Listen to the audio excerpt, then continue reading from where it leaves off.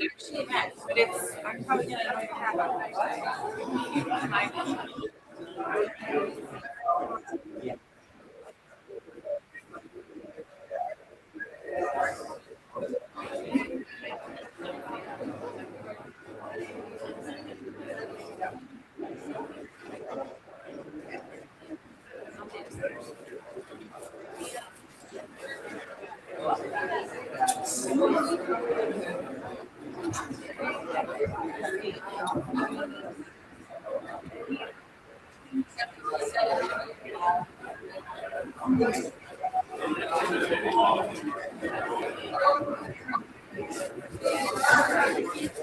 Morning, morning.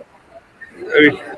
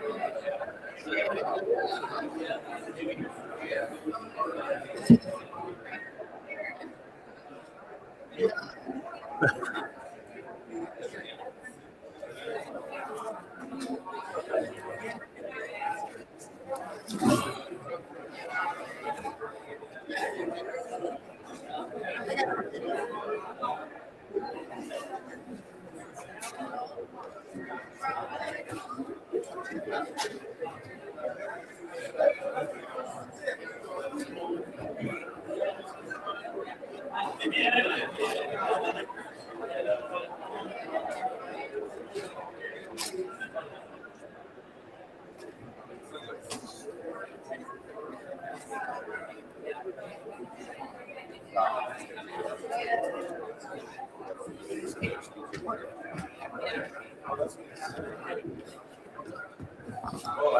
morning, sir. Good morning. Are you aware that we have a speaker for?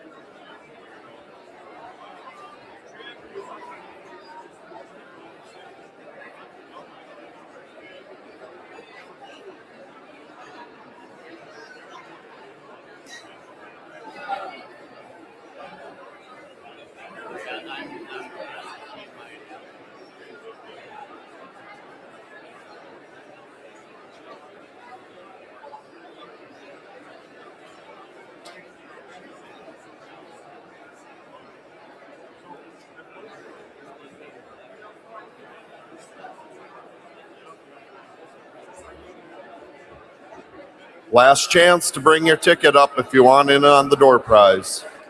Last chance.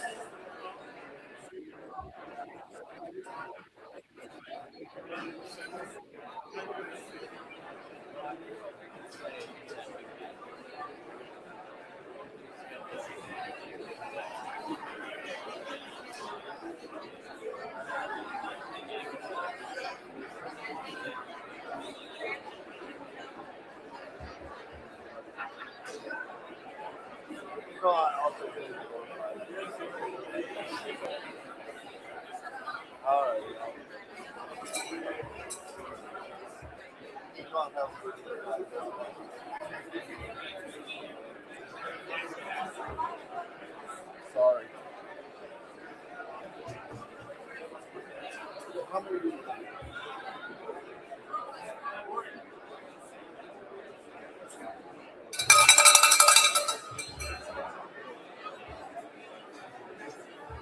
Good morning.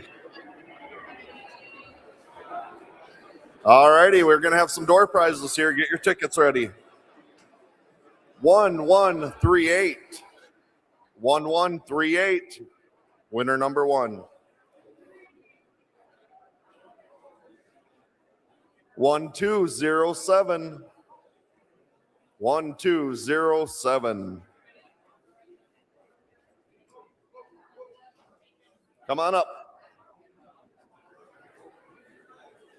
1095. 1095. 0978. 0978.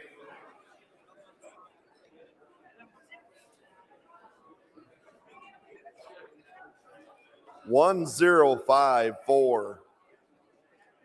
1054.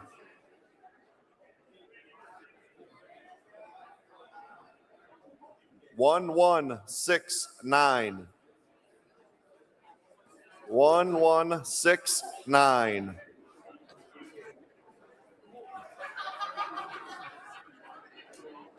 1176. 1176.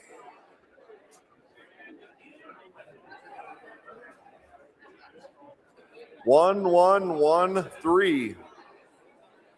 1113.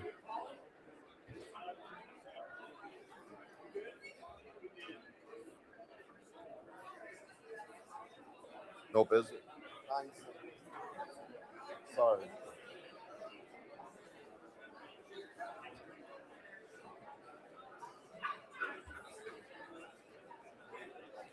One 1109. 1109.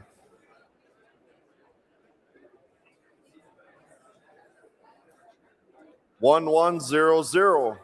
Lucky 1100. Last one. 1173.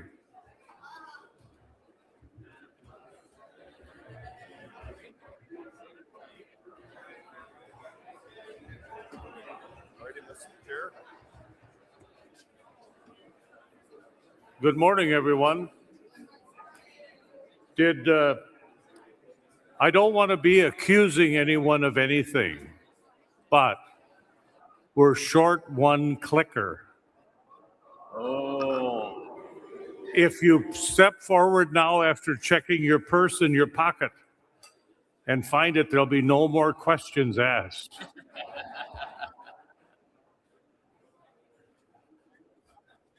Seriously, if you did pocket it, we obviously want to get it back and have a full count. Also, did anyone locate a cell phone? There's a cell phone missing. I don't want to say which part of Rocky Mountain that's where that's from, but if you look at there, is that a clicker? That's a phone. That's a phone. Charlie, can you grab that? Charlie, right there. Okay. All right. Mr. President.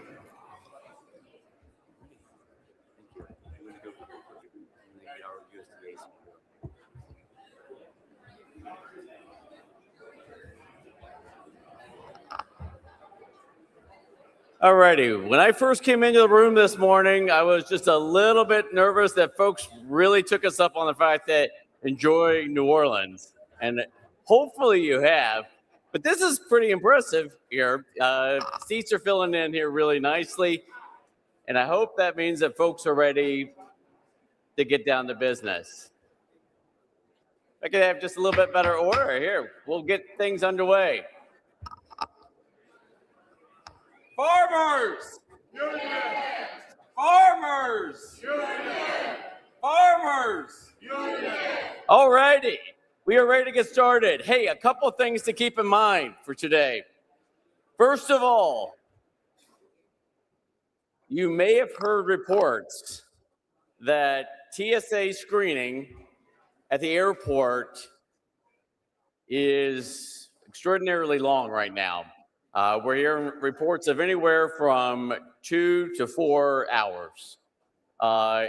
And as a result of that, certainly, first of all, make sure that you plan accordingly. We're continuing to search to see if there's an update that we can find that can allow folks to check on a more ongoing basis what those delays are. But what that also means for this body is the fact that we have delegates in here who had planned for a full day of policy and then be able to fly out very soon after that. Because of that additional time, that's going to push their departure from the hotel even a little bit earlier. So I just implore folks to, obviously, as always, take this process very deliberatively, make sure, but also efficiently. We want to make sure that the important work of policy development gets done, but that we are also creating the best space for all the delegates to participate. As we get updates throughout the day, we'll make sure to keep everyone apprised of that. With that, at this time, I'd like to invite one of our next generation representatives on the board, Rob Lee, a farmer from South Dakota, come to the stage to introduce our speaker this morning.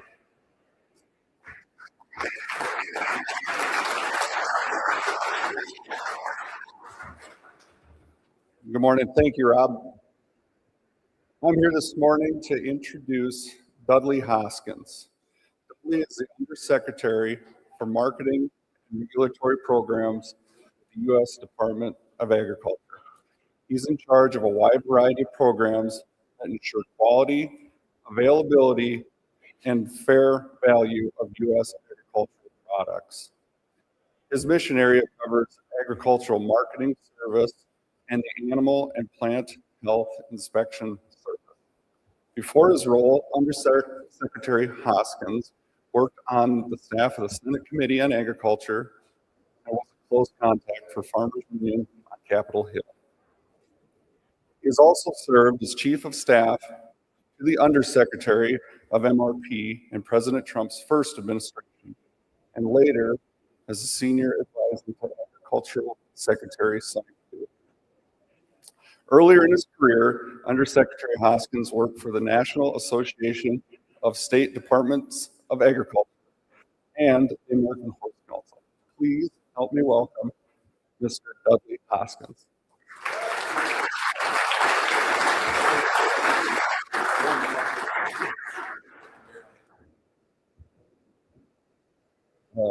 Well, thank you. He's taking credit for all the applause. I just gave him a bad resume. Good morning, everybody. My name is Dudley Hoskins. Thank you so much for having us. I know Rob and the NFU leadership team was hoping Secretary Rollins would be here. She sends her regards and regrets. Instead, you got me. But the good news is I wrote her speech. So I'm just going to read it verbatim. Dudley's doing such a great job. I can't believe how great Dudley is. He does it all by himself. It just goes on like that for like 45 minutes. So maybe I'll stop.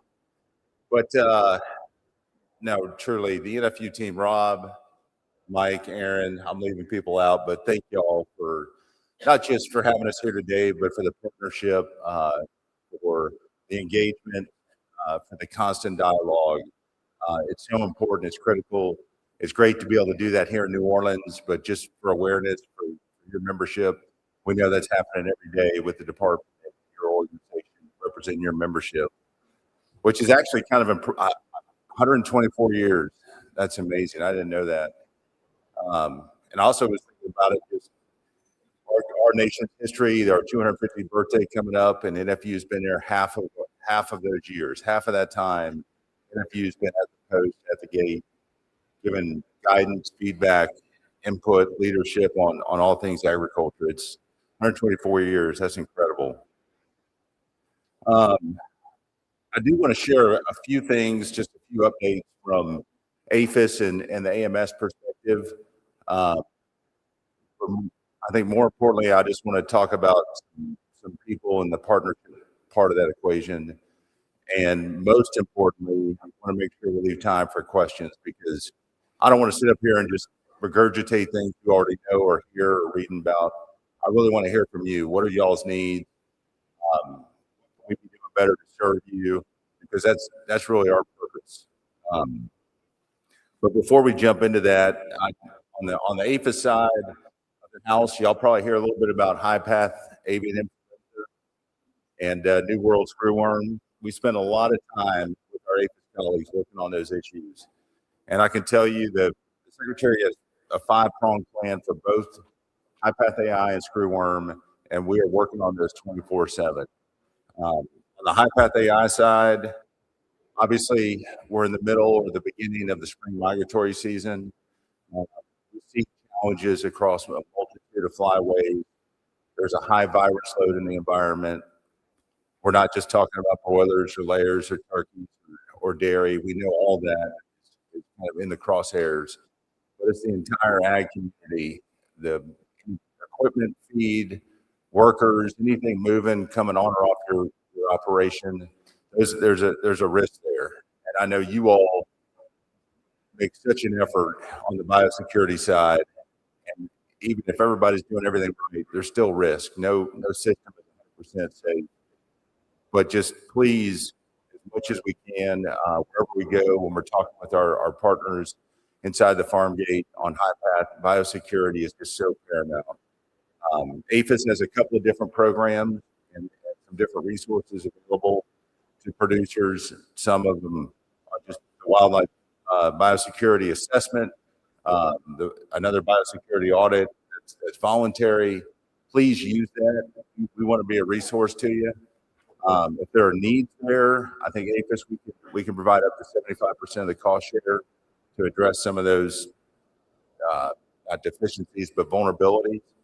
So please share that with your neighbors, share that with your friends and family. Biosecurity is really our most effective and most important tool we have in that toolbox right now when it comes to high path AI. We also did a grand challenge. The Secretary put out a grand challenge. We solicited ideas, innovations, technologies, treatments, therapeutics, anything. What is our toolbox on high path? How do we minimize the impact, the spread? So we are working through funding and implementing a lot of those proposals that came in. We are grateful for a number of the states represented here for your ideas and thoughts and helping us kind of refocus the agency's time and attention on not just the same old, depop, restock, and audit, but we really want to modernize that toolbox, and we're in the process of doing that. On the screwworm side, that's another project that's pretty much 24/7 right now.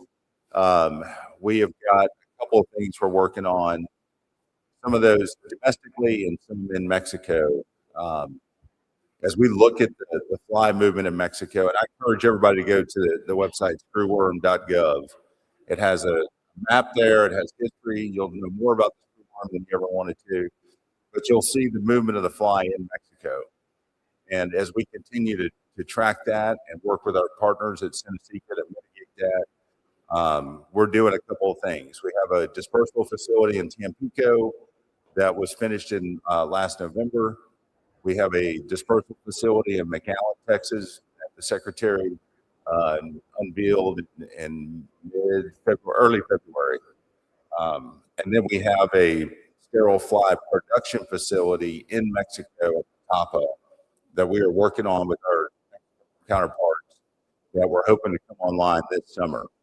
And once that facility is online, it will take a couple months to build the brood and the larvae, but effectively within a couple months of that facility being completed, we should be able to have enough 100 million sterile fly per week that we can put out in the environment.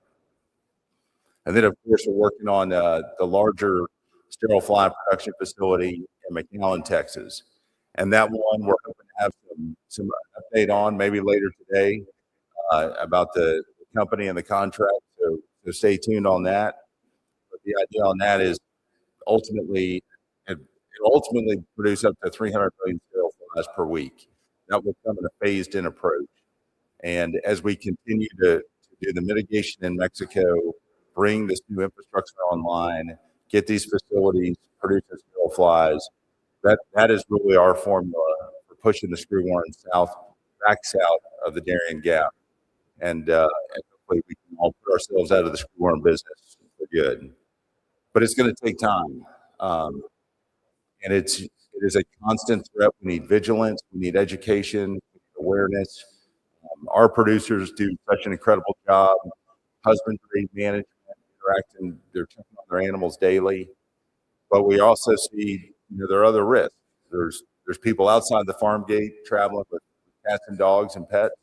There's wildlife movement. All of those things are real. We saw an individual in Maryland last year that showed up here and had larvae on their body. So it is a constant risk.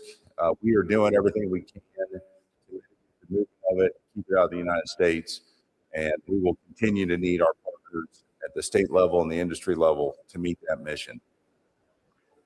And then I'm not going to spend another minute talking about APHIS stuff, but just so y'all know, I know y'all know this, the APHIS, the other programs, the plant pest quarantine, wildlife services, international services, they are doing work every single day that nobody knows about or hears about. And I'm in awe of the mission and the people that serve in those programs. Just truly incredible. And same thing on the AMS side. I know NFU's got a number of priorities y'all are working on competition, transparency, fairness in the marketplace. The AMS family, that is one of they play such a critical role in that entire calculus. They are doing their job every single day. And while we will continue to expand and fulfill our statutory authority and permission to make sure there's a level playing field for all producers, we know there are challenges and frustrations in that space that are real. And that's one reason why the president issued an executive order. The secretary has given us direction and mandates to really dig in on that. We will do our part at USDA. We also recognize our partners at the Department of Justice and FTC have a critical role to play as well. So just so you know, the AMS Packers and Stockyards folks, they are at their post doing that work 24/7, and we need your help and your partnership to continue to have visibility, awareness. When y'all are seeing or hearing about something that's not working right or somebody's not being a good actor, please tell us, because you all are partners in that space. I really want to save more time for questions, but maybe before we do that, I want to just say a word about people and partnerships. Because I feel like no matter what the issue is, we're talking about screwworm, high path, market news, Packers, Stockyards, integrity, those are all real and they matter.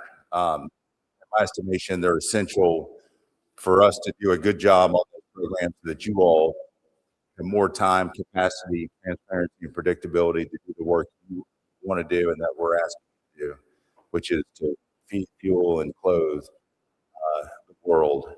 But none of that happens without people. And I started at the department on October 1st, the first day of the 42-day government shutdown. I knew APHIS and AMS, I know they work hard, but to see the work that they did continue, and the commitment to mission throughout the shutdown, they never took a step back. If anything, their jobs got harder, putting out more fires, dealing with more programs, issues, and just irritants 24/7. I think the only thing that really changed was they weren't getting paid for it. But never once did they flinch or hesitate about the commitment to mission. And it's not about me or anybody else in the department or the administration. It's really, it is 100% about you. Our career colleagues at APHIS and AMS are so dedicated to their mission. It's because of the people that we get to serve. And I got to see that firsthand. I know you all, as you interact with the agencies, hopefully you have that exposure and that awareness. But I'm just humbled and in awe and grateful for the work they do. And it matters. And it matters because we get to serve people like you. And that's really our mandate, is to try to make your job easier. So that's really what I would love to hear from y'all about. But yeah, sure, if we're doing a great job, that's always nice to hear. But more importantly, what can we be doing? What should we be doing to help make your job easier? Maybe I'll stop there. But to NFU, thank you. Thank you for the time, and thank you for the partnership.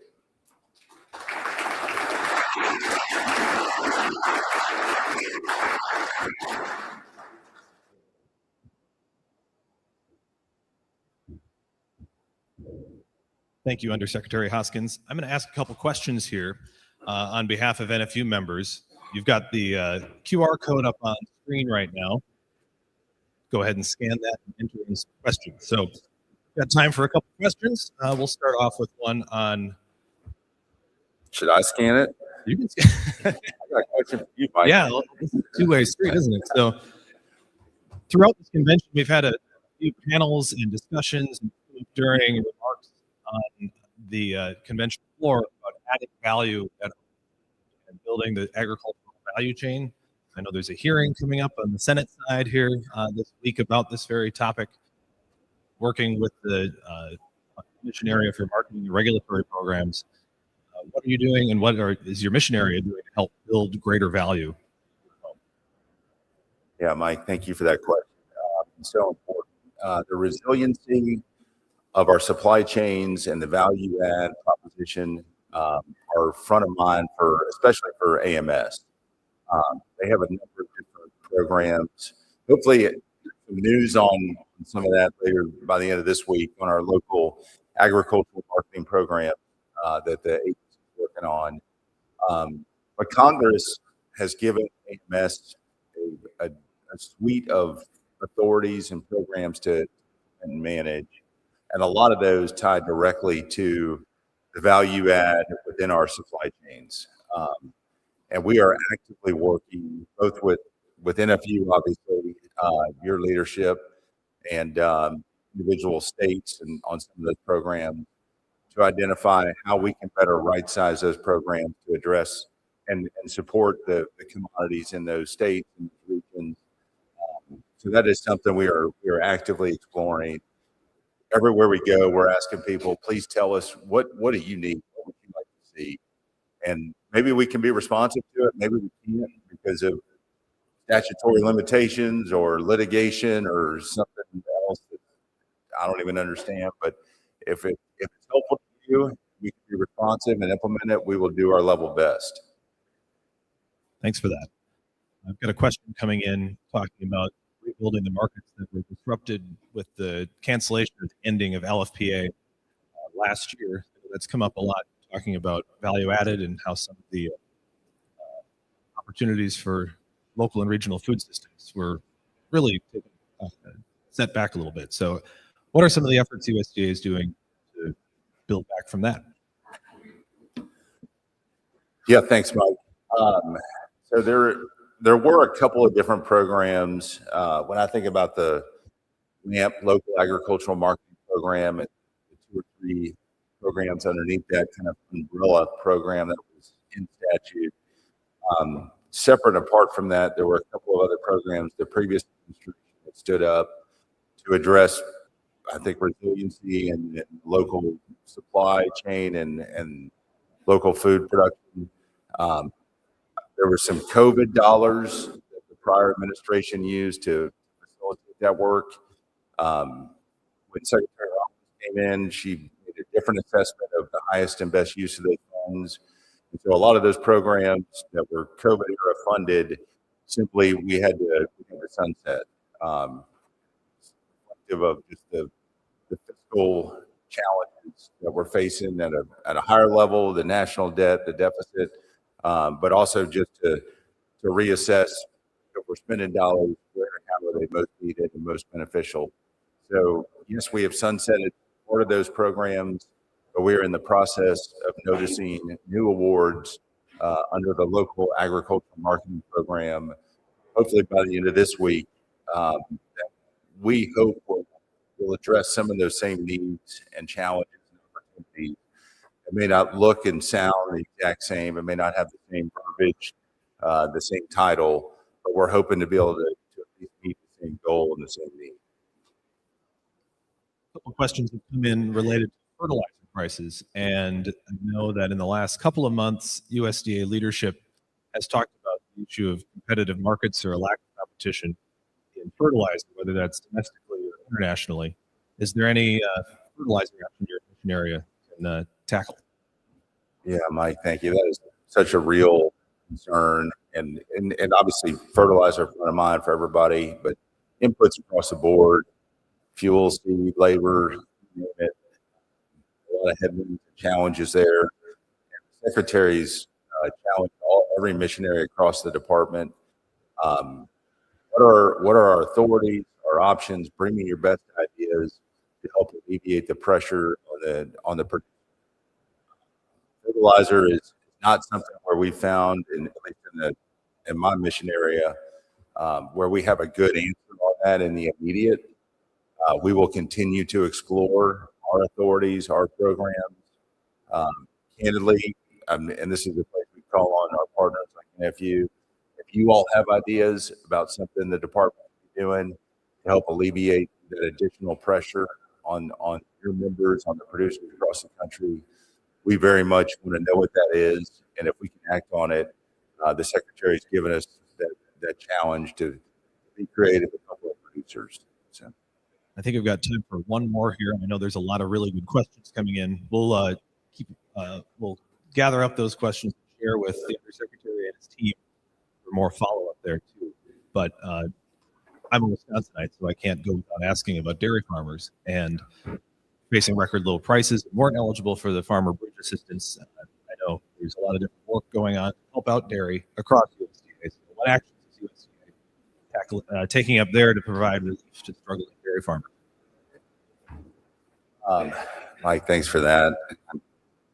You always ask the easy questions. So thanks, Mike. I will say there are some specific programs in AMS that have different grants specific to dairy research, innovation, production. Yes, we are actioning those. We'll continue to prioritize those where we can modify or calibrate some of those programs within our existing authority that's more responsive to the needs, and we will do that. But we also recognize there are challenges beyond just research and innovation, whether we're talking about labor, the general supply chain prices. All of that is, to me, a very complex kind of interwoven formula but an interwoven dynamic that dairy producers and maybe a few other commodities is very acute, specifically impacted by. I'm not going to sit here and lie to anybody and say, "Oh, we got it all fixed. Everything's easy." I will tell you, we are clear-eyed about the challenges and the frustrations and the need to do whatever we can to support our producers. That's where I think more than anything, that's where we need our partners and our partnerships to help us understand what are the needs, what's within our capacity.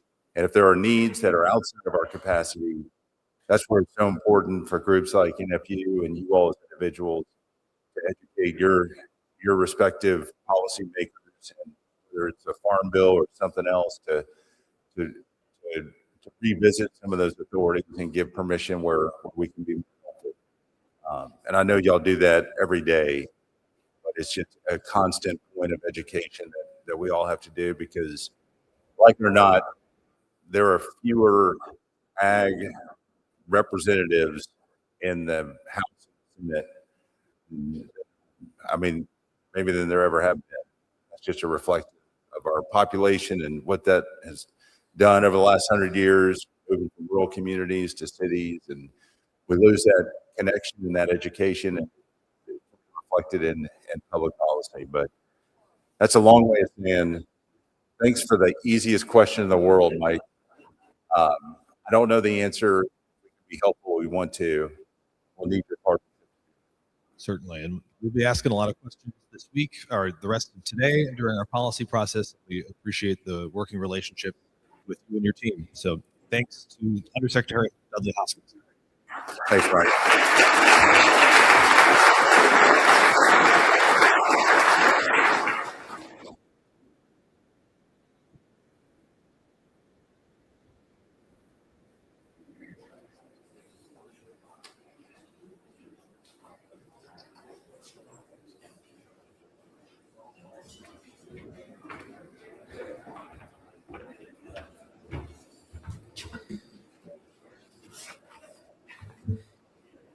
Alrighty. Really appreciate Undersecretary Hoskins coming and giving us an update there.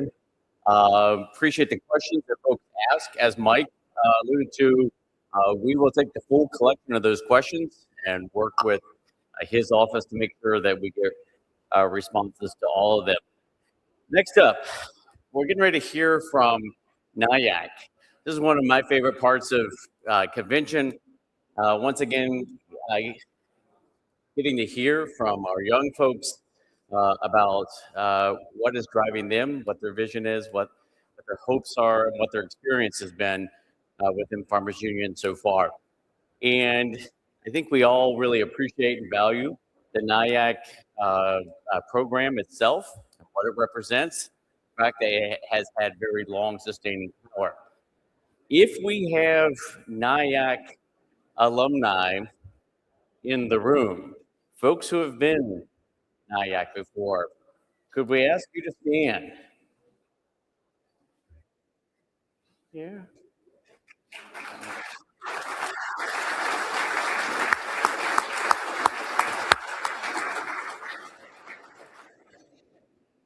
Alrighty, and since we're dealing with NIAC, everyone knows education is the base of the Farmers Union Triangle.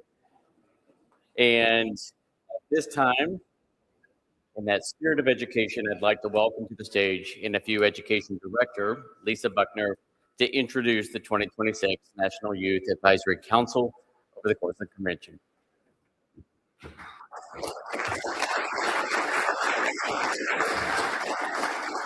Good morning, everyone. I have the incredibly fun job to introduce to you the 2025-26 National Youth Advisory Council. This is a group of young adults aged 18 to 22 who are elected to represent the youth of Farmers Union through a competitive application process each year at the All States Leadership Summit.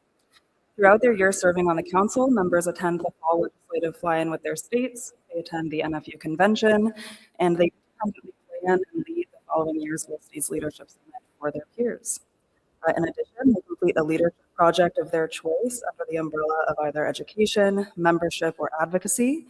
And this year, I'm pleased to tell you that the council members have organized membership events in their states. They've developed Farmers Union advocacy curriculums.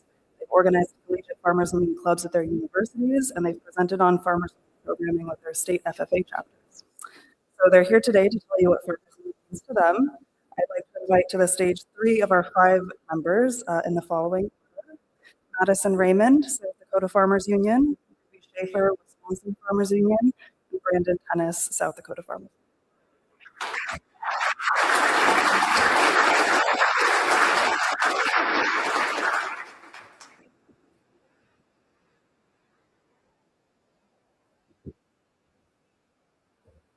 Hello, my name's Maddie Raymond from South Dakota Farmers Union. When I was 13 years old, I received a postcard in the mail that would change my life, even though it didn't seem like it at the time. The postcard was for a virtual summer camp through South Dakota Farmers Union.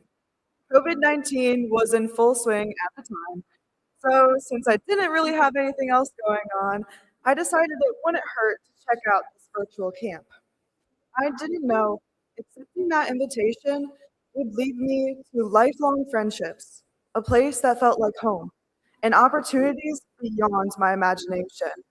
And I'm so thankful it did. Through the years, Farmers Union has meant many things to me. At first, I didn't truly know anything about the organization. I don't remember much about that virtual camp, but it must have been good enough to convince me to get on a bus with complete strangers heading for the Black Hills and Senior State Camp the next year. Senior State Camp is where I fell in love with the people and purpose of Farmers Union. I met amazing people from across the state at camp, as well as some of my best friends. I learned about the 7 principles of cooperatives, the legislative system, and of course the agriculture industry, as well as the history and work of Farmers Union. Senior State Camp was a place I felt I could be myself, where I was surrounded by people I loved and was able to learn and grow. As I grew up through the camp system, eventually I became a Jack and then a Sack. Being a Jack and Sack gave me first-hand experience with the work of Farmers Union and the people making it happen. Farmers Union became more than a fun summer camp. It transformed into an organization fighting for the agriculture industry, local farmers and ranchers, and rural communities. Farmers Union helped me grow my passions for agriculture, advocacy, and policy. My experience in the organization led me to where I am today, South Dakota State University, double majoring in agricultural communications and political science, with a certificate in lobbying and government advocacy. The meaning of Farmers Union to me has changed a lot over the years. From a postcard to a home away from home, to an impactful agricultural advocacy organization, and an inspiration for my future career. I know now that Farmers Union is an organization that fights for the little guy, gives a voice and opportunity to those who need it, and cares deeply about its members, communities, and country. I will be forever grateful for my time in the Farmers Union education program, everything it has given to me, and the people who have made it possible. I never could have imagined the future that postcard would lead me to all those years ago, but I thank God for the path I've been led on, and I can't wait to see where the future may lead. Thank you.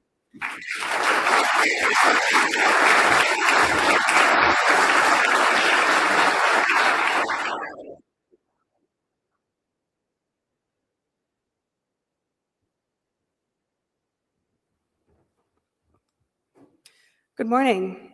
My name is Ruby Schaefer, and I am a proud member of Wisconsin Farmers Union. And this year, I am honored to serve on the National Youth Advisory Council.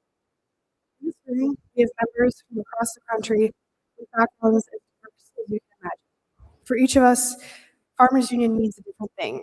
It holds a different place in our lives. In my life, from the small family farm I grew up on to the urban college campus where I now live, Farmers Union has always been a source of deep connection. When my family first moved to Wisconsin, my parents quickly set out on a quest to find community. Our family became founding members of the South Central chapter of WFU. While I, as a kid, was not very involved in this process, I did reap the benefits.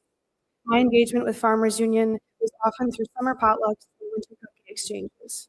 It was a chance to visit other farms, to share home-cooked meals, and to connect with my friends. It didn't matter that I was kind of vague on what the group exactly did. I just knew it was a place of shared community.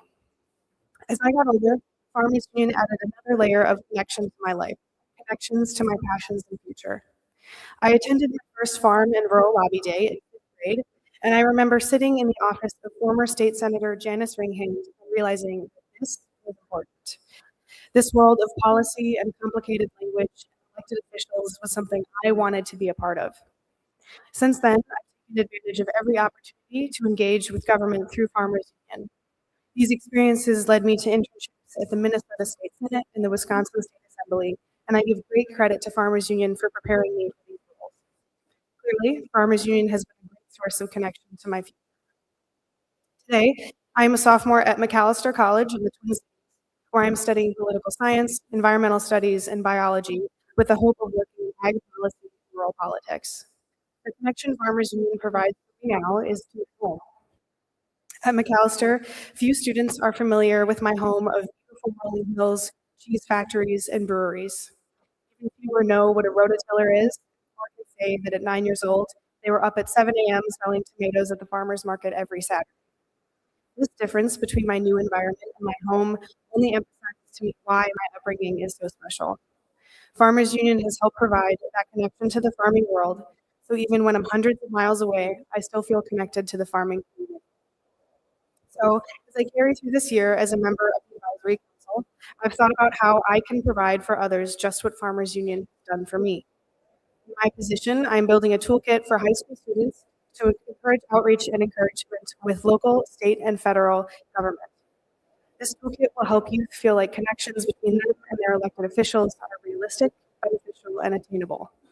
I hope that through this project, I can spark connections and passions as Farmers Union did for me. Farmers Union has been a part of my life for about half of it. I'm very grateful for this organization and the opportunities it has given me, and I'm excited to continue being connected for years to come. Thank you.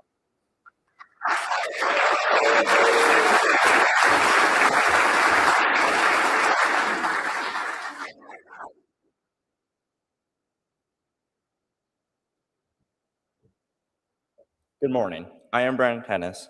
I was not born in Farmers Union, nor did I grow up with it like some of you here or prior NIACs. So if someone asked me a year ago what Farmers Union meant to me, I would have responded with a murky answer and talked about seeing their sponsorships or watching high school football. While I participated in 4-H or went along with my dad at cereal barns, I never recognized the importance and scope of this organization. Knowing what I know now, I wish I had pleaded with my parents to go to a Farmers Union youth game. In the past year, I've learned how I belong here. I can now say Farmers Union means many things to me: opportunity, leadership, purpose, and most importantly, in the last year, growth.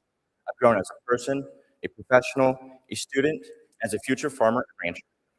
I have had the opportunity to travel to DC and talk with congressional staff to highlight the struggles that farmers face, such as rising costs of production. The opportunity to sit in South Dakota's legislative process, which showed me the importance of standing up, speaking out, and getting involved. The opportunity to collaborate with other members and hear others' perspectives within the industry. While these are only a few examples, they represent the tremendous opportunities Farmers Union has given me. Each one has helped me grow as a member. Being elected to the National Youth Advisory Council has taught me the importance of leadership. NIAC is about guiding other young adults on how to get involved.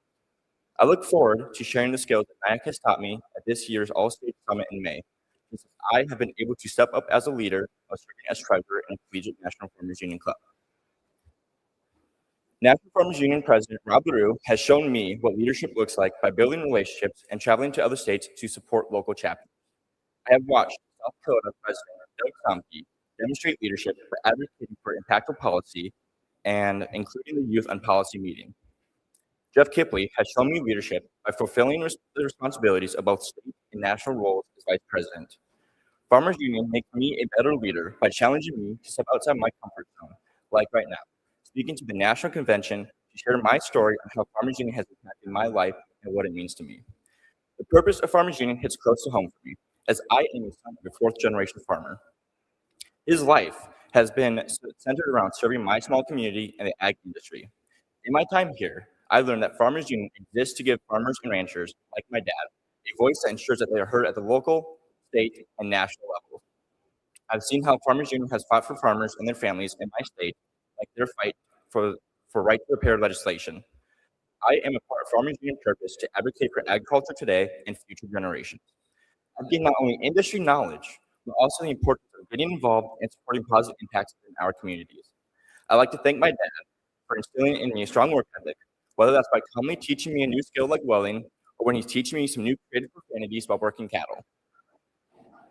To Doug Somke, Jeff Kipley, Rob LaRue, Warren Letzmeister, Lisa Buckner, Sam Bowman, South Dakota Farmers Union, and National Farmers Union. I want to thank you all for giving me a chance and for being welcoming towards a new member. Thank you.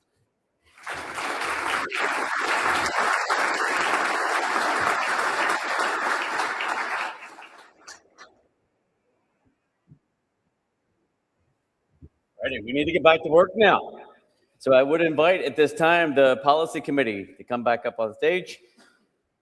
Stretch our minds, let's stretch our arms just a little bit, but stay in your seats. There is no band at this point. We're ready to get underway with policy.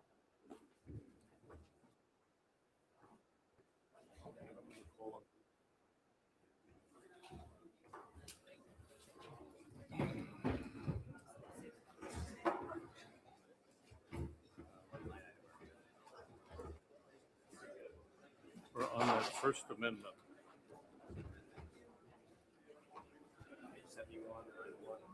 Line 20, yeah.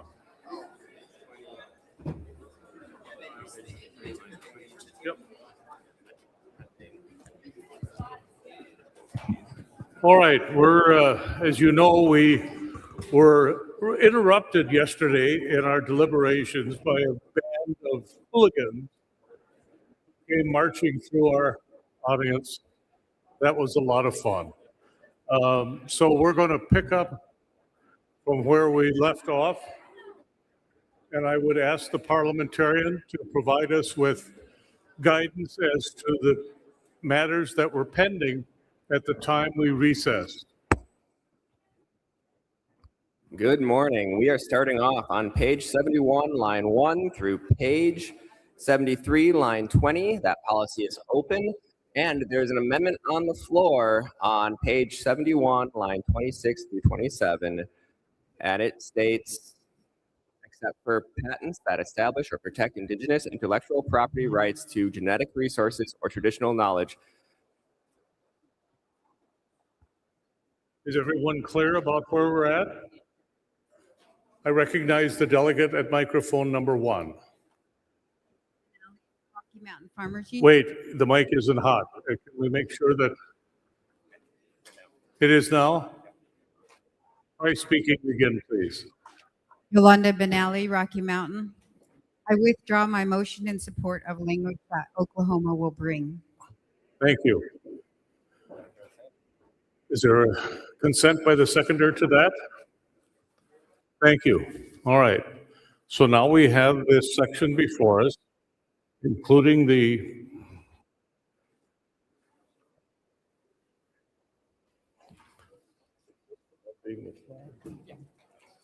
further discussion on this section, ending on page 73, line 20.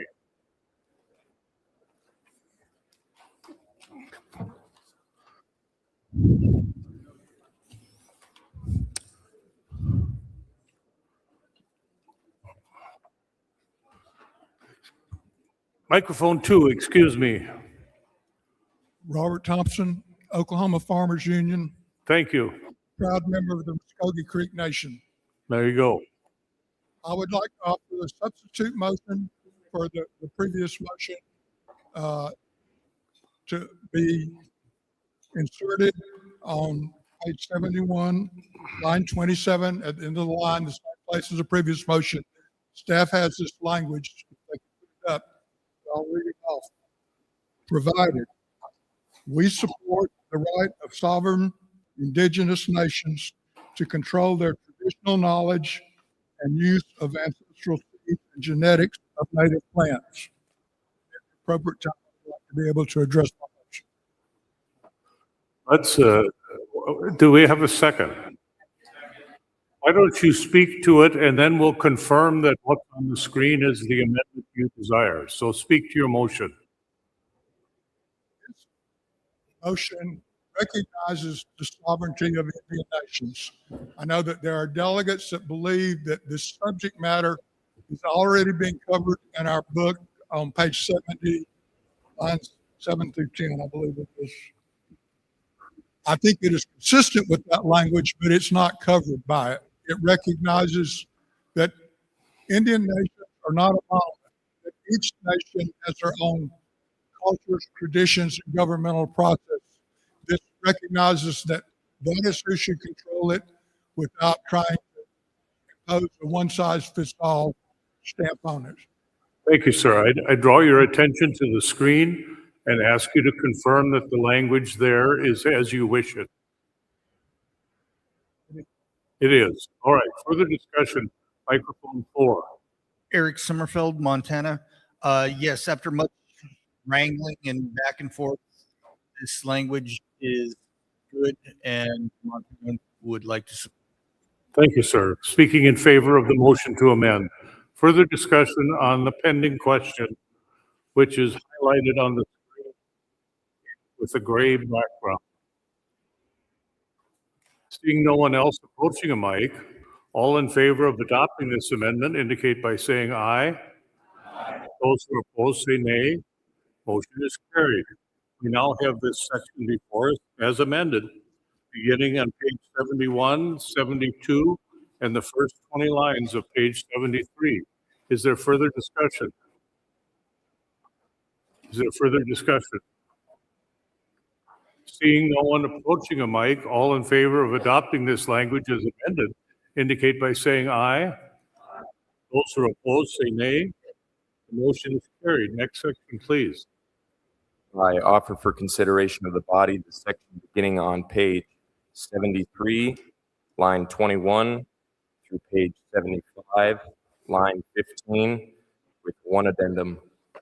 The committee is reporting out the balance of this article, meaning the rest of page 73, all of page 74 and 75, and there's one addendum. May I have a motion to adopt? Thank you. A second? Thank you. Discussion. Microphone 1. Clayton Tucker, Texas Farmers Union. We have a motion that we provided to the staff about editing page 75 as a section of centers and exact new lines. 13. Would staff be able to pull up what we provided them yesterday? I have been provided with 3 draft amendments for the section we're involved with. Would yours be considered the longer of the 3? Most likely. I wasn't trying to be judgmental at all. No, it's. No. I admit I run my mouth about things.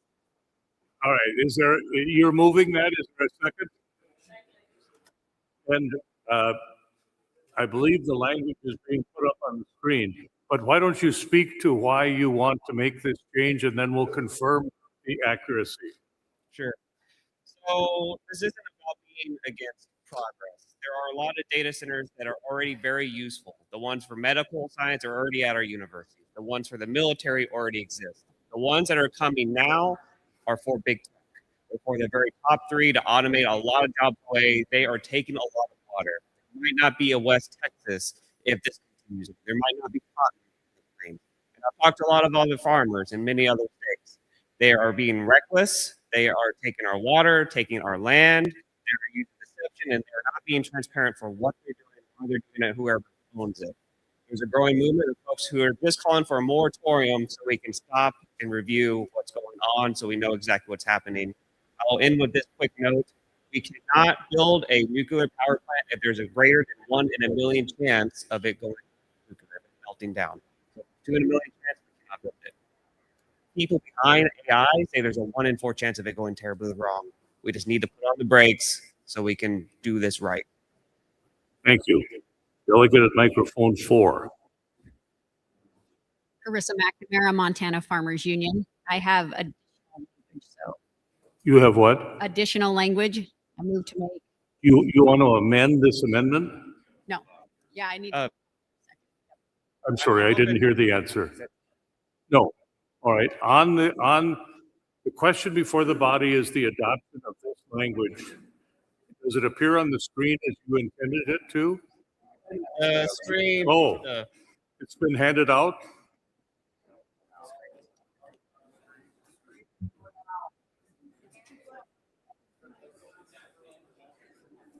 Let's let, here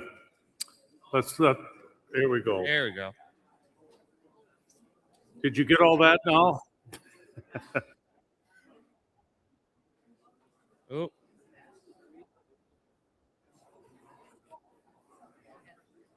There we go. Do you believe that that's what you intended? It looks like what I drafted. Correct. All right. So discussion, please, on this amendment.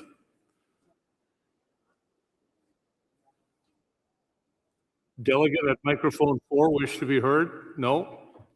Further discussion on the amendment as it appears on the screen.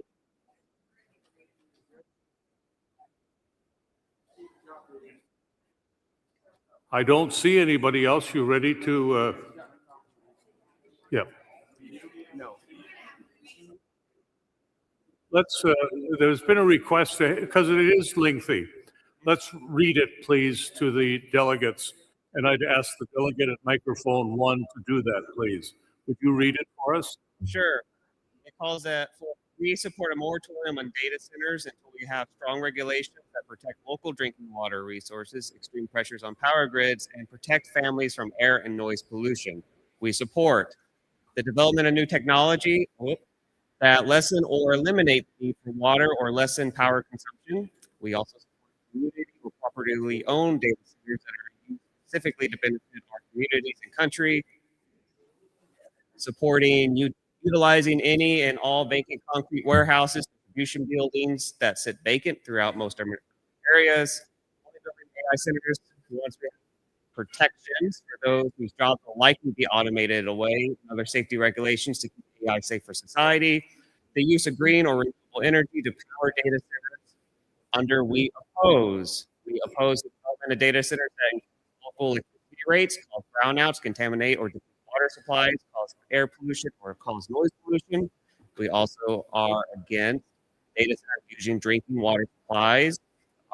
We oppose the siting of data centers on any lands that could be used for agricultural purposes, or the forced rezoning of agricultural land for the purpose of taking said land away from agricultural production. We are against subsidies and tax breaks for the construction and operation of the data centers. And what I believe is the last opposed, we oppose data centers that are used for mass surveillance, creation, propaganda, or other means that disrupt and polarize Americans. There's one final bullet, is there not?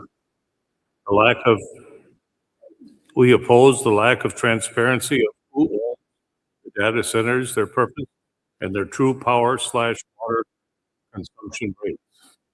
Is that correct? That is correct. All right. You ready? Further discussion on this proposed amendment. The delegate at microphone 4. Richard Schlosser, North Dakota. Was the language on the addendum, was that deleted in this? Okay, that leaves that intact, correct? Correct. Okay, my concern is that we have some local concern issues with that we leave that language in. We'll speak to that when we. All right, I think you just need to wait a bit, until we get to it. Pardon me? It'll be up before you in a little bit. Disposing of this amendment. Microphone 1. Hi, Bryn from Ohio Farmers. Thank you.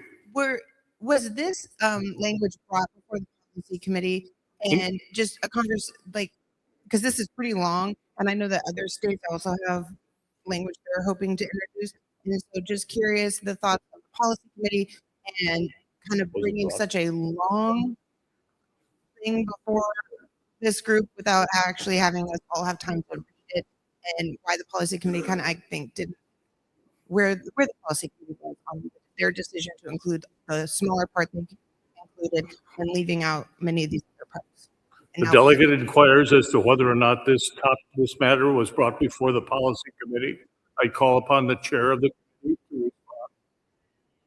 The chair of the committee to respond. Yeah, thank you. This was brought to the committee in the form of a special order, and we agreed with a lot of the information in it, but we felt that the language that we had it added into the policy book kind of covered a lot of this, being less specific. Further discussion? The delegate microphone 1. John Hanson, Nebraska Farmers Union. So whether you're for or against data centers, the question really remains, where should that decision be made? And in my view, it's a dangerous road to go down to subvert local control and local decision-making and the judgment at the appropriate level. And so some data centers may be appropriate or may not in your particular area. When you have a one-size-fits-all top-down approach that says this is going to be our national position, it puts those of us at the state level and the local level who are dealing with these same issues in this awkward spot because our voice has already been overshadowed by the national voice. So for that reason, I think that this issue appropriately ought to be dealt with back where the dog hunts in the first place. Thank you. Further discussion? I Mr. want to Chair, note. can you see the microphone 3?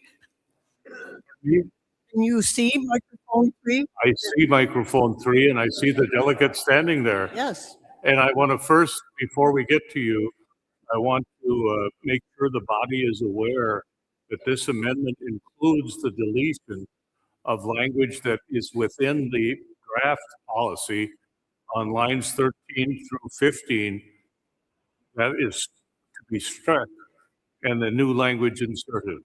Now, as I saw the microphones, I believe number 1 is next and then number 3. So we'll get to you.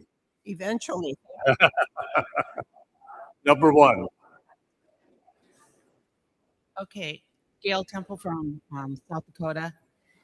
So you're saying the way it's up there now, that lines on the screen, line 17 through 25 is supposed to be deleted and it's being substituted with what he brought in?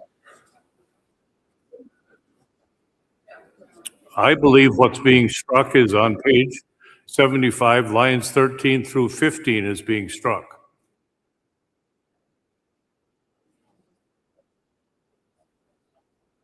Remember that the pagination changes between the printed and the screen.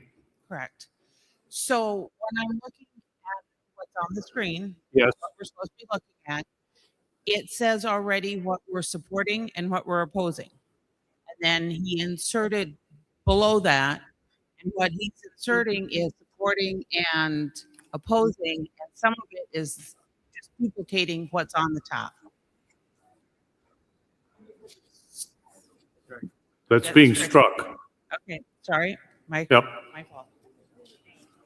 Now, microphone 3. Thank you, Mr. Chair. Linda Larson, Minnesota. I rise in support of this language.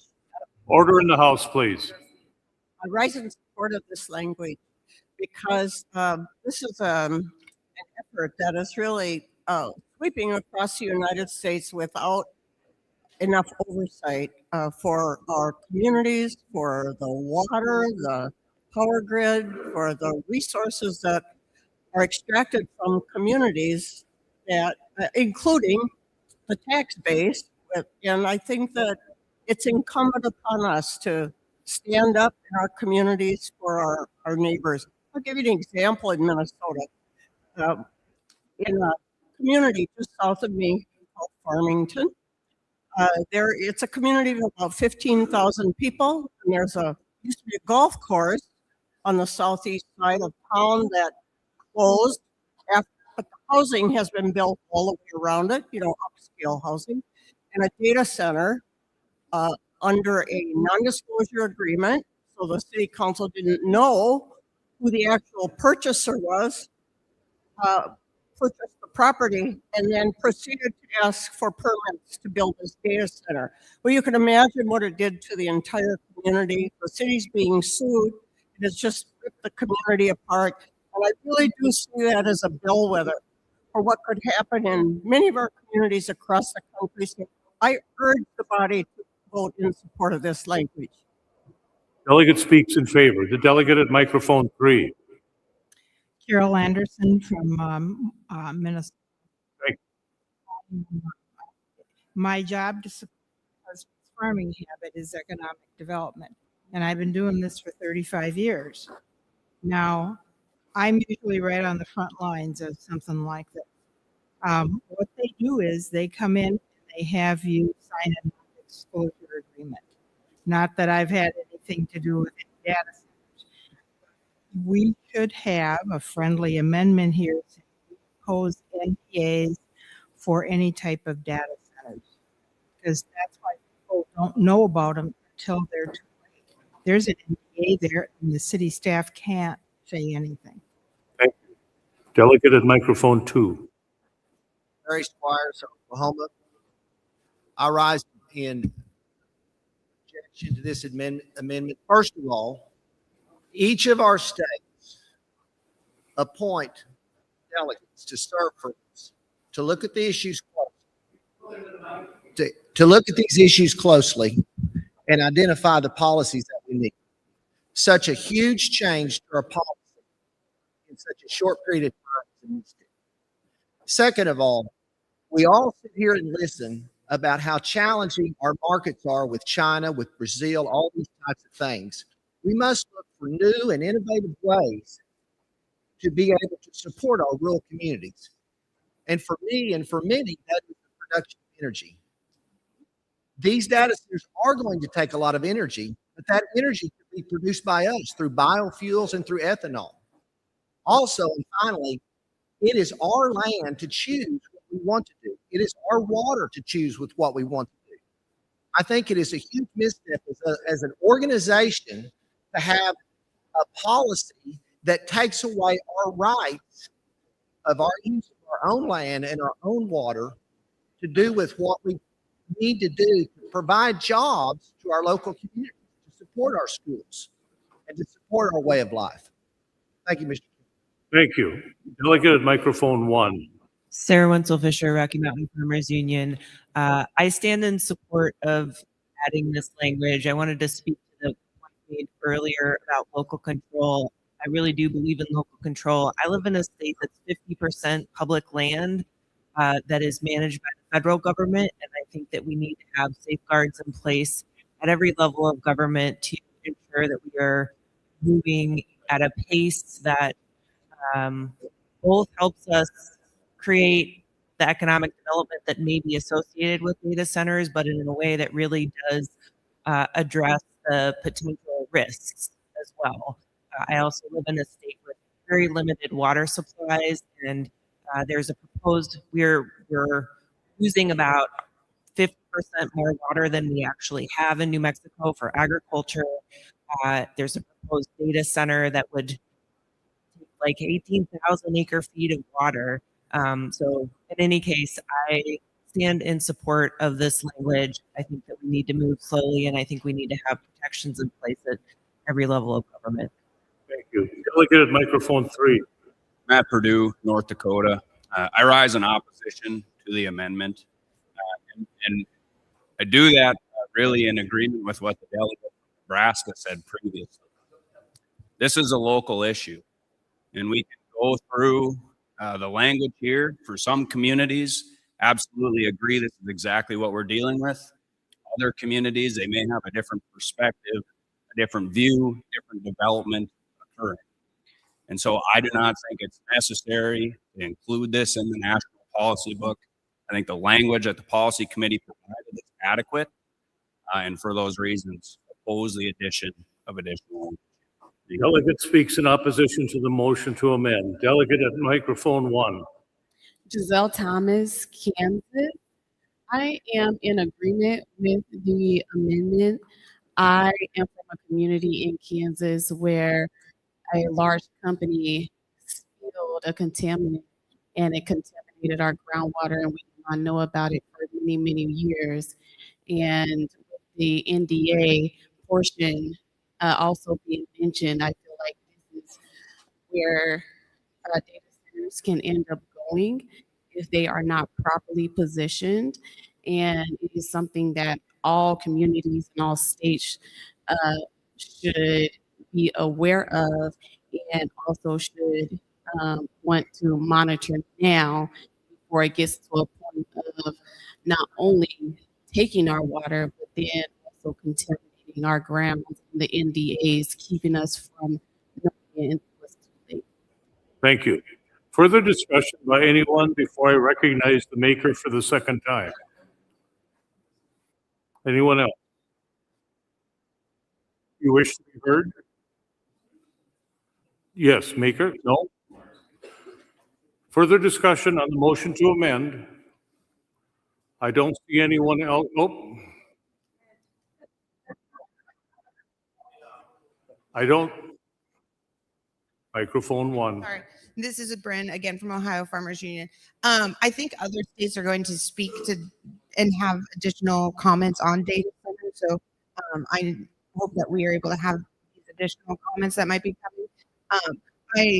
I do totally oppose the language that was added in of we support data centers, but I do think the part that we're voting on might be a little long to just include. I wish the policy committee maybe had taken a little bit of time to include more of the language from some of the other areas. And the states that are speaking and saying that data centers aren't that big of a deal, I just looked up. Oklahoma only has 38 data centers. North Dakota only has 40. All that's going to happen, and I can't wait to come back in a couple of years and see how this kind of plays out. In Ohio alone, we have 290. In my county alone, we have 110.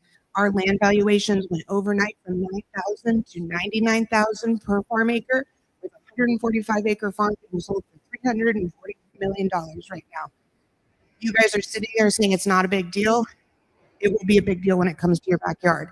So for us, it is a big deal. For us, it is multinational monopoly corporations coming in and taking over farmlands and exploiting rural communities like we've always been exploited. I have had to fight off for-profit companies coming in and taking our water out from our companies, saying the water doesn't matter because it's your water to sell. It's your water to sell until your neighbor sells the water from under your land, from under your water table. So it might not be a big deal for some states today, but I'm going to give it a couple of years. When you start getting hundreds of these, then you're going to feel that it's a big deal. So I hope we can continue this conversation. If other states are bringing up. Thanks. Thank you. Delegate at microphone number. Order in the House. Order in the House. Microphone 3. Opposition to this language.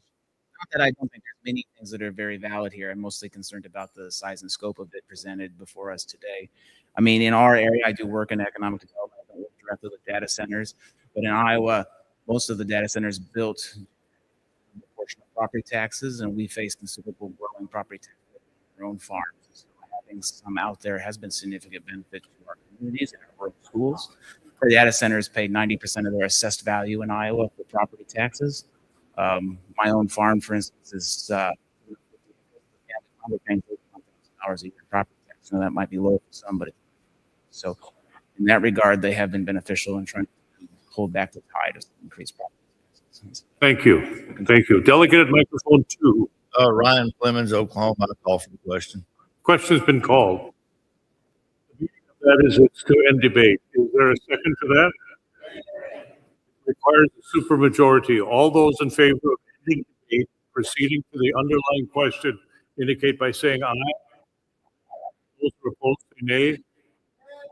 The requisite proportion has been achieved. We now have before us the question of adopting the amendment regarding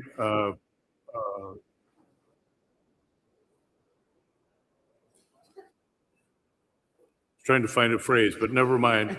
The data centers. Everybody clear on what's before us? All in? No. The lengthy amendment that was put up on the screen is what the pending question is. All right? Okay. All in favor of adopting this language indicate by saying aye. Those who are opposed say nay. Motion fails. Division has been called. Do we have the clickers out yet?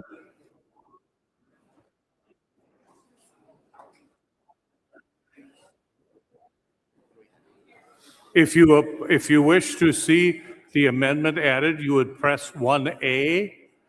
If not, if you're opposed to it, 2B. Everybody clear? What? Is it on? I'm just waiting. Where does the timer show? It'll be on the screen. You have to say vote now before I click it. All in, vote now.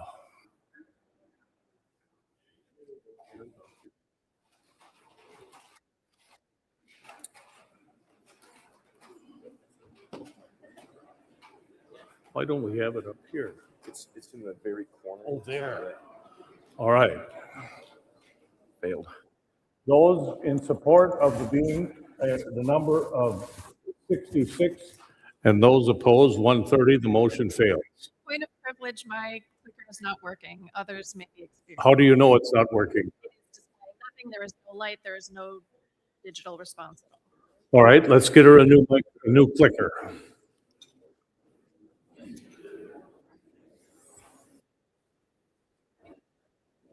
As you can tell by the numbers on the screen, the difference of one will not change the outcome. All right. We're going to move ahead then with the discussion. The data center amendment has failed. Yes, Delegate 1. Darren Monroe, Wisconsin. Maybe we should do a test. We just make sure we have a starting number to go with. We do know that we have 193 registered delegates, but to get a start number for future votes on this. Yeah, and remember that while there is 193 certified, there's also every state president is also a delegate and not included in that 193. So you're going to have a different number. Chad, are you trying to get the chair's attention?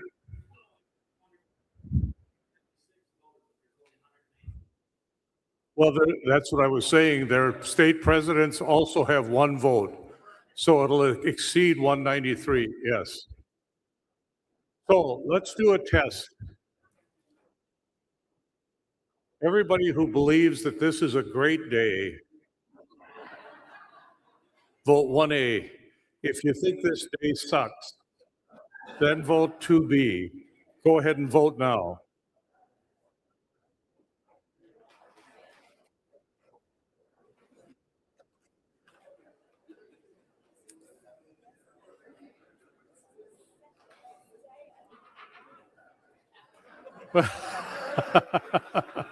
Well, at least this clear majority thinks it's a great day, but there are some disgruntled amongst us who don't feel this is a glorious day. And we get to 114. 194? Oh, yes. All right. Now, let's proceed with the deliberations. We're on through the end of this article on page 75. That entire section, there has been some amendments distributed. Are you going to speak to one of them? Yes, Carissa McNamara, Montana Farmers Union. Move to amend on page 75. Add a bullet point requiring data centers to operate off-grid and closed loop. You've heard the motion. Is there a second? You want to speak to your motion? I think it's really important to consider how many installations have already gone in and are going in, and water conservation is at the top of the list in Montana. Further discussion on the motion to amend by adding the phrase requiring data centers operate off-grid and closed loop. Pardon me? It wasn't provided to the Secretariat.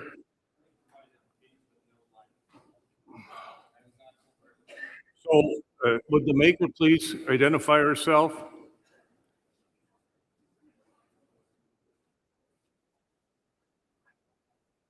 What line do you want this to be inserted in? We need page and line numbers for the insertion. On page 75, and I believe it's line 18. Well, there, are you looking at the 16. book or the screen? There is no 18. Amending the language in the addendum. Oh.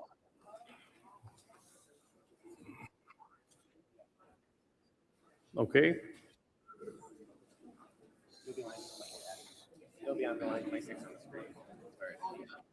Remember now, going forward, please make sure that a copy of your amendment is presented to the Secretariat and that we have page and line references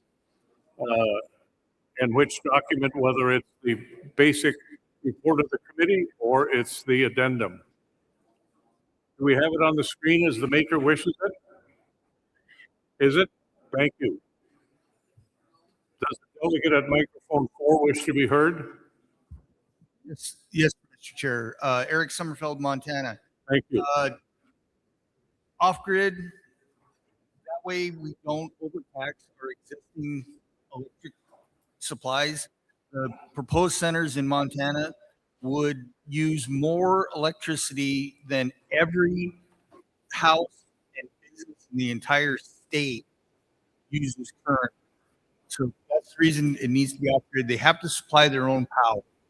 Closed loop, again, that's talking with Montana being a very dry state, dealing with the amount of water that a lot of these data centers use. Even if they're the air-cooled type, they still use a large quantity of water. We don't have water. I don't want to lose my water rate through eminent domain or some other factor. So they need to be off-grid and closed loop. Thank you. Further discussion? Seeing no one approaching the mic. Oh, excuse me, the delegate at microphone 2. Doug Sumke, South. Thank you. This sounds real simple and straightforward, but if you think about it from a rural electric position, requiring them to be off the grid, you're not allowing your co-op to have an opportunity for making money. And I know the way it works now when a big demand comes online. They are, more times than not, I know this in South Dakota anyway, they are asked to provide and build substation that is going to be required for that facility far before they ever get it built. So maybe we'd be better off with language that specifies that that's required rather than off the grid. Off the grid could mean a lot of other forms of electricity that you really don't want. Nuclear. So I mean, think about what you're saying here before you put it into our policy. Thank you. Delegate at microphone 3. Tyler Stafflin, North Dakota. To echo the sentiment of the previous speaker, about a month ago in North Dakota, we had our Board of Governors meeting, which is meeting of Farmers Union representatives from across our state that are leaders. We invited the REC experts there. I was kind of the understanding that our rates would probably go up because of data centers that are built in our state. But after listening to the experts in North Dakota on this very subject, they made the point that these data centers consume power, but they also pay into the RECs, which could ultimately result in lower rates for the customers in those RECs. So, Thank you. Further discussion on the motion to amend.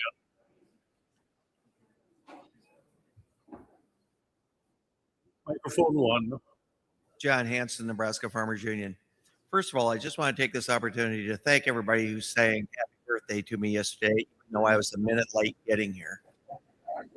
You know, a year ago, I'd have been. Do we have to do it again? Is that it? No, I beg you, don't do it again. It's this particular, and we're in the middle of a similar issue right now in Nebraska, but you know, we're 100% public power state. But so as you're getting down to the nuts and bolts of how these things work, you're really getting into local decision making again. And, you know, I encourage folks to get involved and get engaged with their utilities and with their decision makers and their public policy makers in their state. And these things pose huge challenges. Yes, they do. But for example, there are some cases, and that's why it kind of gets down to the particulars of the facility and how it's set up and structured, is that in some cases it may well be helpful to domestic users to have excess capacity coming in an area that's already short. So it plays to a mixed set of outcomes. But in my view, we ought to be engaged and we ought to be taking our values and our interests to the table. But the appropriate place and time to do that is more, in my view, at the local level where a lot of these decisions ought to be made. And so I just make that point again, and wish my friend from Ohio well. Microphone 2. Microphone 2, do you wish to be heard? No, excuse me. Microphone 1. Hi, guys. It's Brent. I have been testifying on data centers a lot in agriculture, so I'm sorry that this is so passionate for us. Again, the Dakotas, as I looked up, North Dakota currently does not have any large-scale data centers, and South Dakota, again, only has a few. So I don't know if you guys are feeling these pressures yet. PJM, which is our electric grid, also electric grid supplier for Virginia, has been calling uncle. We have had continual meetings at the governor's office, at the state house, and PJM has said that this data centers are basically crashing our electric grid, and we are seeing a 10 to 35% increase. According to our electric companies, they are telling us we are seeing a 10 to 35% electric increase on our electricity because of electric generation, because of data centers. I do have to say I don't agree completely with requiring data centers to be off grid, because what we are seeing is now we are having all of these, we are going back to coal, we are going back to natural gas and having our own natural gas micro electric making in our data centers, which are being a little bit under-regulated. And so we're having that happening where these data centers are required to now make their own electricity. It is creating more pollution. So I will say that, but again, our own electric companies are telling us that this is increasing our electricity. Thank you. Microphone 3. Yeah, Harmon Welch, Minnesota. I speak against this amendment because I think we're really getting too far in the weeds on this.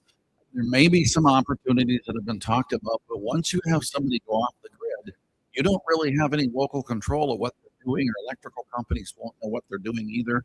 It would lead to, I think, the previous speaker talking about nuclear, different kind of things. So I think the language we have is pretty solid without this. As a good start for this. So I speak against the amendment for the purposes that, boy, that's putting everything in the data center spot, and then you don't have a clue what is happening. So thank you. Delegate speaks in opposition. Microphone 2.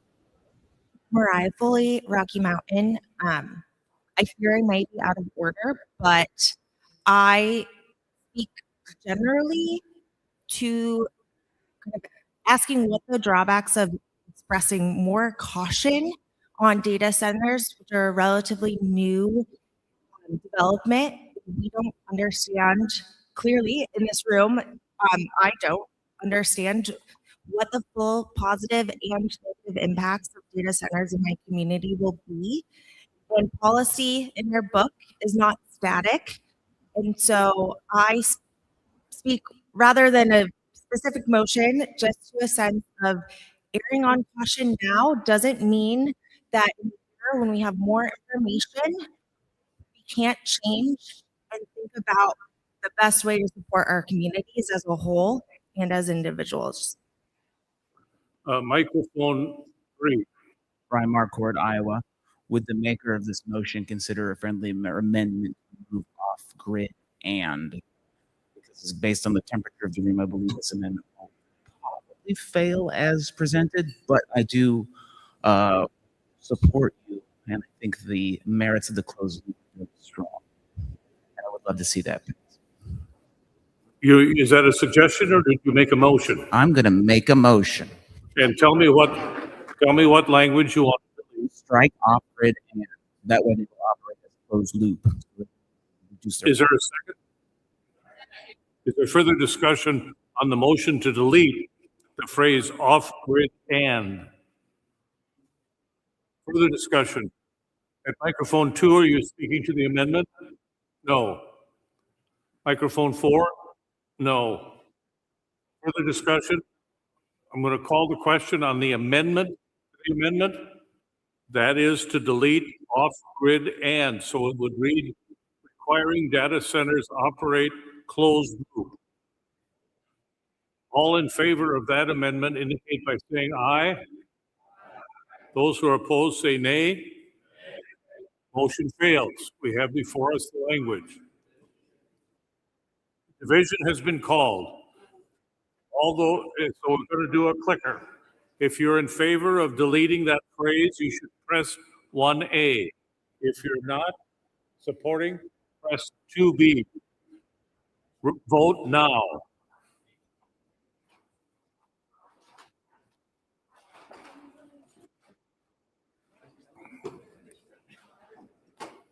I can't see the screen. So it's been struck. So that phrase has been struck. The motion prevails.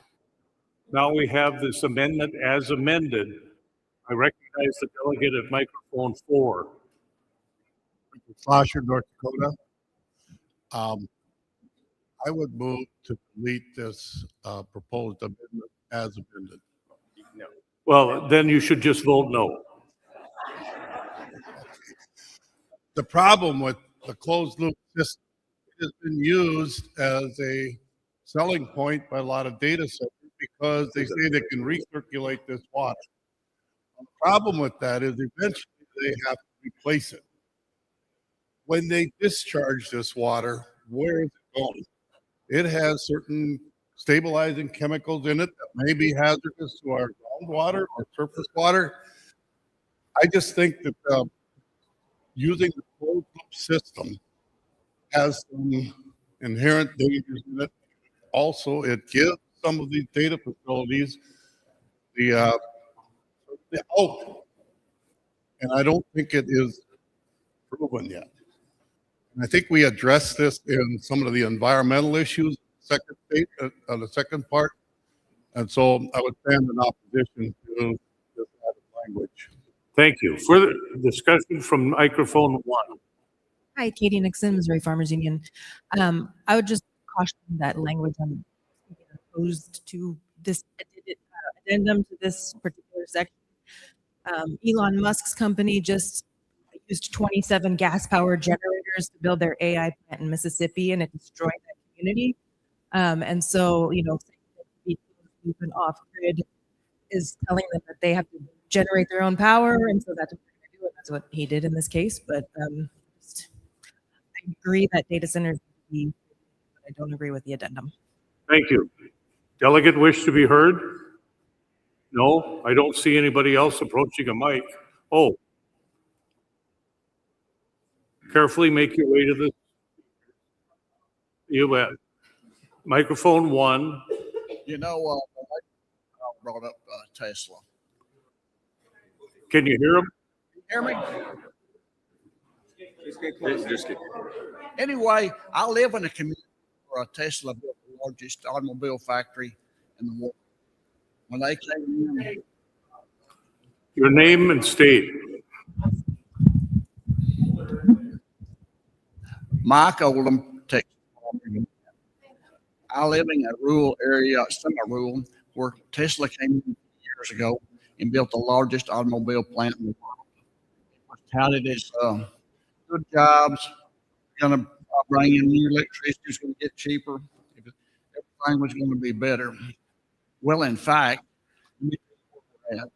they brought in lots of people, but they don't pay them enough to make a good living to live in the Austin area, out in the country. Also, they touted the fact that they were going to put in so many solar, 2,800 acres of solar power that would take care of the plant. It wouldn't affect our electricity or getting it. Now we have rolling brownouts on a daily basis. Those people they brought in, they live in their cars. They live in trailer houses that don't have power. So this is just, I just want you to think about this. As these large companies come in. Also in Bastrop County, there's 42 judgments against SpaceX. Little of contractors, such as do dirt work and those kind of things. They just, I say you got $300,000 for dirt work. They came back and said, well, that was only worth $180,000. So I just want everybody to think about what some of these large companies do when they come in. Thank you. Microphone number 2. Sir Winslow Fisher, Rocky Mountain Farmers Union. I'd like to call the question on the amendment. The question is being called. Is there a second? All in favor of ending debate, proceeding to the underlying motion indicate by saying aye. Those who are opposed say nay. The motion prevails by the necessary supermajority. The question before the body is the adoption of the amendment as amended. All in favor of adopting that language indicate by saying aye. Those who are opposed say nay. Motion to adopt fails. We now have before us this section ending on page 75, line 15. Further, pardon me, with one addendum. Yep. The delegate at number 2 wish to be heard? No. Number 3, do you wish to be heard? Yes. Please. I previously submitted 2 amendments. In order. I'm sorry, I didn't hear your name so I can identify it. Tony Thompson of Okay, Iowa. all right. Which one are we going to take up? My number 1, we're going to withdraw for the sake of mentioned time. So read your amendment, please. So the amendment I would like to propose is the one I submitted as number 2, in section C on page 73, after line 22, a new item under we support for implementation of programs to train farmers and agricultural workers in AI and related technologies. Is there a second? Speak your motion. With the pace of change of the data space and the AI space from an impact on agriculture, I think that we need to do all that we can to prepare our producers to be able to utilize and understand those technologies. Further discussion? Is the gentleman at 2 wish to be heard on this? No. No? No. Do you wish to be heard on this motion? No, I'd like to speak on the. All right.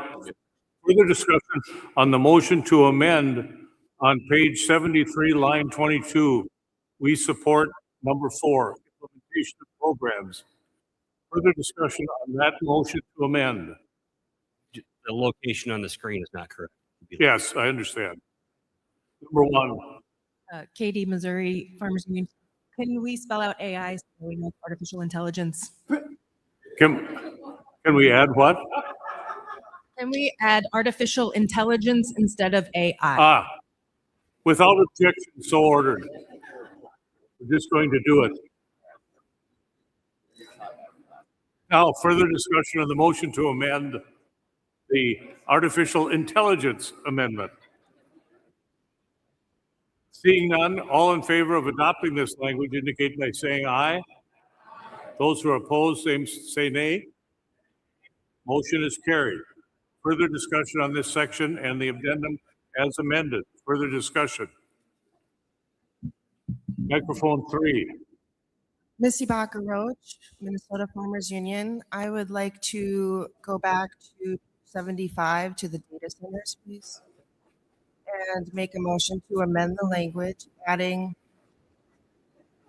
We oppose non-disclosure agreements, NDAs. Is there a second?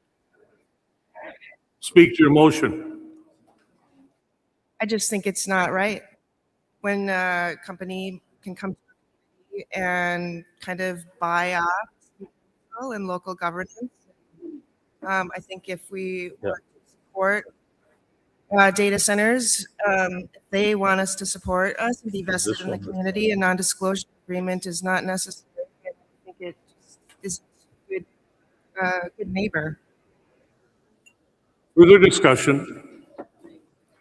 The pending question is to add the opposition to non-disclosure agreements. Delegate at microphone 1. Ella Kennan. Sorry, I would like to motion, I suppose, that we amend the amendment to include non-disclosure agreements regarding data centers. Everything else there specifies this is about data centers, and I don't think that we. I'm having trouble hearing what Sorry, you're... I'm sick. I'm doing the best I can.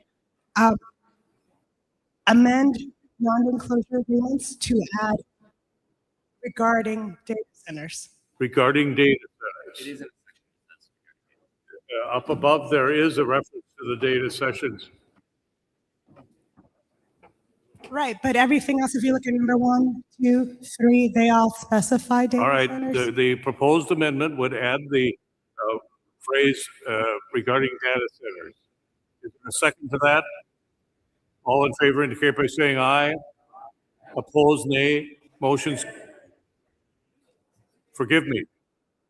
We'll vote again. All in favor of adding that language indicate by saying aye. Aye. Those who are opposed, say nay. Nay. Motion carries. Division has been called. All in favor of adding reference to data centers indicate by pressing 1A. Those who are opposed should press 2B as in boy. Get ready to vote. Vote now.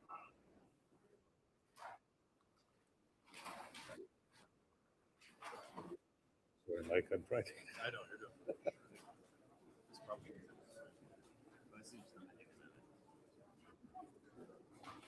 There being 121 in favor and 74 opposed, the motion is approved. Now we have before us this motion as amended. Further discussion. All in favor? Are you wishing to be heard, sir? Do you want to be heard? Number 1. James Bowden, Kansas Farmers Union.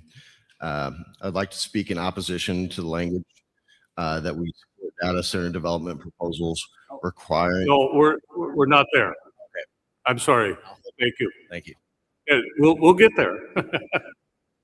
Delegate at number 2, are you on this motion? No. No? The question before the body is, shall a highlighted non-disclosure agreements regarding data centers be approved? We are at microphone number 2. Toby Wallace, Oklahoma Farmers Union. I'd like to speak in opposition to this language because it conflicts with property rights, and our property rights, as we know, is what we choose ourselves as a landowner to be able to do with our property. This imposes on our personal property rights, and so I do speak in opposition due to that.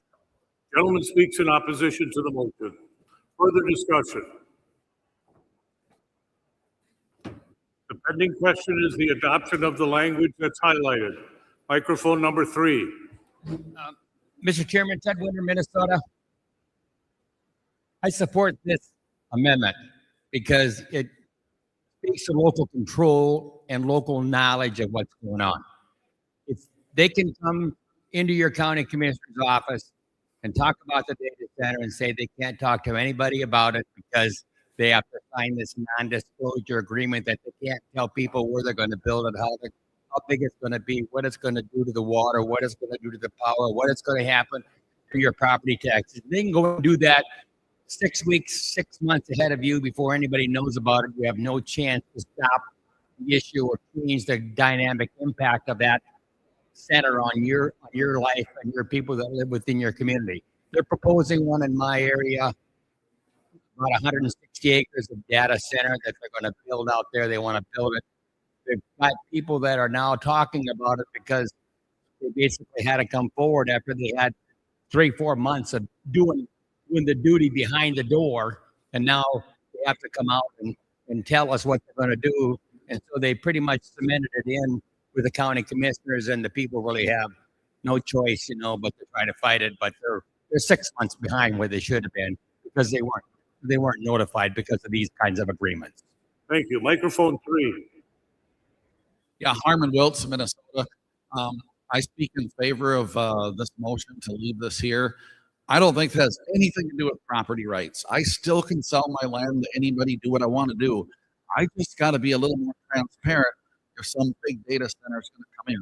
I want my neighbor to let me know, or I want to know if my neighbor is going to sell his farm to this too. So, in my opinion, I still have every bit of property rights that I've ever had, but I at least need to disclose I'm doing this for something that's big. So I highly speak in favor of this, and I think we really need to have it in there to help me and my neighbors. Thank you. Microphone 1. Clayton Tucker, Texas Farmers Union. I also speak in favor of this amendment. And to be clear, this is fundamentally about government transparency. Small town just north of Waco, a couple hundred folks. 5 years ago, their city manager signed an NDA with a data center. And just a couple months ago, did the residents find out, by the way, that town has no water processing of its own. That town is going to take water from Waco to do it. So NDAs is fundamentally about government transparency. Thank you. Delegate microphone 1.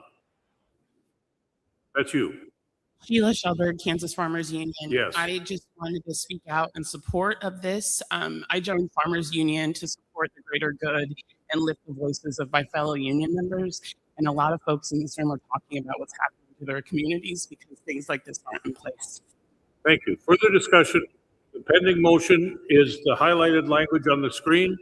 I don't see anyone else on a microphone. All in favor of adopting this amendment, indicate by saying aye. Those who are opposed, say nay. Motion carries. We now have this section before us. Is there further discussion? Is there further discussion? We had a couple people who were at the mic. Microphone number 1. James Bowden, Kansas Farmers Union. I'd like to speak in opposition to the language we support data centers development proposals requiring an affirmative vote from impacted voters. This is an overwhelming imbalance in power held by people and entities who desire to construct these centers.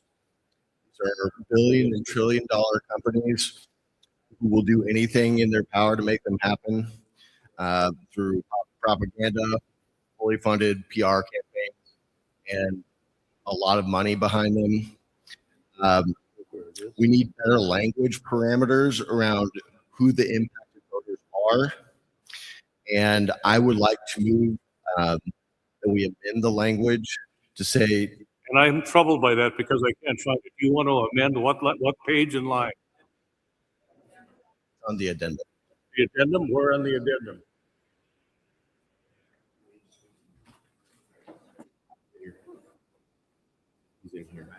Oh, wait a minute. Flip it back. We support. That's what he's talking about. That's where he's at, yeah. Thank you. Is there a second to your motion, please? All right, speak further. I'd like to amend the language to say to the full extent of impacted voters at the state level.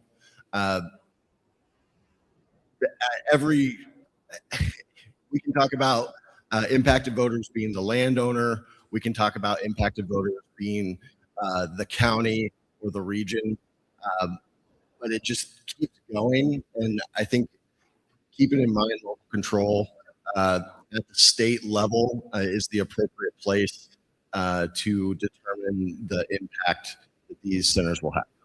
And so to make sure that the chair has it right, the language you're adding is to the full extent of impacted voters at the state level. Correct. All right, if we highlight that, please. Can we highlight that? There, that's the language you're adding. The gray stuff. Yes, while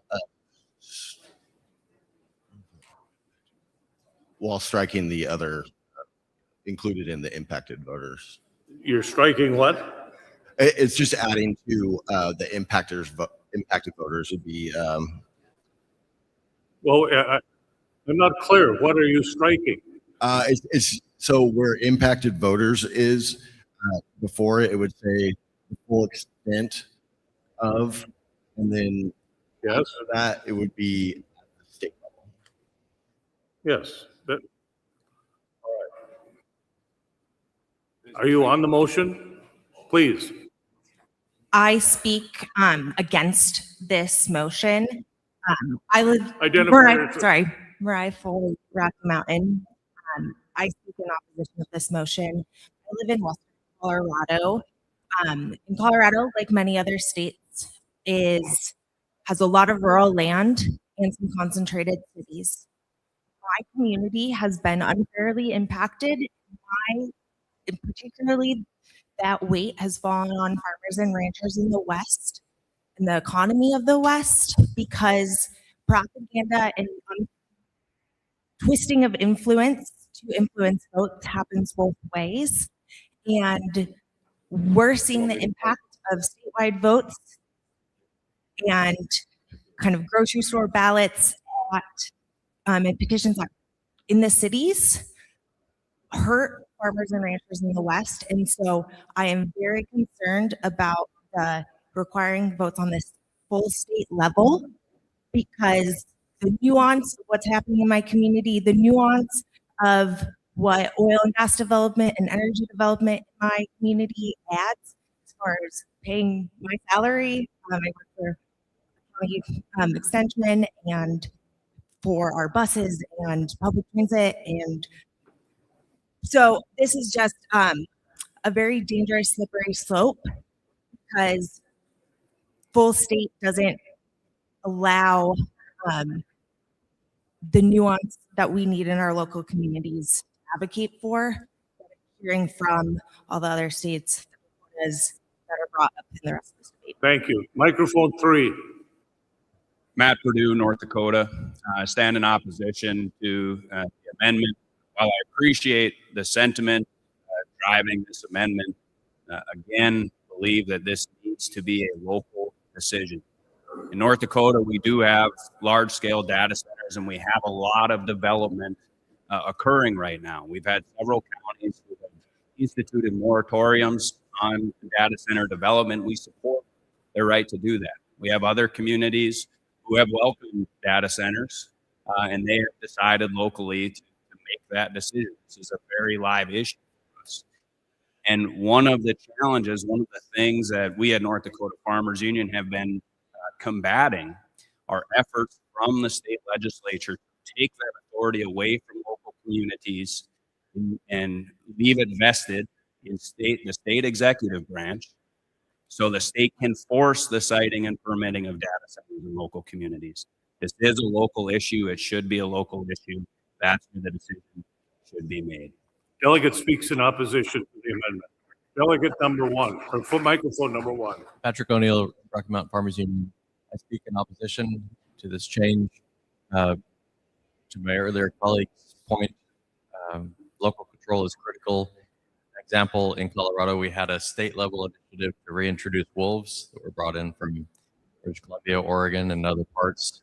And the incredible burden that is created on our ranching community, that's the sort of thing that I could see somebody living in Denver, where most of our people are, in the state of Colorado, could easily find reason to vote for having fast data available without imagining the impact on our communities.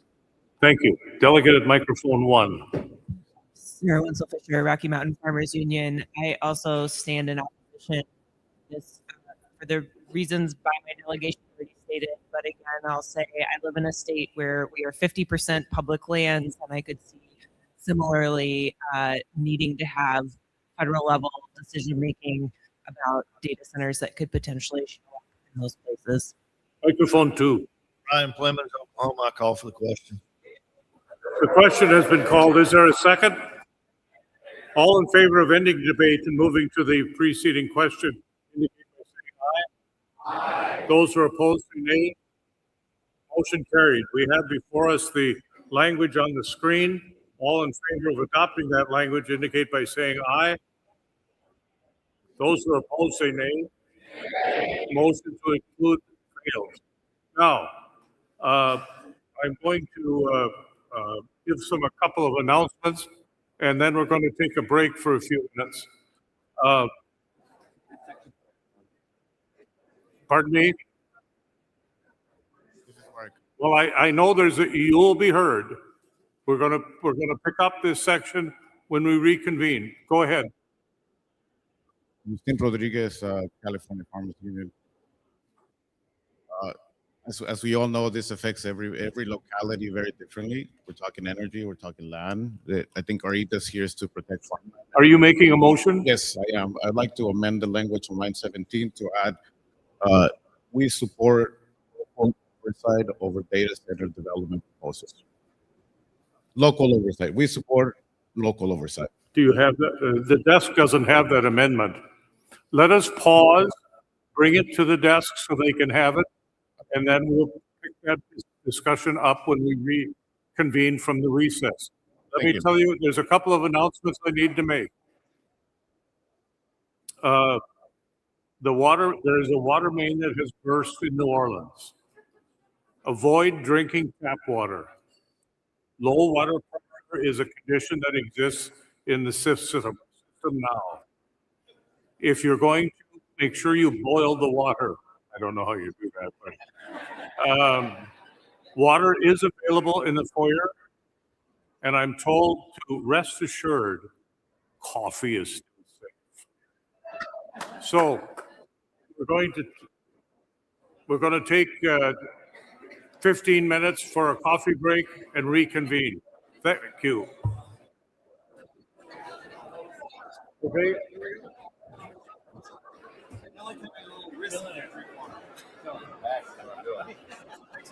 Will I get the shits or not? Yeah.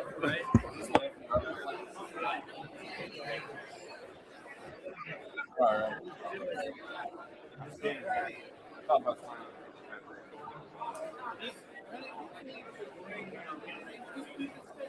Yeah. I think that just fell. We've done that one.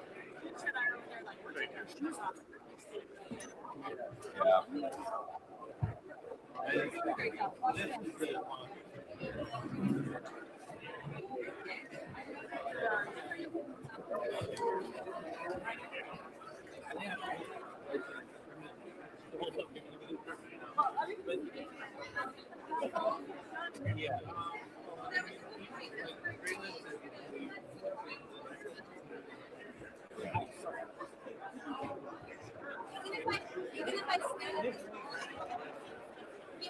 Sorry, I meant the North Dakota. Yeah. Does that mean me or no? Yeah, you.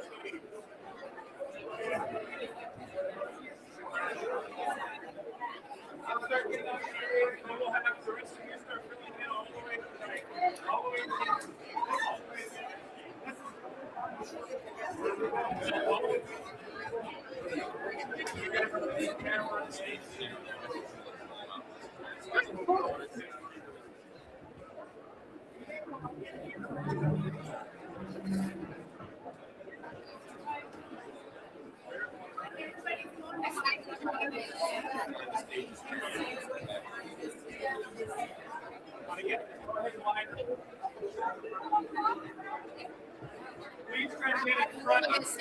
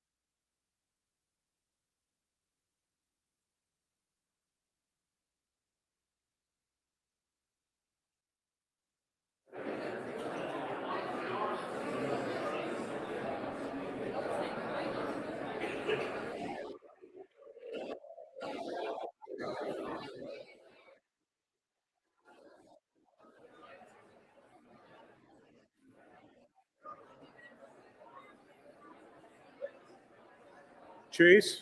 Oh. Do you happen to recall that we had 2 IAC speakers yesterday? No, we didn't have any yesterday. Okay, all right. And I was going to say, did you know that we're supposed to come back and do just like 2 quick programming things? What is IAC? One is NAC. Or wait, sorry. Hold on. I'm getting one is a loan for thing, and then we're going to play a video from Ancient Creek. But I know. The Ancient Creek video will go away at some point. Go away? Yeah, who's going to Minnesota know this here? I'll make sure. So it can be an after lunch. What's that? It could be an after lunch. It could be an after lunch. I just don't want to do that right now. That's really bad. This is the only one that we have another next year. Yeah, he's telling me there wasn't 2 yesterday. There were other kids. Okay, so when are we doing the live? They're coming back. In the afternoon.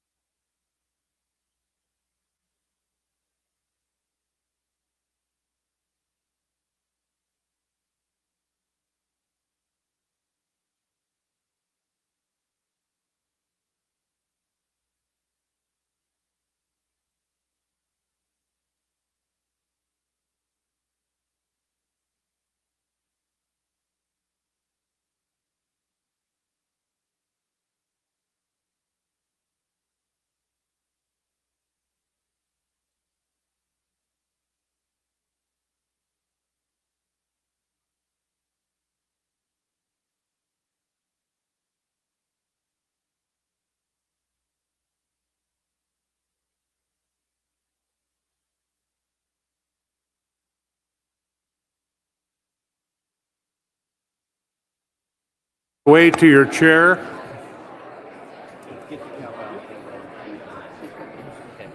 So we're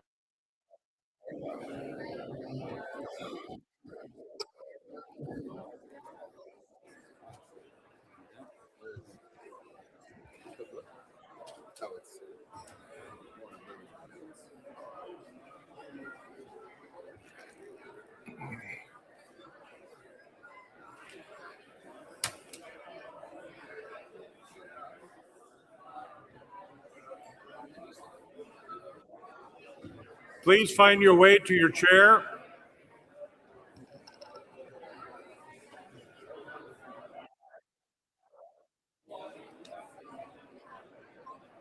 There's a $100 bill at the bottom of somebody's chair if you'd find it.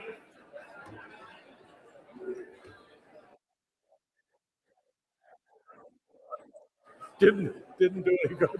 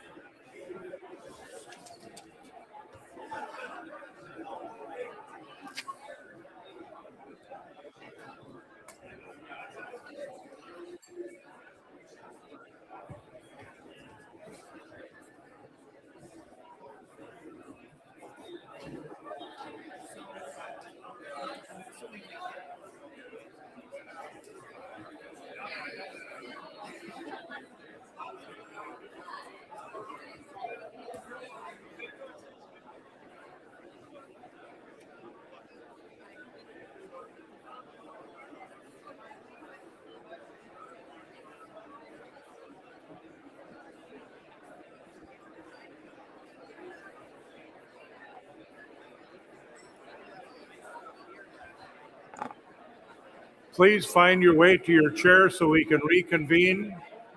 Find your way to your chair.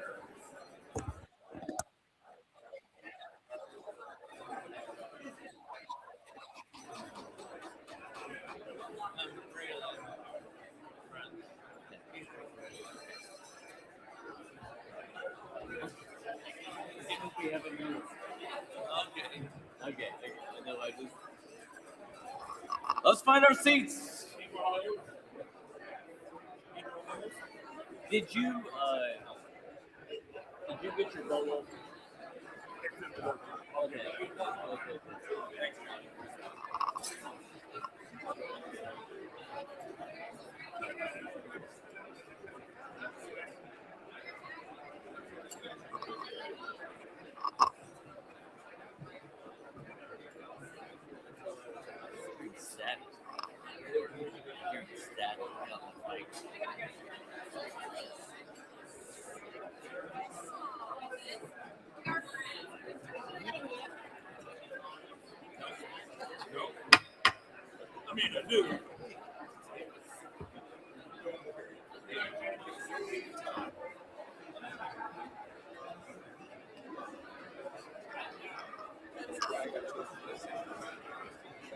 Let's find our seats.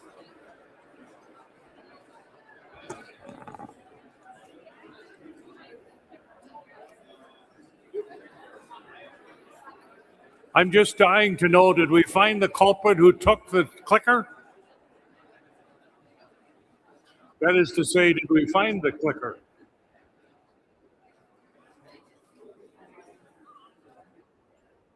Well, the next question is, can somebody help the Rocky Mountain president find his cell phone, or did that get taken care of?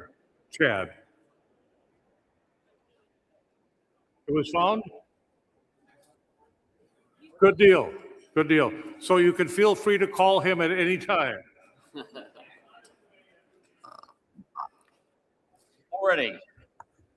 We're ready to get back into policy, but I think it would be good for us to just pause once again for just a couple of minutes here at the beginning of this next session to hear once again from our next generation. At this point, I'd like to welcome to the stage Jess D'Souza, who is the owner of Wonderland Farm in Clevenville, Wisconsin, and raises heritage breed pigs and laying hens. Jess came to farming in 2016 following a lifelong love of food through backyard gardening, permaculture, and forest farming. Please welcome Jess.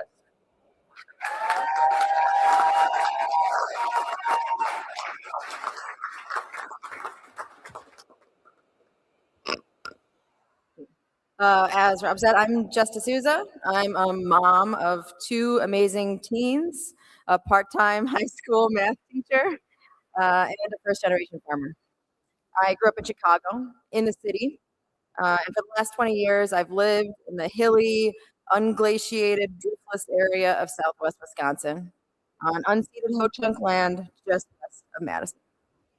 I raise heritage breed hogs on pasture, and I'm establishing an edible silvopasture of mostly native fruit and nut trees, planted in wide rows so I can pasture livestock between them. I'll have been on my farm for 10 years on Wednesday, and I'm throwing a big party on Saturday to celebrate. You're all invited.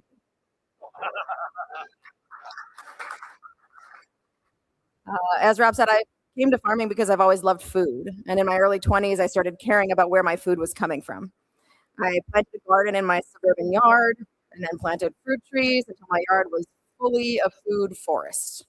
I moved to a nearby 80-acre farm with dreams of raising livestock and suddenly became the unusual case of a beginning farmer with land access, but no experience or connections to farming education or resources. 10 years ago, I was eating food grown by local farmers and I was reading a lot of books, but those were my only connections to farming. My family went out to dinner at a tiny local farm-to-table restaurant and got to chatting with the owner. And she recommended I join the Soil Sisters, a nearby network of women farmers that grew out of a local farmers union chapter. I immediately joined, and my inbox was flooded with learning opportunities, field days, potlucks, conferences, trainings, grant opportunities. Within a few months, I visited several farms, made friends with numerous farmers, decided to try raising pigs, received my first Sustainable Ag Research and Education, or SARE grant. And I purchased my first pigs from a soil sister because she offered me as much technical support as I needed.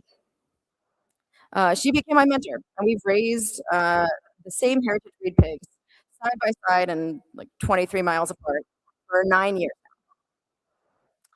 It was easy to join Wisconsin Farmers Union then, 9 years ago, because in the 6 months since I'd first heard of it, I had already received so much. It was also an easy choice to get more involved. I was part of the Beginning Farmer Institute class of 2017 to 2018. Shout out to the other BFI folks here. I'm in my 4th term as the vice president of our Dane County chapter. Let's hear it for the local chapter leaders. And I'm honored to be in the Farmers Union Enterprise Leadership Program now. And I'm grateful for this opportunity to be a part of national. As a farmer on the cusp of transitioning out of the beginning farmer label, I've seen a lot of other beginning farmers struggle with business viability.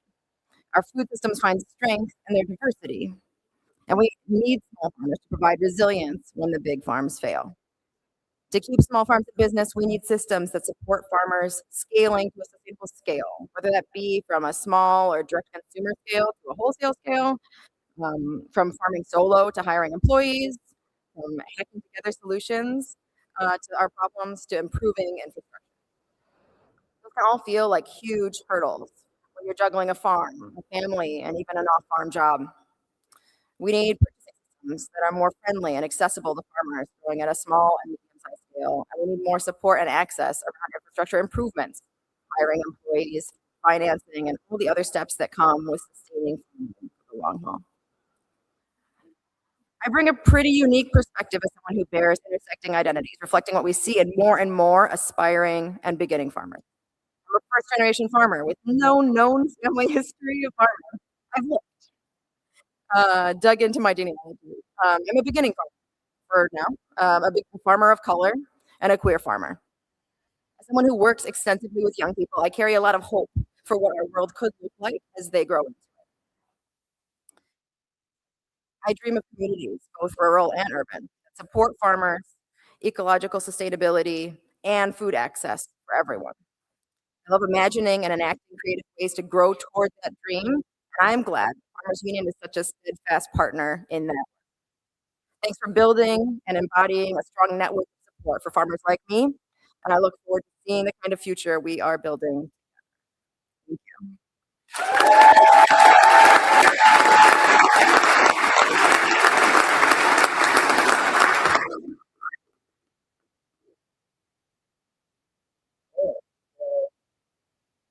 Reconvene, and when we last were in session, there was a proposition that was being brought forward shared with the secretary. Put it on the screen.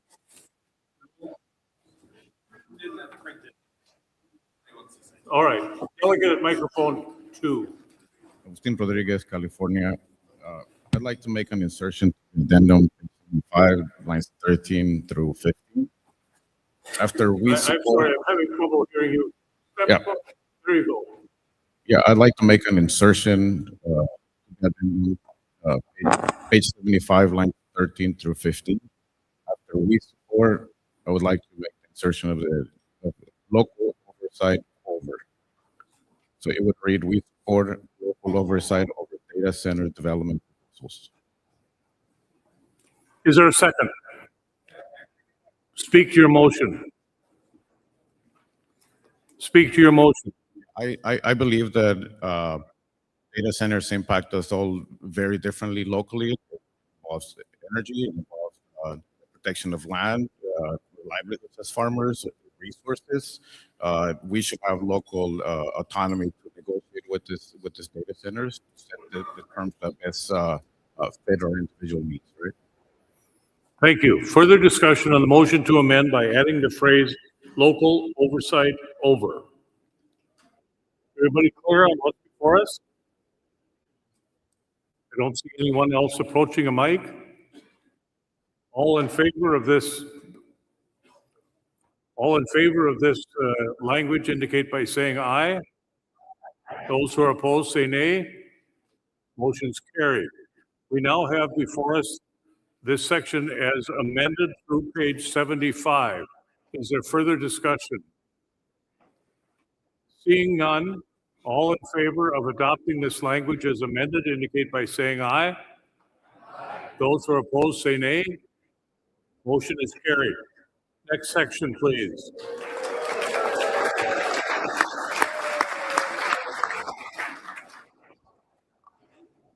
That is my on here. Hello? All right. Yep. That is the end of my section. So I will introduce the next committee member. Alicia Mooney is a farmer and agricultural advocate.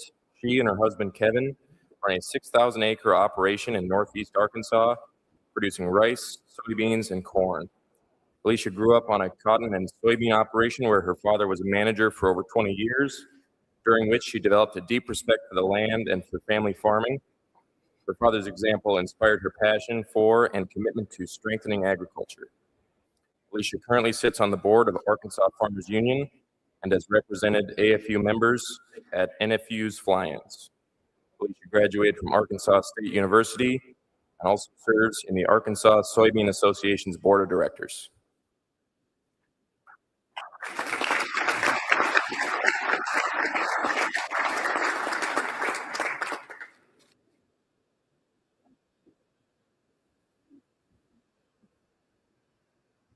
Welcome. Thank you, Braylon. I offer for consideration of the body, page 76, line 1 through 78, line 30, with 2 addenda. You've heard the report of the committee, which is to consider adopting all of pages 76, 77, and the first 30 lines of 78, and there are 2 addendums. Is there a motion to adopt? Thank you. A second? Thank you. Discussion? Discussion on either the committee's report or the addendum? Seeing no one approaching the mic, all in favor of adopting this language indicate by saying aye. Those who oppose say nay. Motion is carried. Next section, please. All right. Don't jinx it. I'll offer for consideration page 78, line 31 through page 81, line 28, with no addenda. The committee is reporting out the balance of page 78, all of page 79 and 80, and all of page 81. Is there a motion to adopt? Thank you. A second. Thank you. Discussion. Seeing none, all in favor of adopting this language indicate by saying aye. Aye. Those who are opposed say nay. Motion's carried. Next section, please. Hey, I offer consideration of the body the section that begins on page 82, line 1 through 86, line 12, with 1 addenda. Addendum. You've heard the report of the committee, which is to adopt all of pages 82, 83, 84, 85, and the first 12 lines of 86. May I have a motion? Thank you. A second? Thank you. Discussion. Discussion. Seeing no one approaching a mic, all in favor indicate by saying aye. Those who are opposed say nay. Motion carried. Next section, please. Offer for consideration page 86, line 13 through page 88, line 30, with 1 addendum. You've heard the report of the committee, which is to consider the balance of page 86, all of page 87, and through line 30 on page 88 with 1 addendum. Is there a motion? Thank you. Is there a second? Discussion. Delegate at microphone number 1. Kyler Brown, Rocky Mountain. Thank you. Inquiry on the addendum, page 86, line 14. Yes. The fact that they would, the policy committee suggesting striking. We support the immediate repeal of the Trade Promotion Authority. I was wondering if the chair of the policy committee would speak to that strike and why. I'd invite someone from the policy committee who can speak to that, to respond. Yes, the policy was no longer relevant since it was repealed in 2015. Further discussion? Further discussion? Seeing none, all in favor of adopting this language, including the addendum, indicate by saying aye. Those who are opposed, say nay. The motion is carried. Next section, please. Offer for consideration, page 88, line 31, through page 91, line 3, with 2 addenda. The committee is reporting out the balance of page 88, all of page 89, 90, and the 3 lines of 91. Is there a motion to adopt? Is there a second? This motion would include the addendum. Discussion? Seeing none, all in favor of adopting this language indicate by saying aye. Opposed? Nay? Motion's carried. Next section, please. I offer for consideration, page 92, line 1, through page 93, line 19, with 1 addendum. The committee is reporting out all of page 92 and the first 19 lines of page 93 with 1 addendum. May I have a motion? I do. A second? Thank you. Discussion? I hear that voice. That was a second. Okay, very good. Yeah. Further, seeing no one approaching a mic, all in favor of adopting this language indicate by saying aye. Those who are opposed say nay. Motion is carried. Next section, please. I offer for consideration of the body, page 93, line 20, page 95, line 29, with 3 addenda. Through 29 on 95? Yes. We're splitting. Hold on.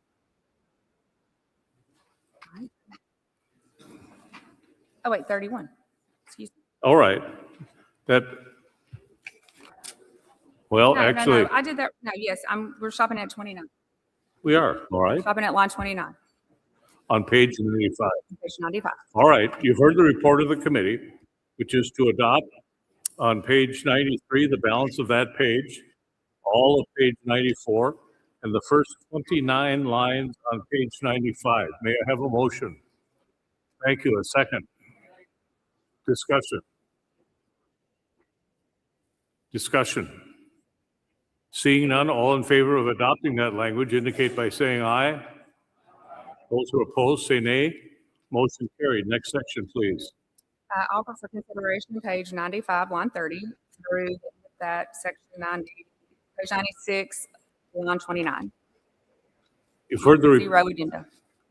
You've heard the report of the committee, which is to adopt the balance of page 95 and all of page 96. May I have a motion? Thank you. A second? Thank you. Discussion. Seeing none, all in favor of adopting this language indicate by saying aye. Those who are opposed say nay. Next section. Motion carried. Next section, please. I offer for consideration, page 97, line 1, through page 99, line 2, with no addendum. The committee is reporting out all of page 97, 98, and the first 2 lines of 99. May I have a motion? Thank you. A second? Thank you. Discussion? Seeing none, all in favor of adopting this language through page 99, line 2, indicate by saying aye. Those opposed say nay. Motion carried. Next section. I offer for consideration, page 99, line 3, through 102, line 9, with 0 addendum. You've heard the report of the committee, which is to adopt the balance of page 99, all of pages 100, 101, and 102. Is there a motion? Thank you. Is there a second? Thank you. Is there discussion? Seeing none, all in favor of adopting this language indicate by saying aye. Those who are opposed say nay. Motion is carried. Next section, please. The next section I'm going to turn over to my committee cohort, Rachel Ladrig. She currently serves as the Wamahalo chapter president for the Hawaii Farmers Union. Born and raised in Michigan, she is Anishinaabe Ojibwa and enrolled and active member of the Sault Ste. Marie Tribe of Chippewa Indians, where she works for the University of Hawaii Extension Program as a farm manager and farm coach for a beginner farmer training program called Go Farm Hawaii. She has worked for 11 years in diversified, organic, and regenerative farming systems with a special interest in agritourism, value-added products, farm-to-school programming, and cut flowers. And she brought us chocolate from Hawaii.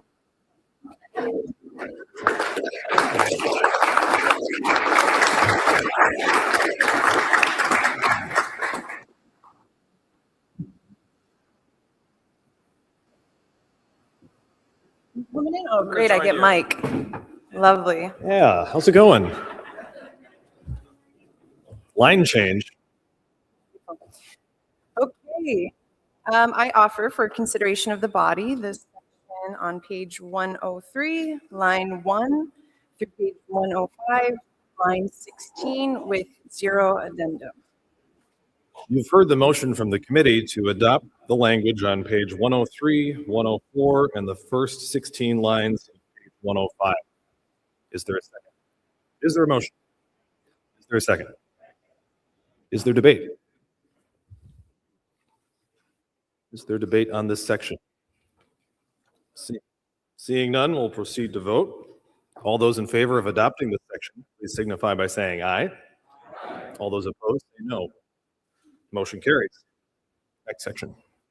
I offer for your consideration of the body this section on page 105, line 17 through page 109, line 2, with 1 addendum. You've heard the report of the committee to adopt the language on page 105, line 17 through page 109, line 2, with 1 addendum. Is there a motion? Is there a second? Is there discussion?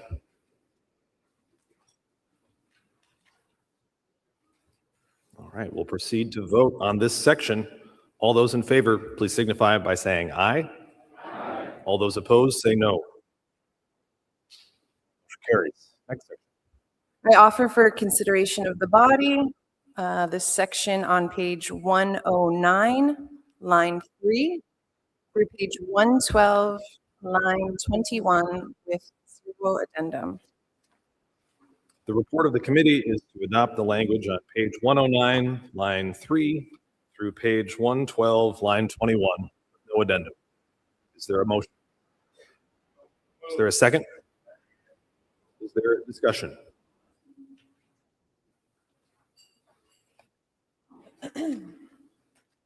Seeing no delegates approaching the microphones, we'll proceed to vote. All those in favor of adopting this section, please signify by saying aye. All those opposed, say no. Motion carries. Next section. I offer for consideration of the body the section beginning on page 112, line 22, through page 116, line 14, with 0 addendum. You've heard the report of the committee, and that's to adopt the language starting on page 112, line 22, that's water quality protection, all of page 113, 114, 115, and ending on line 14 of page 116. Is there a motion? Is there a second? Is there debate or discussion? Seeing none, we'll proceed to vote. All those in favor of adopting this section, please signify by saying aye. Aye. All those opposed, say no. Motion carries. Next section. I offer for Note that we are happy. Yay! Moving right on. Thanks, Braylon. Okay, I offer for consideration of the body this section on page 116, line 15, through page 119, line 23, with 0 addendum. The report of the committee is to adopt the language starting on page 116, line 15, through page 119, line 23. Is there a motion? Is there a second? Is there discussion? This, again, we're covering pages 116, 117, 118, and most of 119. Seeing no delegates approaching the microphone, we'll proceed to vote. All those in favor of adopting this section, please signify by saying aye. Those opposed, say no. The motion carries. I offer for consideration of the body this section beginning on page 119, line 24, through page 122, line 27, with one addendum. The report of the committee is to adopt the language on page 119, starting at pesticide regulation, line 24, all of 120, 21, and the first 27 lines of page 122, with an addendum on page 122. Is there a motion? Is there a second? As a delegate at microphone 1. I move to on page 22. Please state your name and state. Sorry, Mariah Foley, Rocky Mountain. I moved on page 22, line 14, which is the language also included in the addendum, to after all, add the words companies selling products. And strike operations. All right, please just restate your motion one more time for everybody's clarity. So add the following language so the sentence would read, requiring all companies selling products that incorporate biosolids. ... And you see it correctly on screen? Yes. Could you speak to your motion? The Pardon me, is there a second for this? All right, please speak to your motion. The intention of this motion was not to put the burden of tracking, measuring, and transparency on farmers who might be spreading biosolids. It was intended to have the impact and that burden lie on the companies giving farmers those biosolids. And I had concern that the addendum had the unintended consequence of changing that in the attempt to expand it away beyond just companies. Further debate on this motion, delegate at microphone 4? Not on this amendment. Not on this motion. Further debate on this motion. There's a delegate in the vicinity of microphone 1. He's considering it. Oh. Delegate at microphone 1 for the second time. I would like to actually change my language to all companies selling or disposing of products. Is there a second? The seconder, we'll take this as a modification. We'll take this modification. The seconder to this amendment, do you approve of this modification? Yes, I hear a yes. All right. Okay, you may speak to your motion again. The addition of disposing is meant to cover wastewater treatment centers or municipal compost facilities that are using, or whatever entity that is using and incorporating biosolids, who then give those products away for free versus selling. Further debate on this motion to amend as modified. Further debate. The delegate at microphone 1. I'd like to make a motion to amend. Is that possible? The second degree amendment is in order. Patrick O'Neill, Rocky Mountain Farmers Union. I move to strike the word companies.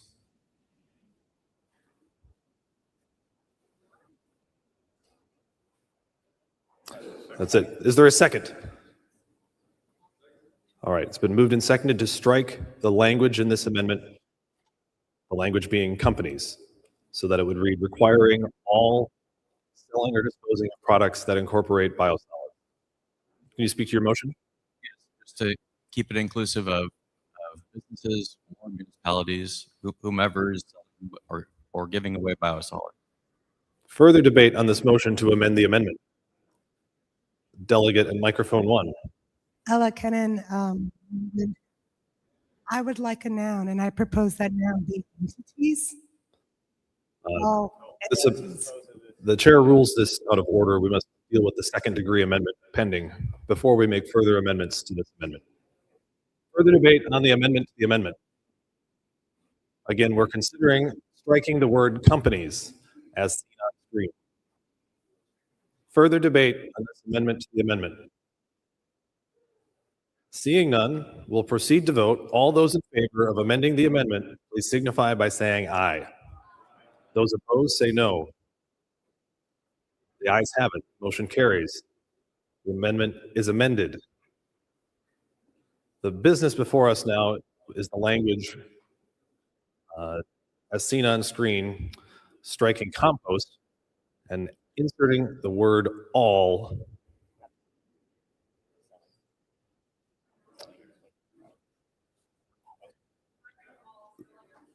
Selling or disposing of products. Okay, this is the language pending before us. Is that clear? I didn't think so. Okay. The language before us now is to strike the word companies and insert the language selling or disposing of products and striking the word operations. Is that clear? Clear. Okay. Let's continue discussing and considering this amendment. Further debate on this amendment. The delegate at microphone 1. I would like to propose the amendment to add the word entities after all. It's been moved and seconded to amend the amendment by adding the language entities or selling or disposing of products. Is there debate on this motion? The delegate at microphone 1? No further debate there. Further discussion? Any delegates wish to speak to this language? The motion before us is to amend the amendment by adding entities. Is there further debate? Seeing none, proceed to vote. All those in favor of adding entities, please say aye. Those opposed, say no. Motion. Chair rules that the motion failed. We've called division. Get to your clickers. Pick up your clicker. If you want to vote yes, you'll press 1A. If you want to vote no, press 2B. Prepare to vote. Vote now.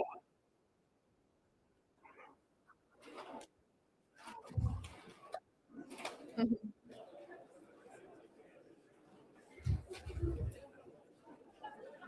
little bit. The ayes have it. The amendment is amended. The business before us now is on the amendment, which reads, entities selling or disposing of products. Further debate on this amendment. Seeing none, we'll proceed to vote. All those in favor of adopting this amendment, please signify by saying aye. All those opposed, say no. Ayes have it, the motion carries. The language is amended. We're now back to the consideration of the language starting on page 119, line 24, through page 122, line 27, with the addendum as amended. Further debate on this section. The delegate to my right. Michael Kovach, Pennsylvania Farmers Union. Page 121, line 21 would be my hope that we could either wordsmith the existing language to more closely reflect the proposal we made yesterday in the wrong section because of Lindsay Shapiro, last year's chair. I'm sorry, I had to throw her on the bus one more time while I had the mic. We could use this, or we could just take a couple of words and change them around in the existing language. The offending language that I'm most concerned with is that pesticides, fungicides, and rodenticides. Pesticides covers it all. So, and also herbicide. So if we just put pesticides in there, I think we'd be close to doing this. If we add it to after farmers there, farm workers and consumers.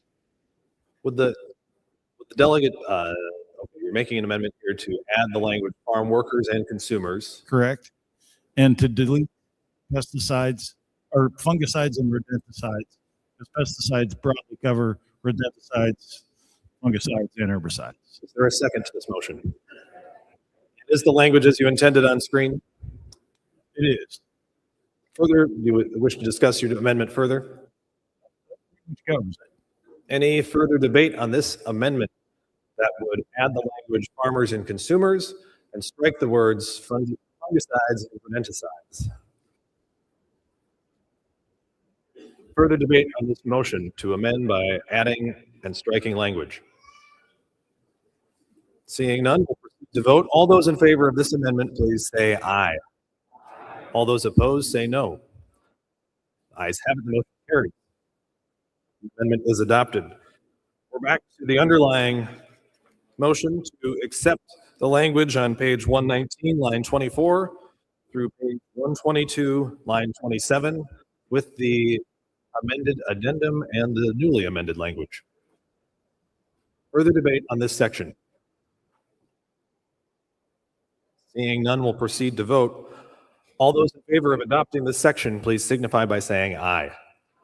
All those opposed, say no. Motion carries. Well, that concludes my time here, but I have the privilege of introducing someone who likely needs no introduction here, but Nick Lewandowski, who serves as the Executive Director of the Kansas City Farmers Union, a position he has held since June of 2022. Growing up in Kansas on a diversified crop and beef cattle operation, Nick has been passionate about agriculture from a very young age.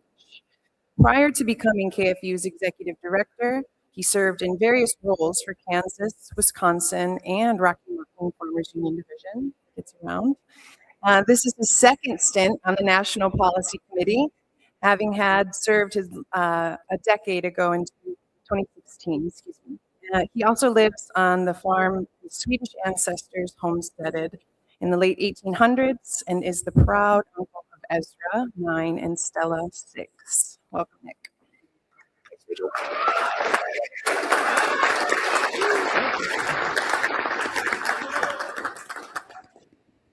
Mr. Secretary of Agriculture, how are you?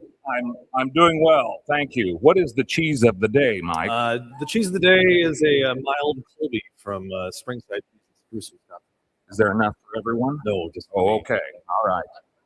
As long as there's enough for you and I, that's all that matters. So, good morning.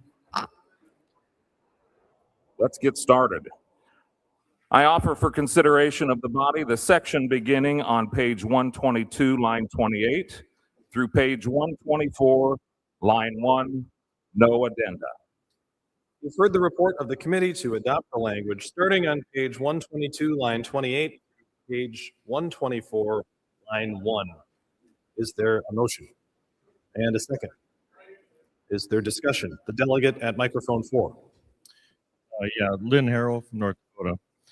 I guess I would ask the committee on page 123, the addition of the end of line 25 to line 26 and replacing noxious weeds with beneficial plants. Was there some talk about what is the beneficial plant? Or, I mean, the definition of a weed is any plant that shouldn't be, it's where someplace it shouldn't be. A weed for me is a crop for somebody else. I guess is there any clarification from the committee on that? Could a member of the committee provide comment?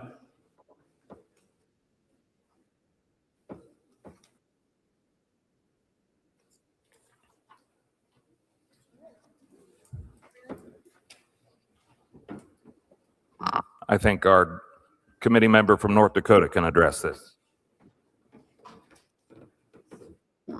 Possibly. I think the committee's intent with not specifying the what a beneficial plant is the same reason that you want it to be defined in a way that, like you said, a weed to you could be a beneficial plant somewhere else and vice versa. So we left it deliberately broad because trying to define it would almost tie our hands in what is beneficial and what isn't, if that makes sense. So.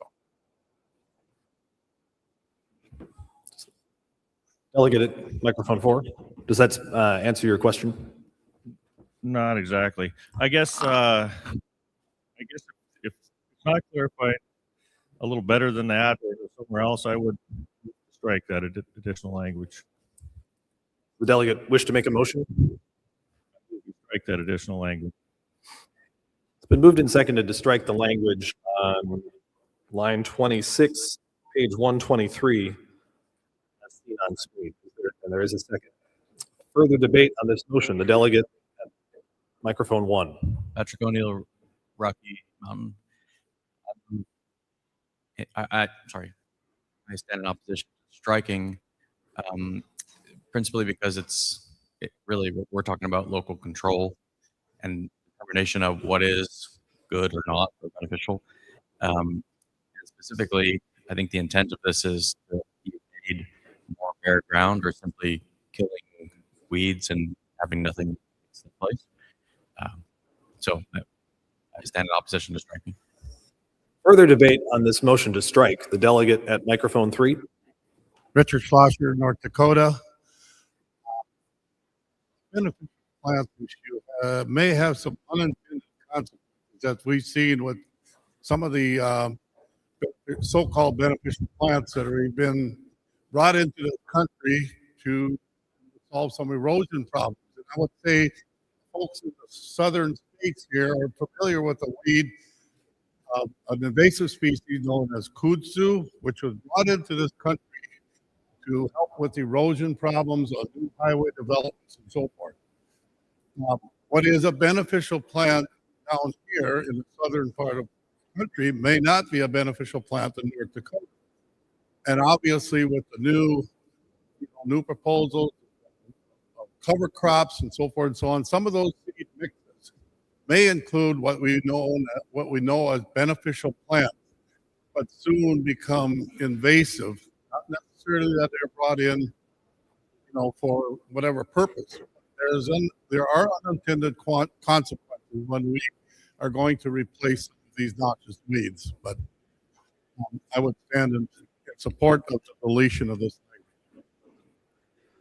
Further debate on the motion to amend by striking the language as seen on screen. Further debate on this amendment. Delegate 1. Kyler Brown, Rocky Mountain. I rise in support of this language. Once again, thistle in my part of the world is a noxious weed considered by my county, and yet a wonderful feed source that I graze cattle on at a certain time of the year. And thus the idea of how you use the plant and where it is located and how it is managed is the whole point of beneficial versus noxious. And that's all we're trying to get to, is the idea of really letting you and on a locality understand what is noxious to you and what is beneficial to you. We're not trying to say there are no such thing as weeds. We're just saying that may be beneficial to a pollinator or to a deer feed source or to a host of things that may not qualify for your operation. Thank you. Further debate on this motion to strike. Seeing no delegates approaching the microphones, we'll proceed to vote. All those in favor of striking the language on screen, please signify by saying aye. Those opposed, say no. Motion fails. The amendment is not adopted. Division's been called. We'll go to the clickers. Get your clickers ready. If you're going to vote yes, you'll press 1A. If you're going to vote no, you'll press 2B. Get ready to vote. Prepare to vote. Please vote.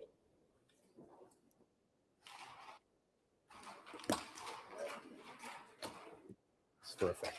Yeah, that's good.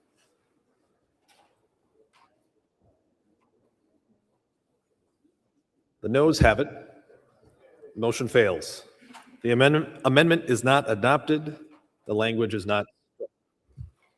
Further debate on this section, which starts on page 122, line 28, and proceeds to line 1, page 124. Further debate on this section. Seeing no delegates headed to the microphones, we'll proceed to vote on this section. All those in favor of adoption, please signify by saying aye. All those opposed, say no. Carries. Next section. I offer for consideration of the body the section beginning on page 124, line 2, through page 127, line 17, No addenda. You've heard the report of the committee to adopt the language starting on page 124, line 2, all of page 125, all of page 126, and the first 17 lines of page 127. Is there a motion? Is there a second? Is there any discussion?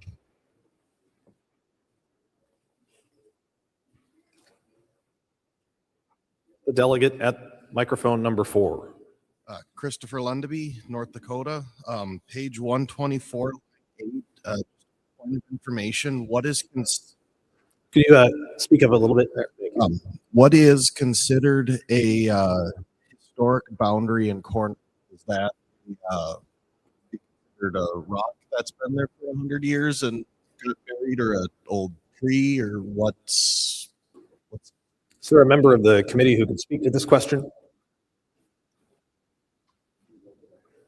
Okay, so we have some rationale language here. This was inserted by the committee back in January when we met in D.C. But the rationale is that it would ensure that land is surveyed as accurately as possible to uphold historic boundaries. That's what I have, and the committee member who introduced this is not up here right now. I don't know where she's at. Come here, Ivy. It's your moment, Ivy.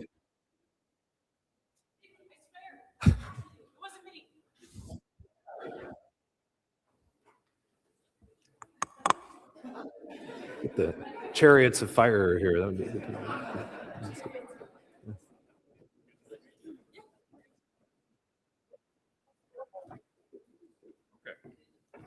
We'll get to the bottom of this.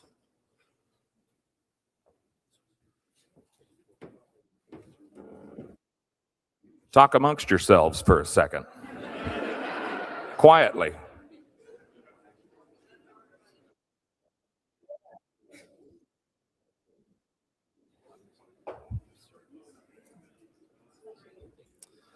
Just for your timing purposes today, we do intend to continue this session until about noon. Is that right? Noon, and then we'll break for lunch. That is, unless we get done with the whole book before then. Okay. But in the event we don't finish the book before lunch, we'll break at about 12. All right, we have an answer. This is collaborative. I think the intent was that there's been concern that land was getting resurveyed, and that the original survey, say it was back in the 1800s, for farmland that has been resurveyed to be more accurate, but can be used kind of like a predatory way for, say, out-of-state investors to shave off and get more land, like away from farmers and ranchers, and blocking public access as well in certain states, if that makes sense. But what is considered the marker for that? What is there an actual legally,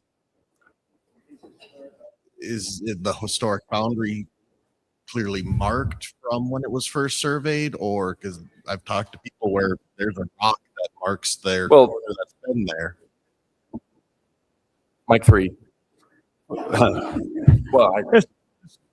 the debate and discussion is appreciated here. We're going to recognize delegate at microphone 3.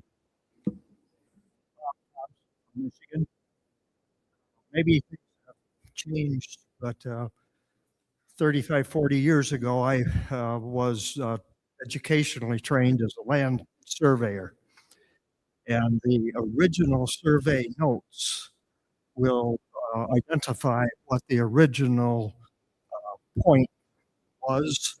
It could be a rock, it could be a plowshare, it could be a 4x4 piece of oak that got it notched on the side to say this section is here and this section is there, and that line is here and that line is there. So I agree with the inclusion of this language that would clarify that we will recognize those historic boundaries.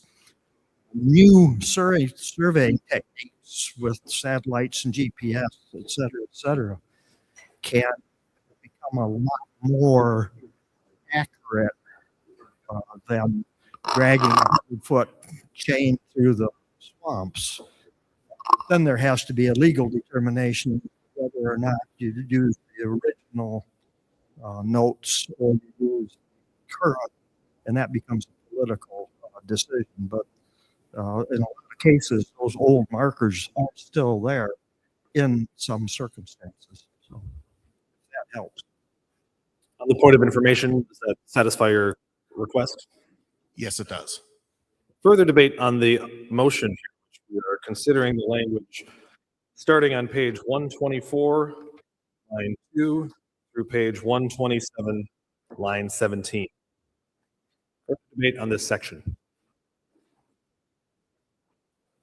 Seeing none, we'll proceed to vote. All those in favor of adopting this section, please signify by saying aye. Those opposed, say no. Motion carries. Next section, please. Mr. Chair, I offer for consideration of the body the section beginning on page 127, line 18, through page 130, line 19, no addendum. The report of the committee is to adopt the language on page 127, starting on line 18. That's climate change and carbon sequestration. All of page 128, page 129, and the first 19 lines of page 130. Is there a motion? And a second? Is there discussion? Any discussion on this section? Seeing none, we'll proceed to vote. All those in favor, please signify by saying aye. All those opposed, say no. Motion carries. And before we go to the next section, I just want to correct the record here. I said lunch starts at noon. That's wrong. Lunch starts at 11:30, so we'll break then. Our lunch break will be from 11:30 to 1 p.m. All right, but that's not for a while. Mr. Lewandowski, next up. Mr. Chair, I offer for consideration of the body the section beginning on page 130, line 20, through page 133, line 20, no addenda. You've heard the report of the committee to adopt the language starting on page 130, line 20, through all of page 131, 132, and the first 20 lines of page 133. This is the section on conservation. Is there a motion? Is there a second? Is there discussion? Delegate at microphone 3. Hannah Bernhardt, Minnesota. I move to amend page 132, item 20, line 31, to strike of existing authorized funding and an increase in future funding, and replace it with that meets the demand of application. All right, we have a motion with the second, and let's just wait for a moment while we get this up on screen. And while that's happening, can the maker of the motion speak to the motion? And please restate the motion one more time. Yes, I move to amend line 31 so that it reads, and we urge full appropriation that meets the demand of applications.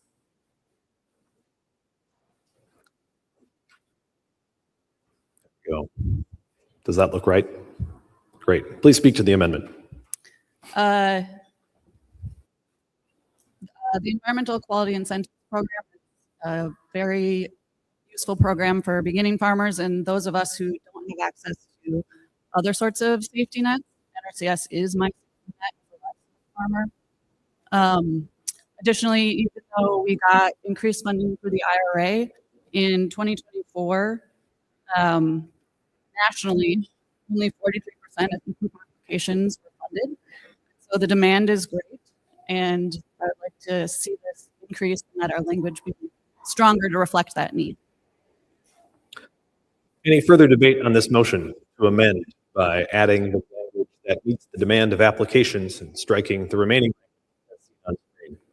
The delegate at microphone 1. Mary Castonguay, Farmers Union. I stand in support of this amendment. As a farm and a young farmer at the time who many years was denied EQIP funding, I would like to see all farmers get funded for their EQIP projects. Further debate on this motion to amend. The delegate at microphone 1. Rachel Baressa, Wisconsin. I would also speak in support of the motion. In my county, last year, 2 years ago, we would have gotten $2.3 million to go towards county projects. We got 24,000 last year, which doesn't even cover one project. So we definitely need more funding for in our beginning farmers. Further debate on this motion to amend. Further debate on the amendment. Seeing none, we'll proceed to vote. Again, this is on the language found on line 31, page 132. Book that would add language as seen on screen.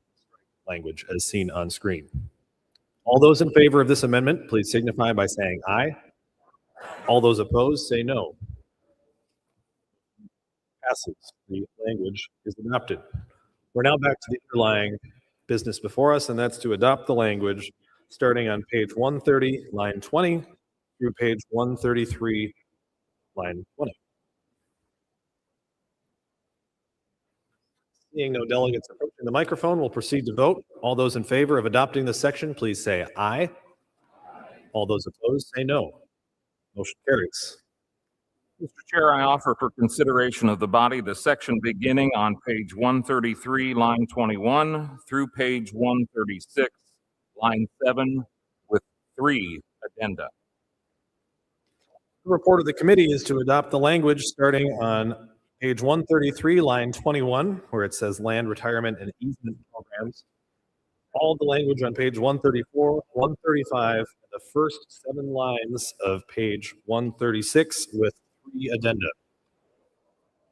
Is there a motion? Is there a second? Is there debate?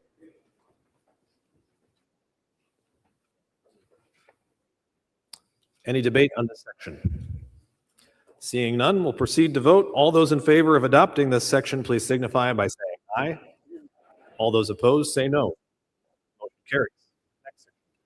Mr. Chair, I offer for consideration of the body the section beginning on page 136, line 8, through page 138, line 27, no addenda. The report of the committee is to adopt the language on page 136, starting on line 8, all of page 137, and the first 27 lines of page 138. Is there a motion? And a second? Is there discussion? Any discussion on this section? Seeing none, we'll proceed to vote. All those in favor of adopting the language starting on page 136. Oh, here he comes. The delegate at microphone 1. Kyler Brown, Rocky Mountain Farmers Union, page 138, line 25. Would the chair of the policy committee speak to the change and the rationale behind? Request for information. Chair Wicks.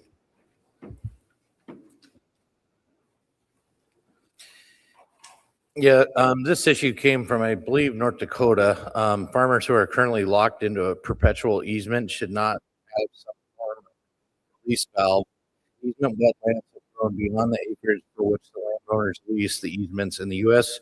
Fish and Wildlife Service asserts jurisdiction on the entire wetland complex, oftentimes encompassing more acres than the easement holds. This was kind of brought up. They have some problems with like some little pockets, I believe, in fields that are declared wetland, even though they may be farmed. Some years hold no water. Delegate at microphone 1. Kyler Brown, Rocky Mountain. I move to strike the language as suggested.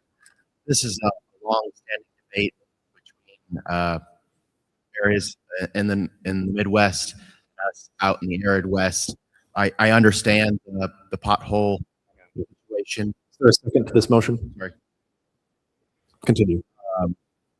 But wetland easements are very important to us in the arid West, and we do not like the shrinking or the changing of those footprints when they can have catastrophic implications in conservation as well as grazing management, a host of other things, and payments. So I in opposition.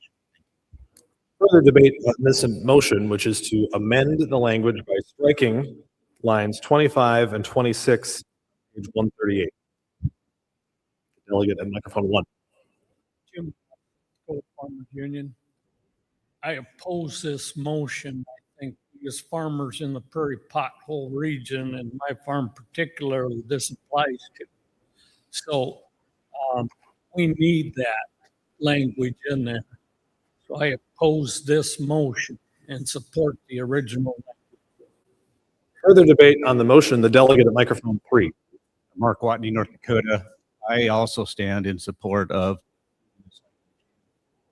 my grandfather many, many years ago was given $4 an acre, and the expansion and the ability of Fish and Wildlife to claim as many acres surrounding that without any additional payment on a 99-year perpetual lease and no further compensation, no other opportunities. It's extremely punitive for the value of land and everything moving forward. This language needs to give some opportunity for farmers and ranchers to renegotiate that item. Delegate at microphone 1. Robert Lee, South Dakota Farmers Union. I agree with the previous. I'd like to see the language stay in here. I think it would also encourage U.S. Fish and Wildlife, in our case, to be a better partner with the owners of the land. Right now, they don't have much of a reason to listen to us. We have an appeal or something along those lines. So I think if we have the option to pursue this, they may be a better partner going forward. The delegate at microphone 3. Richard Slasher, North Dakota, Prairie Pothole region. I am standing in opposition to this. I do farm land with permanent easements forever, ever, put on by Federal Fish and Wildlife Service. And it's a struggle to get folks to understand the fact that we are dealing with a lot of wet issues and wet land issues.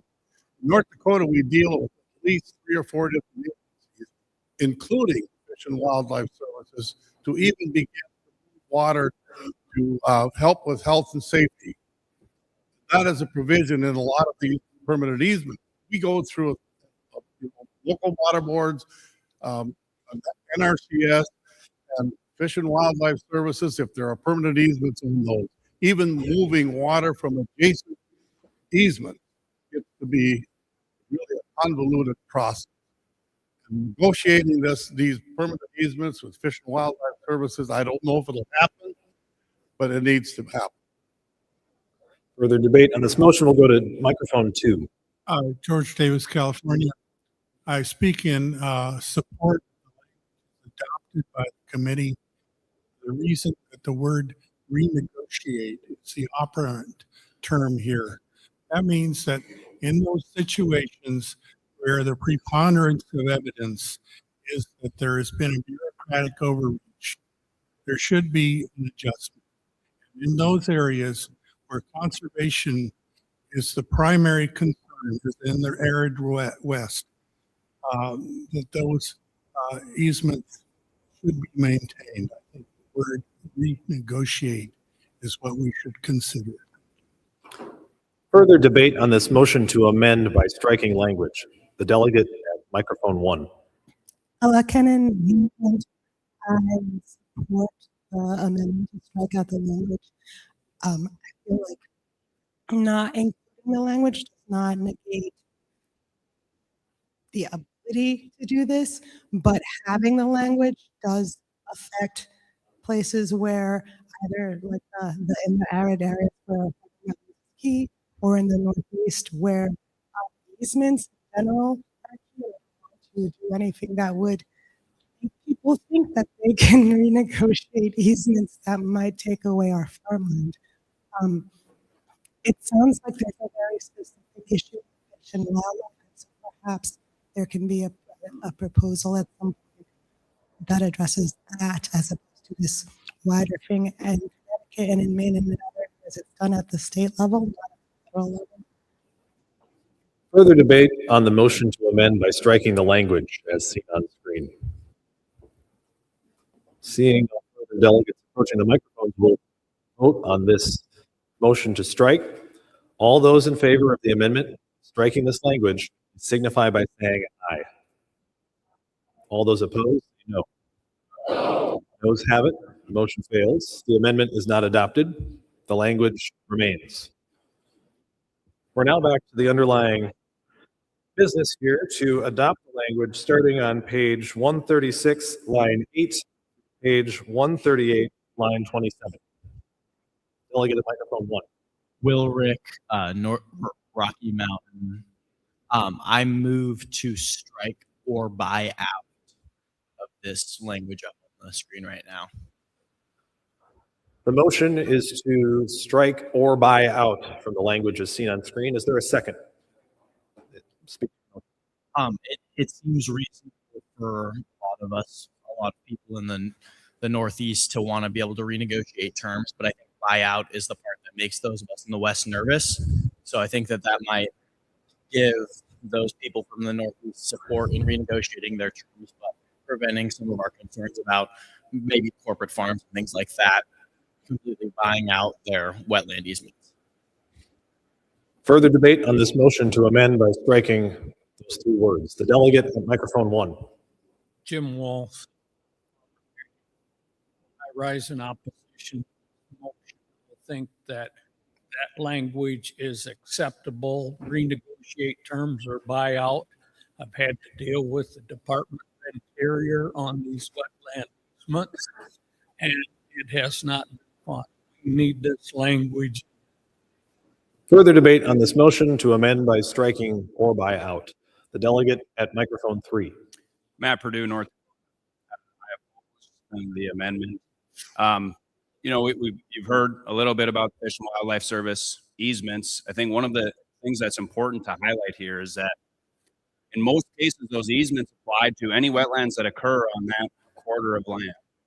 And so over time, U.S. Fish and Wildlife Service has redelineated those easements and restricted people's ability to farm land in some cases that there's a wetland. And in many cases, those easements for the compensation provided for those easements is well below the market value of that land. And so I do think it's important that we provide family farmers and ranchers the ability to back out of, buy out of, spend money to get out of those easements, regain the right to farm. Thank you. Further debate on the motion to amend by striking the language as seen on screen.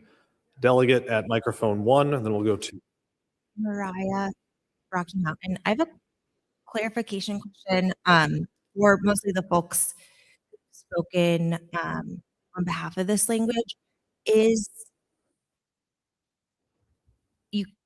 Are there issues with other easement holders that are as difficult, or is it just an issue with you?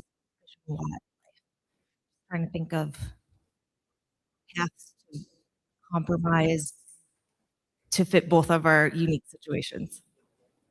further debate on the motion. The delegate at microphone 2. But the Doug Sumpney, South Dakota Farmers Union, to answer your question, more than wildlife. It's state and federal as well. I rise in support of what Matt just mentioned. He said it exactly as I would have, but I would have also added that without having the opportunity to buy out, limits your ability to negotiate. Further debate on this motion to amend by striking those three words on screen. Seeing no delegates approaching the microphones, we'll proceed to vote. All those in favor of this amendment to strike, please signify by saying aye. All those opposed, say no. Motion fails. We're back to the underlying business, which is to adopt the language on page 136, starting on line 8 through page 138, line 27. Seeing no further discussion, we'll proceed to vote. All those in favor of adopting this section, please signify by saying aye. All those opposed, say no. Motion carries. The section is adopted. We're going to take a break here. And before we do that, we're going to hear from Council Velde.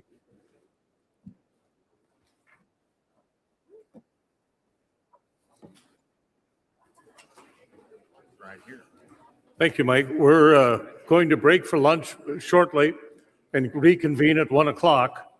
There's been a request for the Rocky Mountain delegates to meet in the back of the room before breaking for lunch. So Rocky Mountain delegates, good luck on finding lunch. No, it's in the back of the room for a conference with your peers. Otherwise, we're in recess. Be back at 1.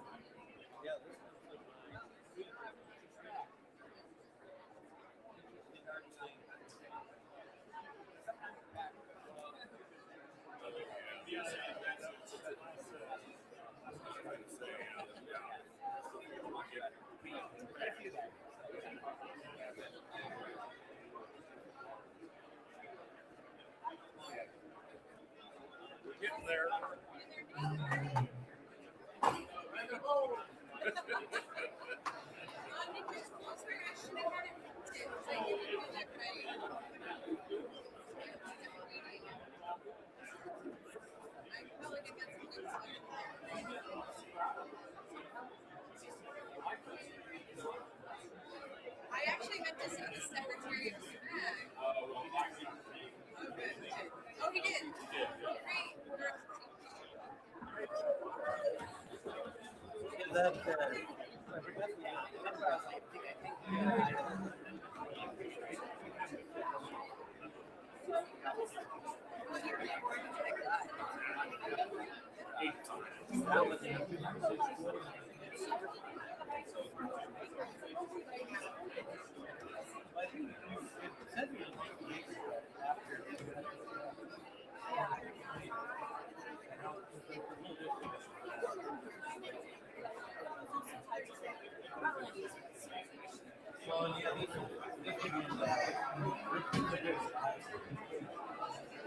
It was one of those that like left off there was a word missing, but I don't think it adopted. I think that was in question there. Yeah.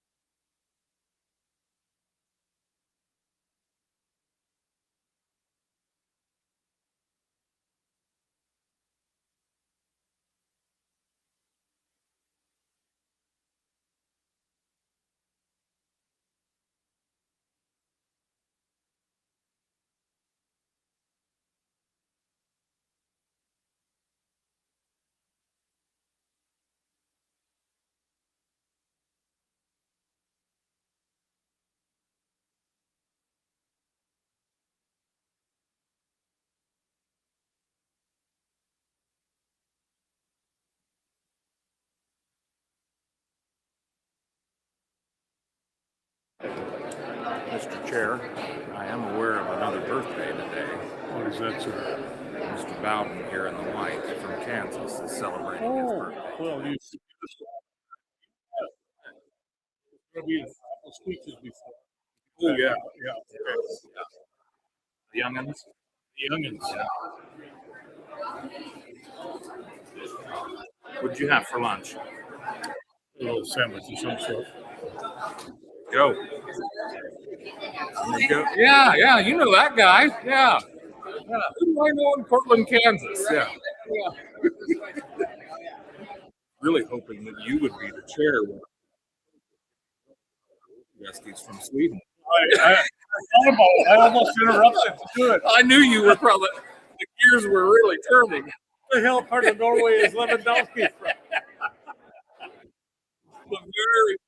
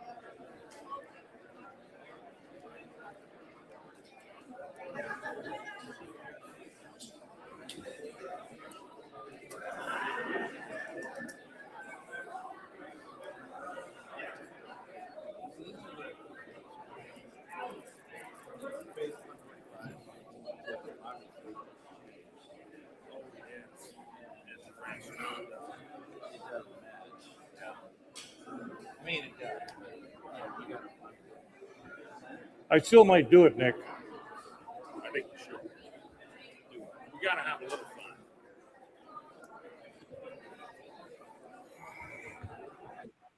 Please make your way to your seats so we can get started on time. Welcome back.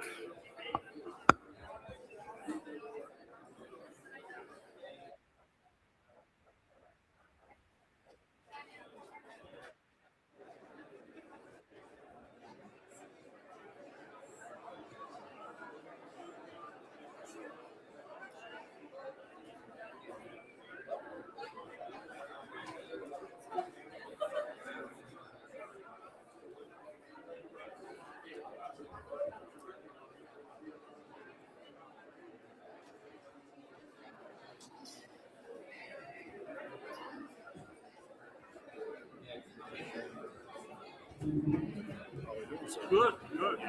You're going to get the speakers going? Door prizes real quick. Oh, okay. Yeah. Last chance to get your door prize ticket in the bucket here, guys. You have a ticket, bring it up real quick. We're going to try to stay right at the 1 o'clock start time here.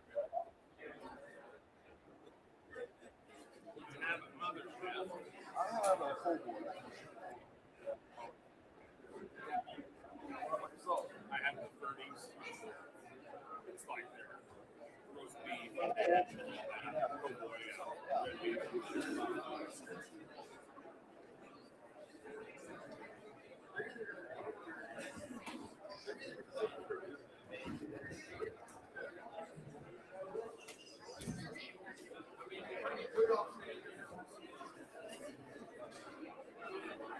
All righty, we'll start drawing for door prizes here.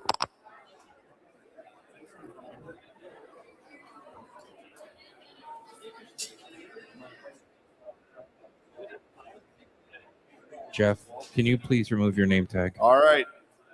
First winning number 1247. 1247. Next number 1267. 1267.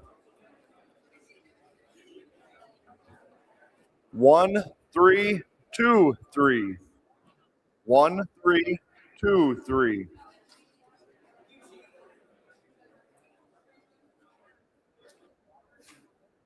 1293. 1293. 1245. 1245. 1240. 1240. There you go. Come on up. 1297. Yep, when I draw your ticket, come on up. 1297.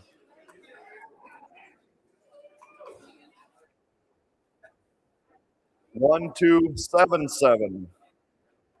1277. 1278. 1278. 1241. 1241. You're the next contestant on The Price is Right. 1326. 1326. And the last door prize for this afternoon will be 1253. 1253.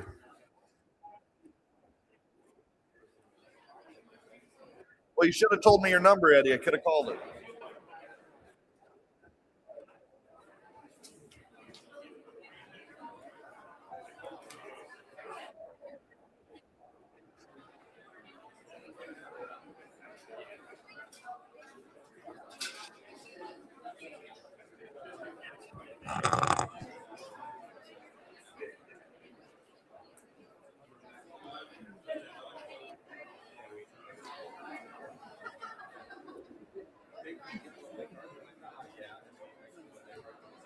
Did you see Bob in here? Oh, there, I see him. All right, we're about ready to start the afternoon schedule. We got a couple of presentations to make. I hear some chatter in the background. There we go. President LaRue. Sorry, Rob.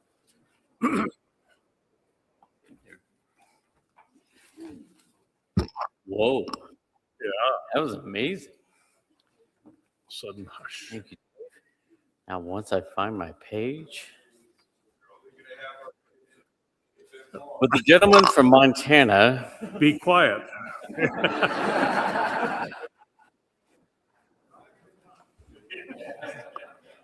All righty. I think we're ready to kick off here. Before we jump back into policy consideration, let us turn our attention forward and take a look at where we will be a year from now. We're extremely excited to host the 125th anniversary convention in San Antonio, Texas, from March 7th to 9th, 2027. To help us get excited about next year, I'd like to welcome Texas Farmers Union President Mike Odom to the stage.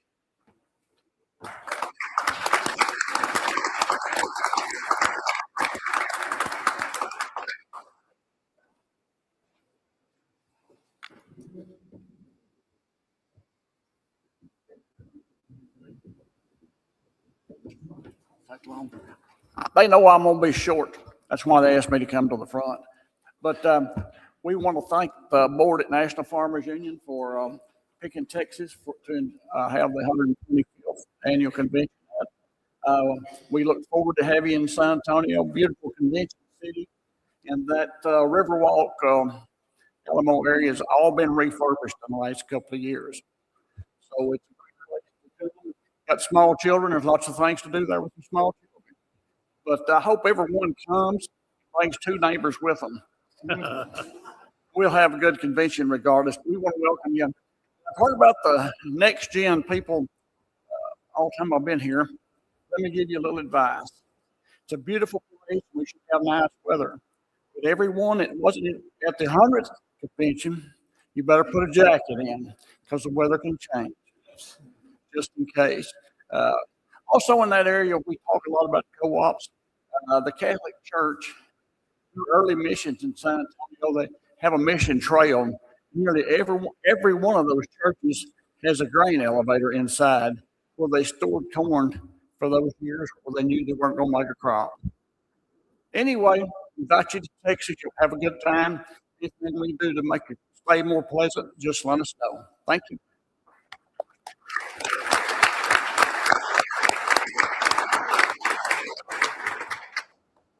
I believe we have a short video to see what we can expect.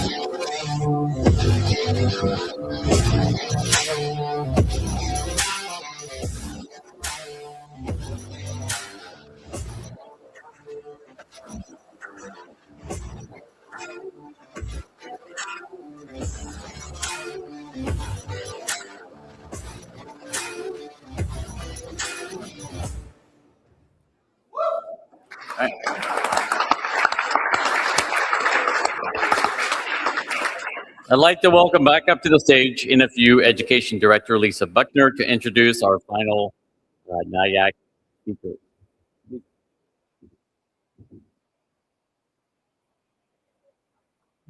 Thank you. And I'm just going to turn it right over to our last two National Youth Advisory Council members in the following order: Patrick Olson, South Dakota Farmers Union, and Laramie Blakely, Oklahoma Farmers Union.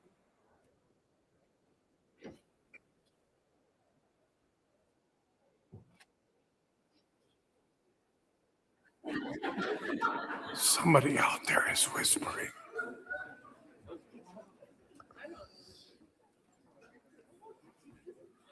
Hello, my name is Patrick Olson, and today I was asked to answer a question that seemed simple at first. What does Farmers Union mean to me?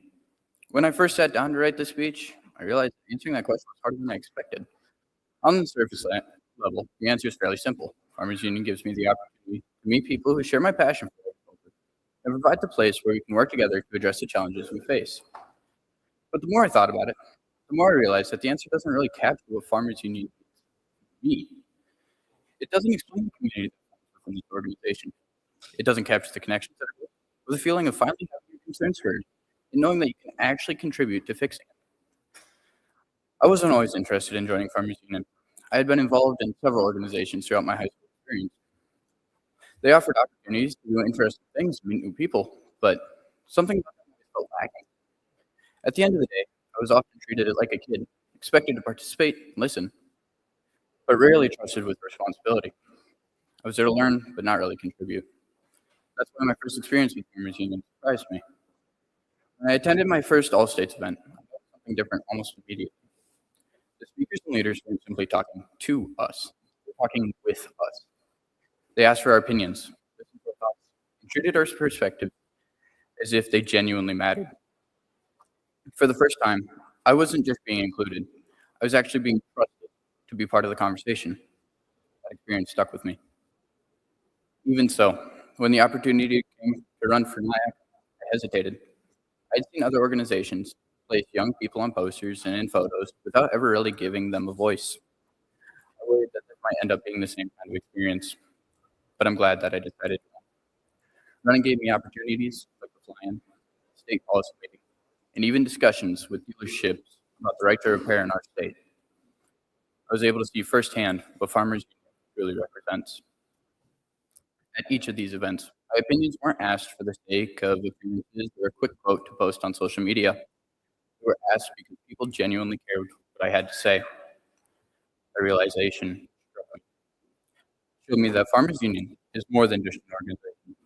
It's a place where people work together, where ideas are shared openly, and where every member has the opportunity to contribute in a meaningful way. Even now, standing in front of you, I still find it difficult to fully explain what Farmers Union means to me.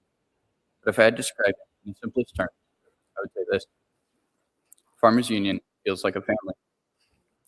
I know it sounds cliche, but I genuinely mean it. Because just like my family, we don't always agree on everything, but we support each other. We listen to each other. We step up when someone needs help. We share experiences, learn from one another. We work together towards something bigger than ourselves. For me, Farmers Union is a place where young people are encouraged to grow, where their voices are respected, and where they are given the opportunity to make a real difference. And that's what Farmers Union means to me. Thank you.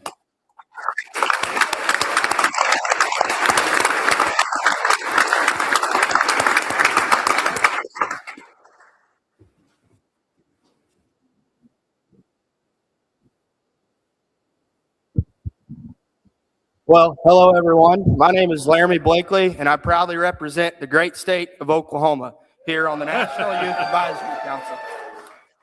When I began to think about Farmers Union, it takes me back to times as a younker growing up in Oklahoma. All the leadership camps all the leadership camps that I attended, the speech contests attended, and a year of honoring and humbling service to the AFR OFU Youth Advisory Council. My year of service makes me think and reflect on how Oklahoma instills leadership and resilience in the younger generation to better them for their future. But the appreciation that I now have for Farmers Union stems from a much deeper meaning. Farmers Union stands for and what they do for the like-minded people that sit in this room. From a younger age, my roots were deeply involved in production agriculture, and the problems that Farmers Union fights were faced on my family operation back home. NFU fights the good fight for all farmers and ranchers across the nation. To me, sustainable agriculture and affordability in my mind is the utmost importance to keep operations going. Farmers Union stands up for American agriculture and pushes back on big corporations. They support us, little man, in the fight against the larger outlaws. They make sure that we have a voice in what takes place. Debating policy and making sure our voice is heard is crucial to what Farmers Union does. NFU makes sure that Washington knows what we want in bills and passing laws. Agriculture is one of the few industries that is affected by everything that goes on in the world. So therefore, our voice has to be heard. With that being said, it touches people like you and I alike every day. Through hard times and good days, I know that Farmers Unions will have our back. So if I had a buzzword to describe Farmers Union to me, that word would be trustworthy. We can all trust that they will have our best interests no matter what sector of ag it faces. We can all trust that they will stand up for us and make sure we have a voice. We can all trust they will do everything in their power to make sure we can afford to continue and make sure the world is fed in a sustainable way. We can all trust that Farmers Unions will have our back till the end. I want to thank Scott and Toby and Lacey and the Oklahoma staff for the support that they've given me throughout the years of my life growing up in Oklahoma Farmers Union. I'd like to thank Scott and Lisa and all the NFU staff for fighting for us every day. God bless you guys, and God bless Farmers Union.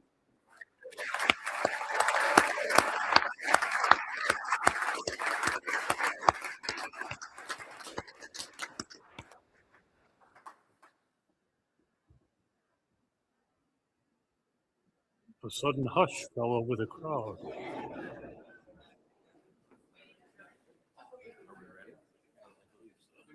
Let's proceed with our deliberations of policy. I believe we left off with some fellow from Kansas who said that he is proud of his Scandinavian heritage being named Landowski.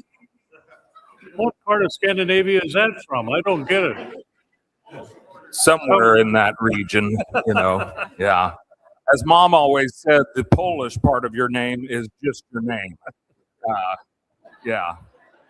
And you don't question your mother. Scott flew by. If I were you, I'd be nervous. That young man is a pretty dynamic speaker. Let's give both of those another big round of applause.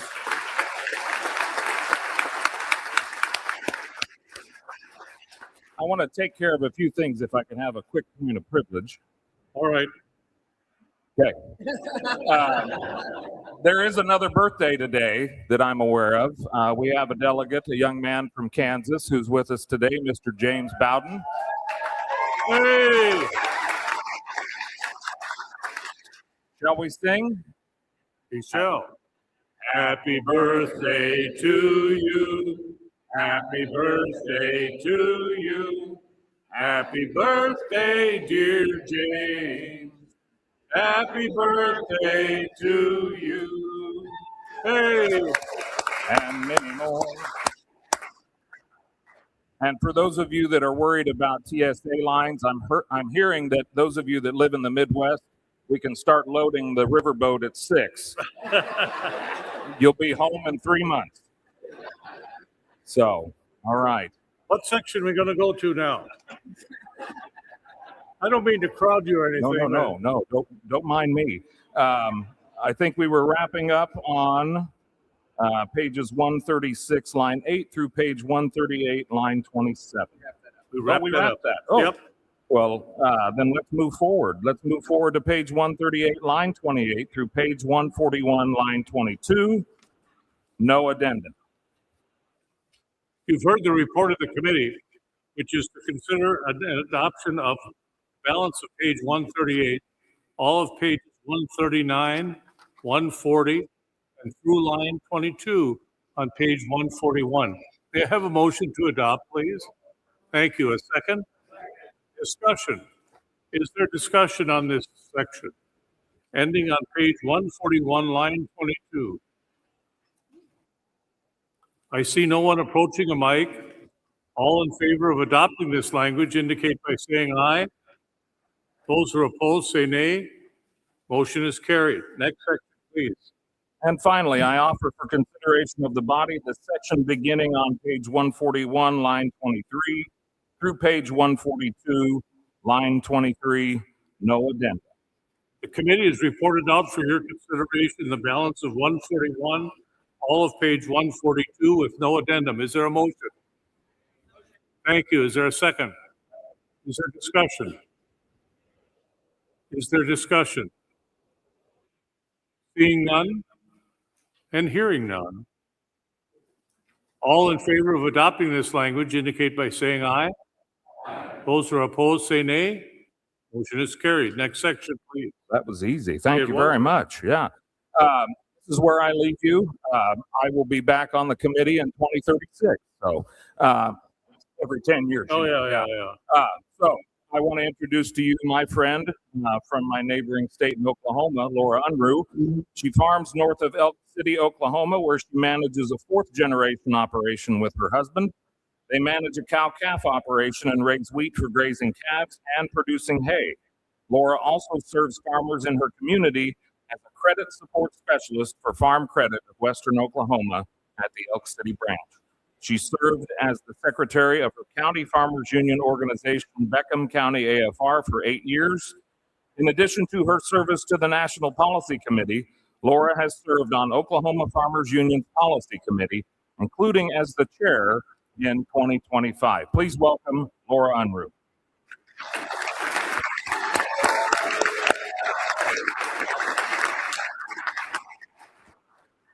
Welcome. Thank you. Glad to be here. I offered for consideration of the body the section beginning on page 143, line 1, through page 144, line 12, 0 addenda. It's an interesting question. What is the singular and plural of addendum? Who's our grammarian? It's addenda. Addenda is a singular? Is singular? Zero. All right. Addendum is one. That's one. She said I was dumb. It's one. All right. You've heard the report of the committee, which is page 143 and through line 12 on page 144. I have a motion to adopt. Thank you. A second. Thank you. Discussion. Seeing none, all in favor of adopting this language indicate by saying aye. Those who are opposed say nay. Motion carried. Next section, please. I offer for consideration of the body the section beginning on page 144, line 13, through page 147, line 11, zero addenda. You've heard the report of the committee, which is to consider adopting the balance of page 144, all of pages 145, 146, and through line 11 on page 147. No addendum. Is there a motion to adopt? Thank you. Is there a second? Discussion on this language. Discussion on this language. Seeing no one arising, all in favor of adopting this language indicate by saying aye. Those who are opposed say nay. Motion carried.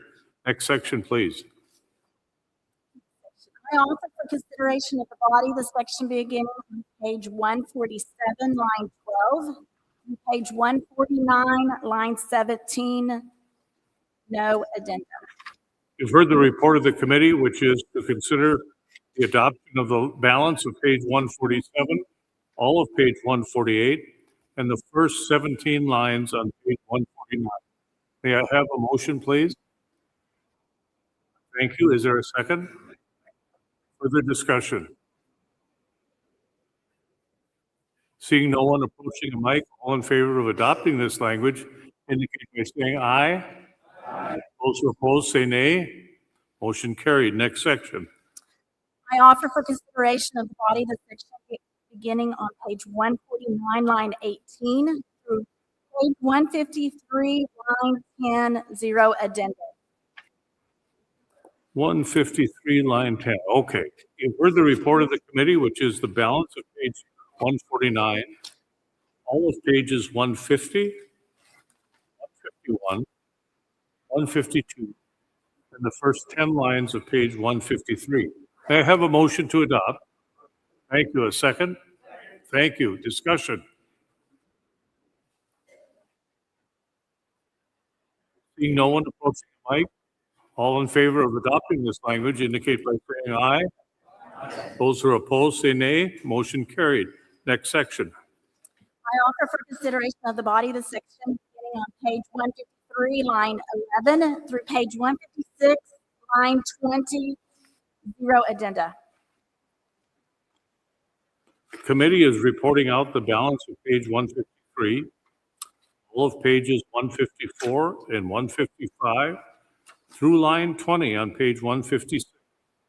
May I have a motion to adopt? Is there a second? I recognize the delegate at microphone 2. South Dakota Farmers Union. Thank you. I move to amend section 2. What page and line are you at, Doug? Page 153, line 26, under the F. Under F, and what do you wish to do? I wish to strike all of F and replace with my addendum, and the staff have blank.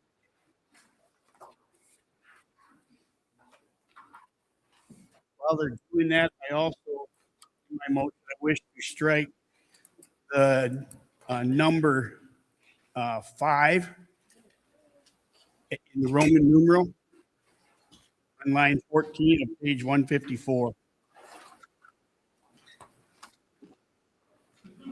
And I also want to strike the letter E on line 20 through of 153. All right, let's get a second to this. Yes. And then let me reiterate and see if I have it correct. Yes. You're deleting paragraph E on page 153. And you're deleting paragraph F on page 153. Yes. Then you were deleting one other, and I missed that. Was that item V or 5 on page 154? Correct. Line 14. Have I missed one? No, that's right. All right. You've heard the second. And inserting language that'll come up, is coming up on the screen. Why don't you start speaking to your motion, and then we'll confirm the language, please. Sure. So, as we all know, right now we're seeing oil prices rise. The last time I checked, early this morning, oil was at $101.28 a barrel. And Lord knows what's going to happen in the next few months with what's happening with the war. Couple this with inflation that's caused by the tariffs. Americans are seeing inflationary times. From the friends that I have in the oil business, they tell me we could see $150 a barrel of oil in the next few weeks. So I want to bring the attention to the ethanol study that was granted by EPA to the University of Nebraska-Lincoln back in 2021. That was just recently wrapped up, and they found no adverse effects to non-flex fuel vehicles using ethanol at the level of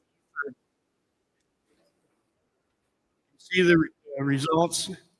If we had a statewide shift of E30 from E15 to E30 just in the state of Nebraska, 66,000 more gallons of ethanol would be consumed, with an annually of 529 tons fewer CO2 emissions to vehicles. 10% of ethanol is not flex fuel vehicle switch that would translate into 18.5 million gallons of additional ethanol use, 64,000 fewer tons of CO2, and generally a monumental impact. This work was published in a peer-reviewed journal, and energy production publications called a breakthrough. The National Ethanol Board championed results as proof that E30 can work in everyday vehicles as well. Further discussion? Further discussion? Oh, excuse me. Yes. Delegate at microphone 4. Michael Kovach, Pennsylvania Farmers Union. I Thank agree you. with my colleague from South Dakota that oil prices are skyrocketing, and I'm okay with the changes, though I think the one that was in there kind of said the same thing, a little less wordy. I think this is fine. I just don't understand the rationale behind if we're trying to make more alternative fuels, why would we eliminate the language around cellulosic ethanol, which has the potential to be a perennial crop type system. What was the rationale behind that, Doug? Thank you. Microphone 1. So to be more concise, I oppose striking the language about cellulosic ethanol. I'm fine with the addition. Microphone 1. John Hanson, Nebraska Union. Are we waiting for a answer from Doug, or do I go ahead? Do you have a response? I do. All right, please, then So, Doug. Poet, the brewing industry, based out of Sioux Falls, South Dakota, has done extensive studies to sell listing, and it is basically non-existent. They've exited it. They're going on to the SAF now rather than sale listing. Microphone 4. Yes, I guess I still don't understand why we would give that effort up if one entity in South Dakota can make it. That doesn't mean that we can't. You know what I mean? If we're looking to try and add fuel to the prices down, it might be a pipe dream, but boy, it'd be sure nice if we didn't have to plant a new crop every year to make ethanol. Microphone 2. In response to that, Michael, first of all, it is ineffective. It costs more, use more energy to get there, so it's not worth the squeeze. As is corn as opposed to sugar cane. Microphone 1. Oh, excuse me. That is incorrect. All right. Corn is right now even more effective than sugarcane. Brazil has proven it today. Brazil is using more corn because corn is cheap. Corn could go up twice of what it is today before they would use soy or corn cane again. Rather illustrates the point that doesn't mean that cellulosic is dead, because I mean, if we can, it's an all buts thing. Why would we give up on ethanol from a perennial source? If we couldn't make corn work for a long time, now we can. We can make cellulosic work for a long time. 2 years from now, maybe we can't. I just don't see the harm in leaving it. All right, we're going to move on. Microphone 1. John Hanson, Nebraska Farmers Union. I believe that's what we would call a colloquy. That way we just back and forth. Yep. So back to the study that was done. It was a demonstration study by the state of Nebraska. And so it's instructive in that they took their fleet from the different departments. So they had a mix of different kinds of vehicles that were used in different kinds of ways. And they took vehicles that were flex fuel vehicles and they put E30 in those. And they contrasted and compared those to the non-flex fuel vehicles that were also given E30 to burn. So here we are doing something that a lot of folks would say, oh, you should never do that. Well, there we were putting E30 in non-flex fuel vehicles. And what they found is that it worked just fine. There was no downside. There was no damages. The fuel efficiency was comparable. It was all positive. And so here we have all these non-flex fuel vehicles that could, in fact, be burning E30 with no ill effect. So it helps us kind of think about how big that market could be. The other point I would make is that as we think about that potential, is that there's an awful lot. This is a John Hanson research project, buying a vehicle. Is that there's a whole ton of flex fuel capable vehicles that are now on the market that do not have any kind of marking whatsoever, unless you go back to the original sales window sticker that has the flex fuel information. So our own car manufacturing companies and Ford and Chevy are both guilty of this, have done nothing to take advantage of even letting us as consumers know that the vehicle that we bought was in fact flex vehicle capable. And so for a lot of you, you might want to check and see what your original window sticker said, because we have a lot of vehicles out there could be burning flex fuel that were just never even let us know as consumers. The last thing I'd say relative to updating some of the things is relative to cellulosic. I'm one of the guys that's been saying cellulosic is 5 years out from commercial utilization for 30 years. I'm not sure that horse is going to come in. Delegate at microphone 3. Steve Keith, North Dakota. While I agree with what's up there, it looks to me like we are agreeing to this study. Doesn't really tell us if we want to do something about it or whatever. It's just that we're agreeing to this study. Comment back on, I'll look to microphone 2. Do you wish to comment to his observation or not? The language that I'm introducing is the answer to the ask of F. That's why I took it out. It's actually replacing it now because it's the answer. We were asking EPA to do that before, and now it's there. That's the result. Microphone number 1. Patrick O'Neill, Rocky Mountain Farmers Union. Yeah, similar to the last question, this appears argument for some particular thing, like a shift from E15 to E30. It's very elaborate, and I'm curious if it could be made more concise. We want E30, and leave it at that. Thank you. Microphone 1. Microphone 1. Teacher, Farmers Union. Yes. I just offer some empirical, anecdotal evidence that our farm operation has used E30 for 20 years in our whole fleet of pickups and cars. No problems. Thank you. Microphone 2. In Greenville, Minnesota. I was gonna just agree with the cellulosic issue. I don't know. You're at microphone 3. Give me a moment, please. It's all right. All right. Just hold on. Microphone 2. Lynn McBride with California Farmers Union. Thank you. And we also agree that we'd like to see the cellulosic language remain in the text, even though cellulosic ethanol has faced challenges. There's been some progress made by Brazil, China, and other countries, and we'd like to continue to support that progress. Thank you. Microphone 3, I'm sorry. I can't count, I guess. Ken Griebel, Minnesota. I would like to move. I just wanted to make a point. If I remember right, when ethanol was up, they were also negative energy. And I don't think we should take the cellulosic out. So I would move to delete that or to put that back in with the cellulosic on this amendment. Are you making that motion? Yes. Restate what you wish to do. You want to reinstate paragraph, Reinstate E. Yes. the original E, you want to reinstate? Yes. And there's a second. You want to speak further to your motion? I guess I spoke what I thought. I just, Okay. to support that cellulosic, because you have to keep developing, I think, if we want to, instead of starting eliminating things, we need to keep researching and developing. It doesn't always start off as a positive thing, but it a lot of times turns into something very positive.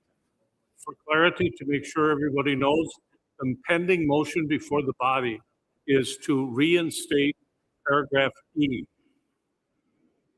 Do you wish to speak to that or something else? All right, I don't see anyone approaching on the question of reinstating paragraph E. All in favor of reinstating that language indicate by saying aye. Those who are opposed say nay. It's reinstated. Now we have before us the language is amended. Microphone number 2. Excuse me, Pat Heidelberg, Wisconsin. I'm kind of going to offer a friendly amendment, possibly, and take the information that Doug just presented, which would be the new F, and move that up above, right above the we support in line 12. Because it's not asking for anything, it's telling us what the study is. So if we can just move that up and be like background information for the new study that's come out, it might flow a little better since there's not enough. Well, was that a motion or a recommendation? Recommendation, but I could make it a motion. Well, it's up to you. What do you want to do? I'll make a motion to move that up. And we have a second. And so let's restate what you want to do. You want to move the new language that's being proposed right up after in line 13, an ethanol program to include, and then this language would be inserted there. Yes. Is that right? Yes. Because from what we've been looking at, it's the new language isn't doing an ask. It's giving us some really good background information on the new study. But and that we support. We support the study, but this is also just giving us information. It's not. There's not a lot of action in that paragraph. Further discussion on the motion to amend by moving the proposed amendment to a different location in the we support section of this document. Further discussion, microphone number 2. Doug Sumke, South Dakota Farmers Union. We make it a point in South Dakota Farmers Union not to get our policy book bigger than we stand tall. And that's all I was trying to do, was remove some stuff that really didn't need to be in there any longer. The question before the body is, shall the proposed amendment be inserted up on line 13 after the phrase an ethanol program to include? Everybody clear on the motion? All in favor of relocating that new language indicate by saying aye. Those who are opposed say nay. It's carried. Now we have before us the original motion to amend, which provides for a new, I think we called it F, did we not? Well,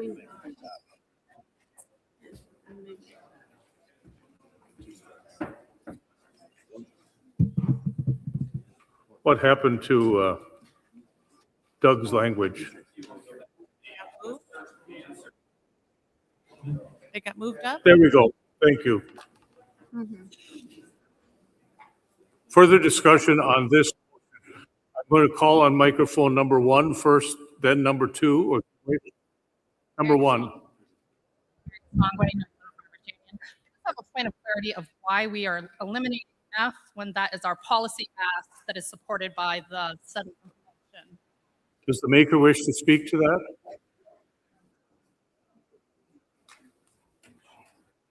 Doug Sumpke, South Dakota Farmers Union, because the ask has been done. The answer's there. And I don't want to confuse people that aren't in this debate in the future wondering why we're asking when we already got it in our policy that the answer's. Delegate at microphone 3. Ann Schweigel, Minnesota Farmers Union. Point of clarification. Yes. Motion. Why, we haven't spoke to it, why are we striking lines 14 and 15 on page 154? Letter Roman numeral 5, I believe is on all of our best interest to have auto manufacturers producing and marketing more flexible. So why are you looking to strike it? Understand the question? All right. Respond, please. Doug Sumpke, South Dakota Farmers Union, because the ask has been answered. Studies show that there's no adverse effect to non-flex fuel vehicles, thus no need to have flex fuel vehicles. Microphone 1. Mary Stongway, New England Farmers Union. Don't destroy the microphone now. Okay. There you go. So back on now, New England, we have E30. So E30 is not available everywhere. So if we want policy that's going to expand E30, you need to make sure you're applying it to all your states. So I don't know why we're taking out policy that will expand it, and it hasn't been accomplished. Okay. Delegate at microphone 3. Gary Wordy, Minnesota. Doug's very passionate about ethanol, but I think he just confuses it more. So, he's trying to unconfuse it. But we definitely want our manufacturers to make the flex fuel vehicles. They're not doing it now. And by removing F, we're not taking a position. Keeping F in there says we support E30. So I appreciate Doug moving that language up front because that's one of the reasons, but you still got to have we still got to have the ask. By removing those two pieces, we're not asking for anything. We're just making a statement. Microphone 2, do you wish to respond? Microphone 2, do you wish to respond? South Dakota Farmers Union. First of all, the higher blend at E85, which the ethanol industry mistakenly started in the first place, is not very efficient. And other countries such as Brazil are using levels up to E35, and they do not have flex fuel vehicles. The car companies for these light duty vehicles are looking for direction. And if we're going to continue to ask them to make one engine or another or both, they have no direction from us. We've got the direction now with the study. We do not need flex fuel vehicles. I am running a 2026 pickup that has not had anything but E30 in it. Okay. And the reason that doing what they're doing is because they're following the oil industry study. No one's looking at what Nebraska has done here with their engineering study. Thus, no need for the other engine. Microphone 4. Jarrett Keith, North Dakota Farmers Union. I make a motion to amend the motion, if I may. Yes. To reinsert the deleted language of F and Roman numeral 5. Your motion is to reinsert the language in F in addition to the changes being proposed there. Correct. Can I ask for a friendly amendment quick? You're not doing it as to Roman numeral 5 on the next page. You're only as to F. No, both F and Roman. F and 5. You want to reinstate those? Yes. All right, we have a second. Speak to your motion. So for the F under the we support, I agree with Doug's sentiment with adding in the extra language there. I appreciate the study, but that does take out any of our action in the policy. It gives us a good reference point, but it gives us no action. We're We're not asking for E30 blends or higher. We're not asking anything in the policy, which is what the policy is supposed to be. As for the flex fuel in all markets, E85 is out there, right, wrong, or otherwise. If people want that option, they need vehicles that can run the E85. So I believe that should stay there as well. Discussion on the motion to reinstate language. Are you on that point or something else? I'm on that point. I Please. would like to make a motion, but back up the original F, please, on the screen. My thought was we only need the first line, expansion of available gasoline blends to E30 or higher, period. Because the rest of it is up on top, right? Is that correct? But he's amending the amendment. Yeah. Right. She was just amending again. Yeah. Okay. You're premature. Okay. All right. Are you commenting for the second time? Do you want to use that? Well, I was going to say I would change my motion to what she was suggesting. If That's allowable. Is the seconder agreeable? All right. So identify exactly what we have now as a motion. what's on the screen looks correct. All right. Thank you. And thank you, Aaron. Does the gentleman in microphone 3 wish to be heard? No? All right. Is everyone clear as to what's before us?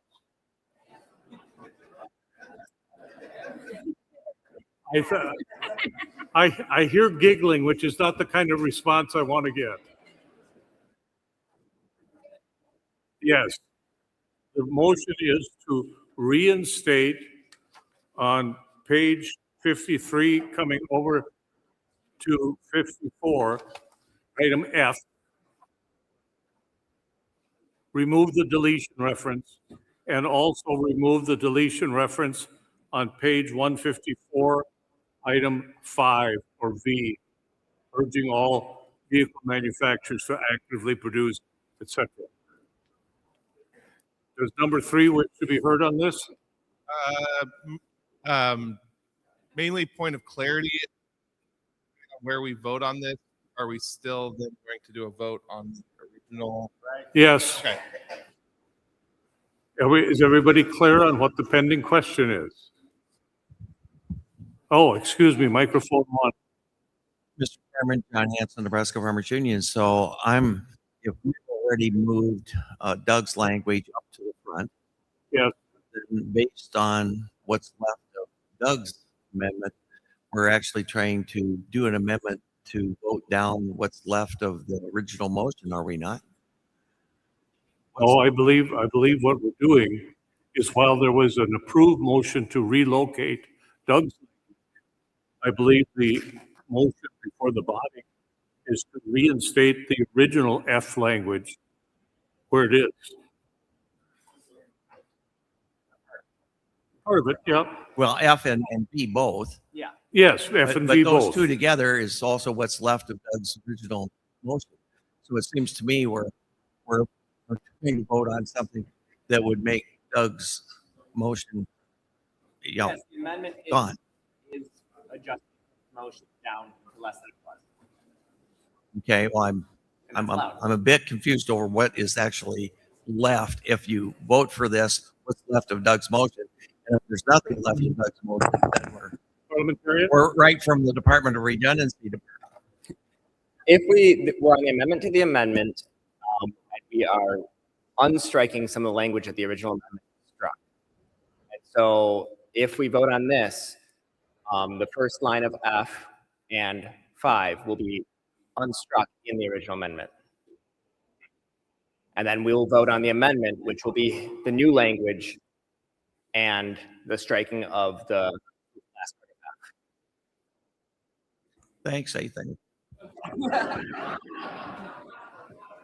You know, making policy is a lot like they talk about making legislation. You shouldn't really watch it. No. Everybody clear on what's before the body? Delegate at microphone 4. Stephen Holmes, North Dakota. Yes. I don't know how to say it. I guess I'm just going to clarity of some sort. So Doug's motion was more informative, which was moved up, and it's in. It was moved. That's been done. Thing that he wanted to remove was what everyone wanted to keep as far as the action item. But there was a lot of information in that action item.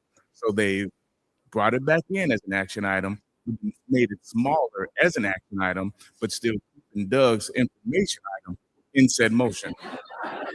Isn't that a beautiful rendition of where we're at? Thank you. Further discussion. The pending question is the reinstatement of the language of F and 5 or V. Seeing no one approaching a mic. Oh, wait a minute, excuse me. Microphone 3. It's fine. Ryan Mark, I would just speak in favor of the language that we're putting back in. As I know Doug is an E30 advocate, and I've driven my 2011 Toyota Tundra for the last 8 years on E85, and I greatly appreciate that vehicle. The manufacturer no longer makes said engine as of 2021, so I would love manufacturers to make that engine again. I'm not hearing you. Sorry. There you go. Better. Cool. I appreciate Doug's support for E30, but I have driven my 2011 Toyota Tundra for 225,000 miles, and I've driven it for the last 8 years on E85, and I would love to replace it at some point, but as of 2021, that engine is no longer made. So I would certainly love to have our manufacturers continue to make vehicles that are compliant with the 85. Thank you. Thank you. Are you ready for the question? All right. All in favor of reinstating F and V indicate by saying aye. Those who oppose say nay. Motion carried. And the underlying motion will no longer contain a deletion of those two provisions. Now, we have before us this section as has been debated, and microphone 3, you wish to be heard. Yes, John Williams, Illinois Farmers Union. While I appreciate and think we have made improvements on the overall amendment, I just stand in opposition of it still, because I believe we're spending a lot of space laying out facts and not coming up with a stance on the opinion, and the original text has that stance. Thank you. Microphone 1. I want to second what the gentleman just said. Sorry. Alakanen, New England. While Doug has talked, he has mentioned studies in South Dakota, Brazil, Europe. I love evidence-based anything as much as the next person, but if you start putting evidence in this already unwieldy book, it's going to be 1,000 pages. Thank you. Before I recognize the delegate at 2 for the second time, I'm going to go to delegate number 1. Will Rick, Rocky Mountain Farmers Union. I'd like to call a question on Question has been called. Is there a second? I hear a second. All in favor of adopting this section as amended? What? Oh, I was just going to do that. We're going through, starting on page 153. No. Vote on calling the question and vote on the amendment. Duh. All in favor of ending debate and moving to the previous question indicate by saying aye. Those who are opposed? It doesn't count.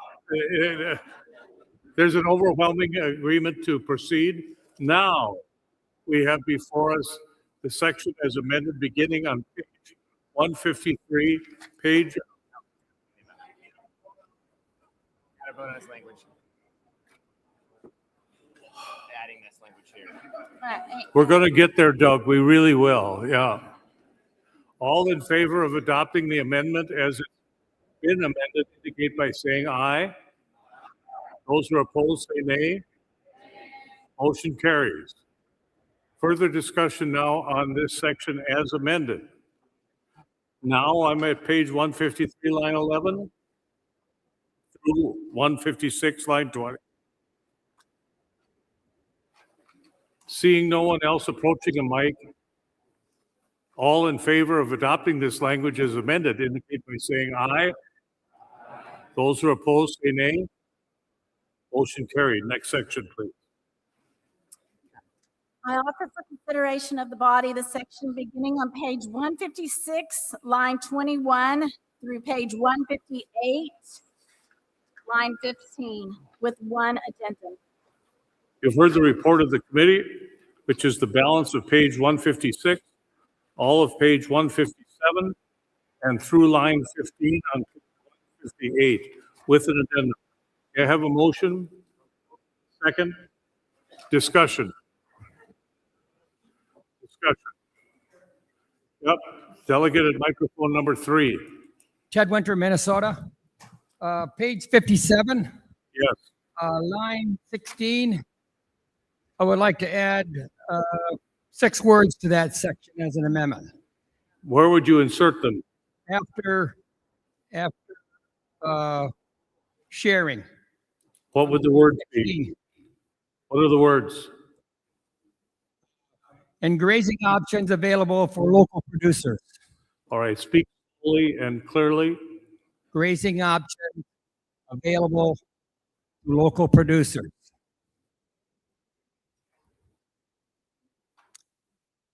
Is it correct on the screen? Yes. Yeah, Is there and a sec? Mr. Chairman, we need to take the and out and probably just put a comma in there after transparency.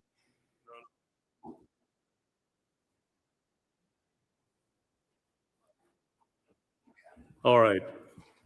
We will at the end. Okay, Mr. Chairman. 1 second, please. We will at the end adopt a motion to allow staff to make grammatical corrections, but nonetheless, speak to your motion now.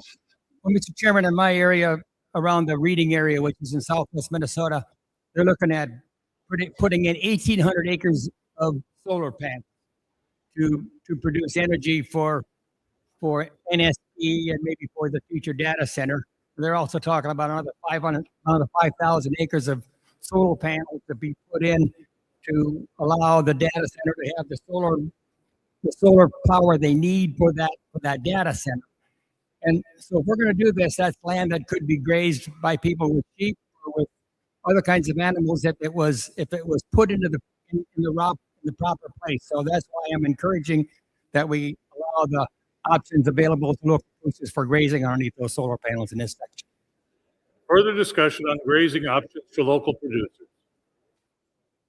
Seeing no one approaching, all in favor of adding that language indicate by saying aye. Those who oppose say nay.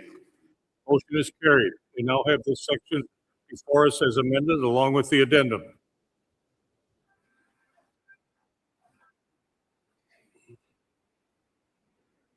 Okay, microphone 3. Yes, thank you. Mike Carberry, Iowa. Oh. So speak. If all delegates have spoken, a member may speak. In the addendum, talking about striking on line 157, line 27. Yes. Striking, replacing fossil fuel powered, inserting development of. Yes. And this is the section on grain drying.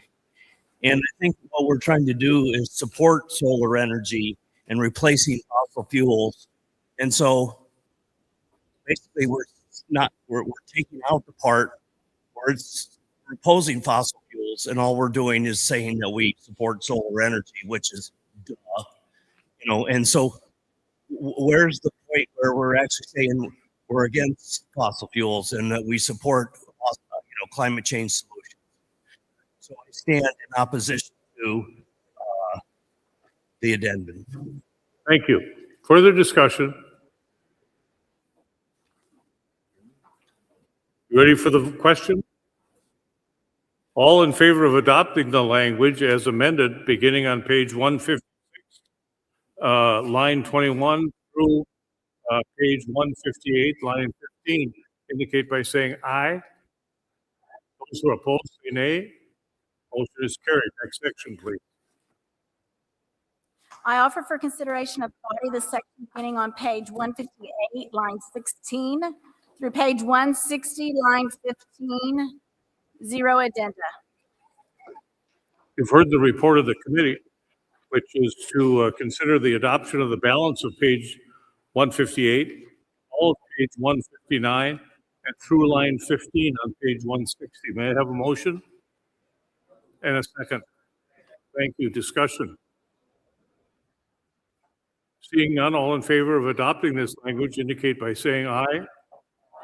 Those who are opposed say nay. Motion is carried. Next section, please. I offer for consideration of the body the section beginning on page 160, line 16, through page 162, line 16, zero addenda.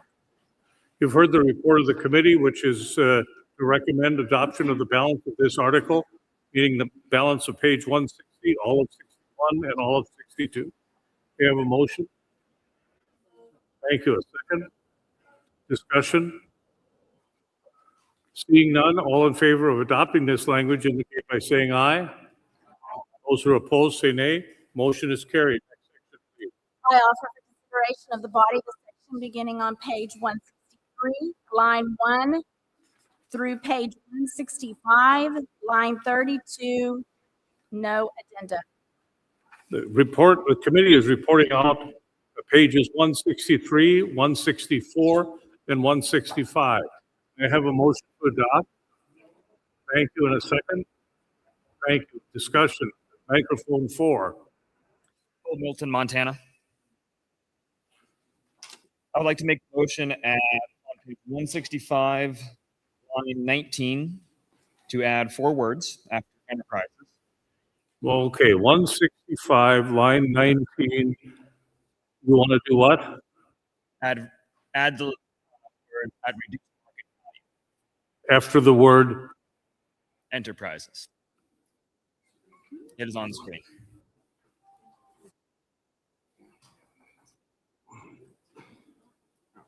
Got it? Good. Yep. I'm sorry, I don't recall. Was there a second to your motion? There is now. Wish to speak to your motion? Closer to the mic, please. Emphasize that these tax reliefs are intended to be realized by the new and beginning producers, just the selling party. That is my motion. Thank you. Further discussion on the amendment. All in favor of adding the language at reduced market value indicate by saying aye. Those who are opposed say nay. Motion is carried. Now we have this section before us ending on page 165, line 32. Is there further discussion? Delegate at microphone 3. Mr. Chairman, Ted Winter, Minnesota. On page 163, line 21, I would like to reinstate the language that's being deleted from programs that fail to meet their intended objectives should be restructured and terminated. You've heard the motion. Is there a second? Speak to it. Mr. Chairman, I believe that if we do the regular audits show that the objectives are not being met by the program that they're reviewing, that then that program, if it fails to meet the intended objectives, should be either restructured or terminated. I think that actual language tells us that if you're doing wrong, you should be terminated because it's not doing anybody any good if you keep it in place. Further discussion on the motion to amend by reinstating certain language. Delegate wish to be heard? Sure. Tyler Brown, Rocky Mountain. Yes. I stand in opposition to this, especially the word terminated. Currently in my area, my FSA office is not doing so well with some intended programming, meaning some intended objectives, I would say, but that doesn't mean I want them terminated. So I stand in opposition. Further discussion? For the delegate for the second time? Mr. Chairman, I think that's up to the people that are doing the audits and reviewing the program. If they think there's no success in reviving that program because it's too fraudulent, they should be able to terminate it. But if we don't stop stuff that's being bad, we just continue on to have it being bad. So I think that if we're going to review it and we're going to look at it, we're going to audit it, and it don't fit what it needs to be, it needs to be terminated. If it can't restructure it, then let's terminate it. Further discussion on the motion to amend by reinstating certain language. Microphone 3. Anna Peshek, Iowa Farmers Union. I would stand in opposition to that language because if those are congressionally authorized funds, then I do not believe that they should be able to be terminated based on that audit. And I would argue that that is the language that has been used to terminate by this administration very many successful programs that we talked about previously, like the local food purchasing assistance program and so forth. Further discussion. Seeing no one approaching a mic, all in favor of reinstating the language on lines 21 and 22 of page 63, specifically programs that fail to meet their intended objectives should be restructured or terminated. All in favor of reinstating that language indicate by saying aye. Those who are opposed say nay. Motion to reinstate is defeated. We have before us this section. Further discussion. Going through page 165, line 32 as amended. Seeing no one approaching a mic, all in favor of adopting this language as amended indicate by saying aye. Those who are opposed say nay. Motion carried. Next section, please. I offer for consideration of the body the section beginning on page 166, line 1, through page 168, line 13, with one addendum. You've heard the report of the committee, which is to approve pages 166, 167, and through line 13 on page 168. May I have a motion? Thank you. A second? Thank you. Discussion? Seeing none, all in favor of adopting this language indicate by saying aye. Those who are opposed say nay. Motion is carried. Next section. I offer for consideration of the body the section beginning on page 168, line 14, through page 170, line 19, zero addenda. You've heard the report of the committee, which is to recommend adoption of the balance of the article, specifically the balance of page 168, all of page 169 and 170. May I have a motion? Is there a second? All discussion? All in favor of this language indicate by saying aye. Those opposed say nay. Motion is carried. Next section, please. Okay, you can introduce somebody. I'm going to. All right. My next person to introduce that will be coming forward is Ivy Jean Reynolds. Ivy Jean has worked for USDA's Farm Service Agency for almost 9 years, recently serving as Deputy Chief of Staff for Policy under former FSA Administrator Zach Noshi. She recently founded Agrarian Policy Center, LLC, as a public policy consultancy focused on agriculture and natural resources. She grew up in rural Western New York and was involved in her local national FFA chapter. Today, she lives in Denver and is president of the Denver Jefferson County chapter of the Rocky Mountain Farmers Union.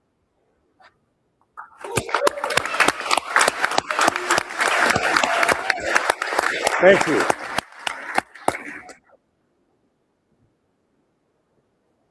Where are we going to go now? I was kind of thinking dinner. Yeah, drinks, okay. The bar. Yeah, maybe in a little bit. Okay, I'll see what we can do. I offer for consideration of the body the section starting on page 171, line 1 through page 172, line 29, no addenda. You've heard the report of the committee, which is to adopt all of page 171 and the first 29 lines of page 172. May I have a motion and a second? Discussion. Microphone 3. Dana Seifert from Minnesota Farmers Union. I'd like to make a motion on page 171, line 6, replace the word childcare with dependent care. Is there a second? Speak to your motion. Families are increasingly needing to take time off of work and stretch their economic and logistic budget to care for elderly family members, in addition to children. And until our social safety nets can take that pressure off the family, I want all ages to be included in this policy. Further discussion on the motion to amend by deleting the word childcare and replacing it with dependent care. All in favor of adopting that change indicate by saying aye. Those who oppose say nay. Motion carried. We now have this section before us as amended, ending on page 172, line 29. Further discussion? All in favor of adopting this language as amended indicate by saying aye. Those who are opposed say nay. The motion is carried. Next section, please. I offer for consideration of the body the section beginning on page 172, line 30, through page 174, line 6, with no addenda. You've heard the report of the committee, which is to adopt the balance of page 172, all of page 173, and the first 6 lines of page 174. May I have a motion? Second? Thank you. Discussion. I'm boring. No. I don't see anyone approach. Oh, careful. Take your time. Take your time. Microphone number 1. Kyler Brown, Rocky Mountain Farmers Union, 173, line 32. If I could get clarification from the policy committee on why we oppose autonomous freight transportation on public roadways. Someone wish to address that?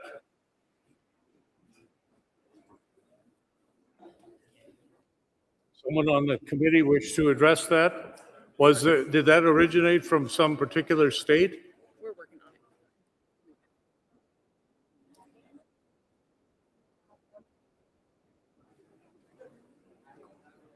If we don't have an answer, I have a great freight joke. So, well, we're in wild anticipation of that. I'd like to get an answer to your query first, please. The rationale of the committee is that we wanted to establish policy opposing autonomous vehicles on roads. So there. Does that answer it? Now let's hear what you have to say. I move to strike this language. You move to strike it? Is there a second? Speak your motion to strike. Autonomous freight hauling is going to become a part of our future. And I think it would be unwise for us to oppose it at this time. Further discussion on the motion. Microphone 4. Mr. Chairman, Ted Winter, Minnesota. Wait a minute. Microphone 4. Eric Summerfield, Montana. Why do we want to put guys earn a decent living hauling freight around the country out of work? And it's also a safety consideration. I go on enough car wrecks on an interstate, and it's hard enough to get regular people to move over, let alone this autonomous freight vehicle with what we've got for existing controls of these vehicles. So we need to keep this in. Microphone 3. Mr. Chairman, I'm speaking against this deletion because you're driving down the road, an 18-wheeler with 80,000 pounds of weight is not having anybody behind the wheel. I think it's very unsafe for myself and my family and for my neighbors, and that's why I'm against deleting this amendment. Microphone number 2. I'm in opposition of of striking this language. Oh, Toby Wallace, Oklahoma Farmers Union. Thank you. I'd be in supportive of leaving this language in, as we are a NFU is an organization that promotes rural communities and rural families. Adding autonomous vehicles to the roadways eliminates jobs for rural people in rural America and rural Oklahoma and rural farming that supply jobs. When you take those jobs out of the market and put it in the hands of autonomous vehicles, you are killing our rural communities. And we have people that need those jobs to deliver that freight to our local businesses. Thank you. Microphone number 1 for the second. You wish to speak again? Well, wait, I have a delegate for the first time. Yes, please. Katie Nixon, Missouri. I'd offer an amendment to, well, can I do that? It's been, Well- it's been struck, but it would be an amendment to adding language to strike it. Out of order. Okay. Kyler Brown, Rocky Mountain Farmers Union. I appreciate those concerns about persons and jobs, rural economies. Currently, right now, I hire about 4 potato truck drivers during harvest, and they go approximately 2.5 miles on public roadways to our warehouse where we store these potatoes. And my little farm, I'm the smallest farm in my neighborhood. Everyone is 3 times my size or larger. Will probably, they already have all the scale benefits that I do not have. And I could see that if I have an autonomous potato truck and all I got to do is harvest those potatoes and put it in one, and it has to go 2 miles down the road and back, that may be a real benefit to my farm. And I might get to continue to be farming. So I understand your concerns, but I think technology is going to be a part of this conversation, and we better try to figure out how to use it. Thank you. Further discussion. The microphone number 1. I am opposed to taking it out of this area. Oh, I'm sorry, Giselle Thomas, Kansas. Thank you. Farmers Union. I am opposed to striking this out because we have already seen some of the mishaps with already automated vehicles, and a mishap with a car compared to a mishap with a freight is way different. And I believe that if it is approved, then there needs to be wording on like a short distance rather than just public roads in general. Thank you. Microphone 4. Robert Kylan, North Dakota. I don't know how good these trucks are yet with knowing if my tractor and pulling a big equipment behind my tractor down the road is going to be, if they can move over and get out of the way like everyone that can see you does, because it doesn't program that there's a hazard ahead of you. Whereas everything that's mapped with the car and everything, they can program all that. But if you're going down the road like most of us have to move from field to field with wide equipment, I don't want a semi coming down the road that doesn't know that I'm there and can't pull over. Microphone number 2. Joe Gusto, California Farmers Union. I am opposed to striking this language. We have autonomous vehicles in California, and we have issues with them. They cause traffic jams. They obstruct traffic. Some of the vehicles that are run red lights. So I think the problem here is that we are okay with autonomous vehicles. They can prove themselves to be safe. Maybe we need language in here that says that they need to be safe before we approve them. Something as simple as that. Thank you. Further discussion. Microphone number 2. Tim Bates, Oklahoma. The problem with technology is it requires more data centers. You don't get to speak and call the question. You only can do one or the other. Microphone number 4. Oh, Milton, Montana. I'm called. There you go. Is there a second? All in favor of ending debate and proceeding to the underlying question indicate by saying aye. Those who are opposed say nay. Motion carried. The question before the body is shall the language on page 173, line 32 be deleted? All in favor of deleting that language indicate by saying aye. Those who are opposed say nay. Motion to delete fails. We have before us this section now. Further discussion. Further discussion. We're going to page 174, line 6. Delegate wish to be heard?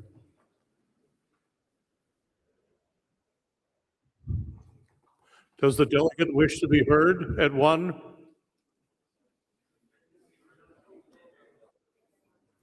No. All right. Further discussion then on this section as amended? All in favor indicate by saying aye. Those who are opposed say nay. Motion carried. Next section, please. I offer for consideration of the body the section beginning on page 174, line 7, through page 177, line 27, with no addenda. I think I said 27 and I meant 25. Through 177, line 25. There you go. The committee is reporting out page 174, 175, 176, through line 25 on page 177.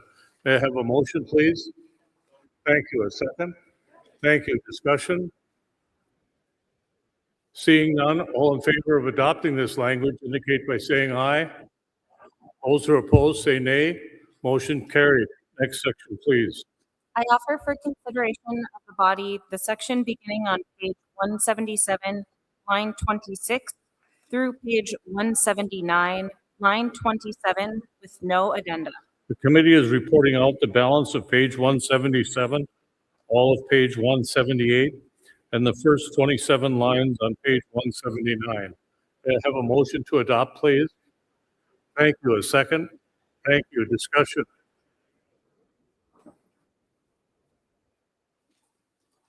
I don't want to hurry this, but I hate to see this train slow down. All in favor of adopting this language indicate by saying aye. Those who are opposed say nay. Motion is carried. Next section, please.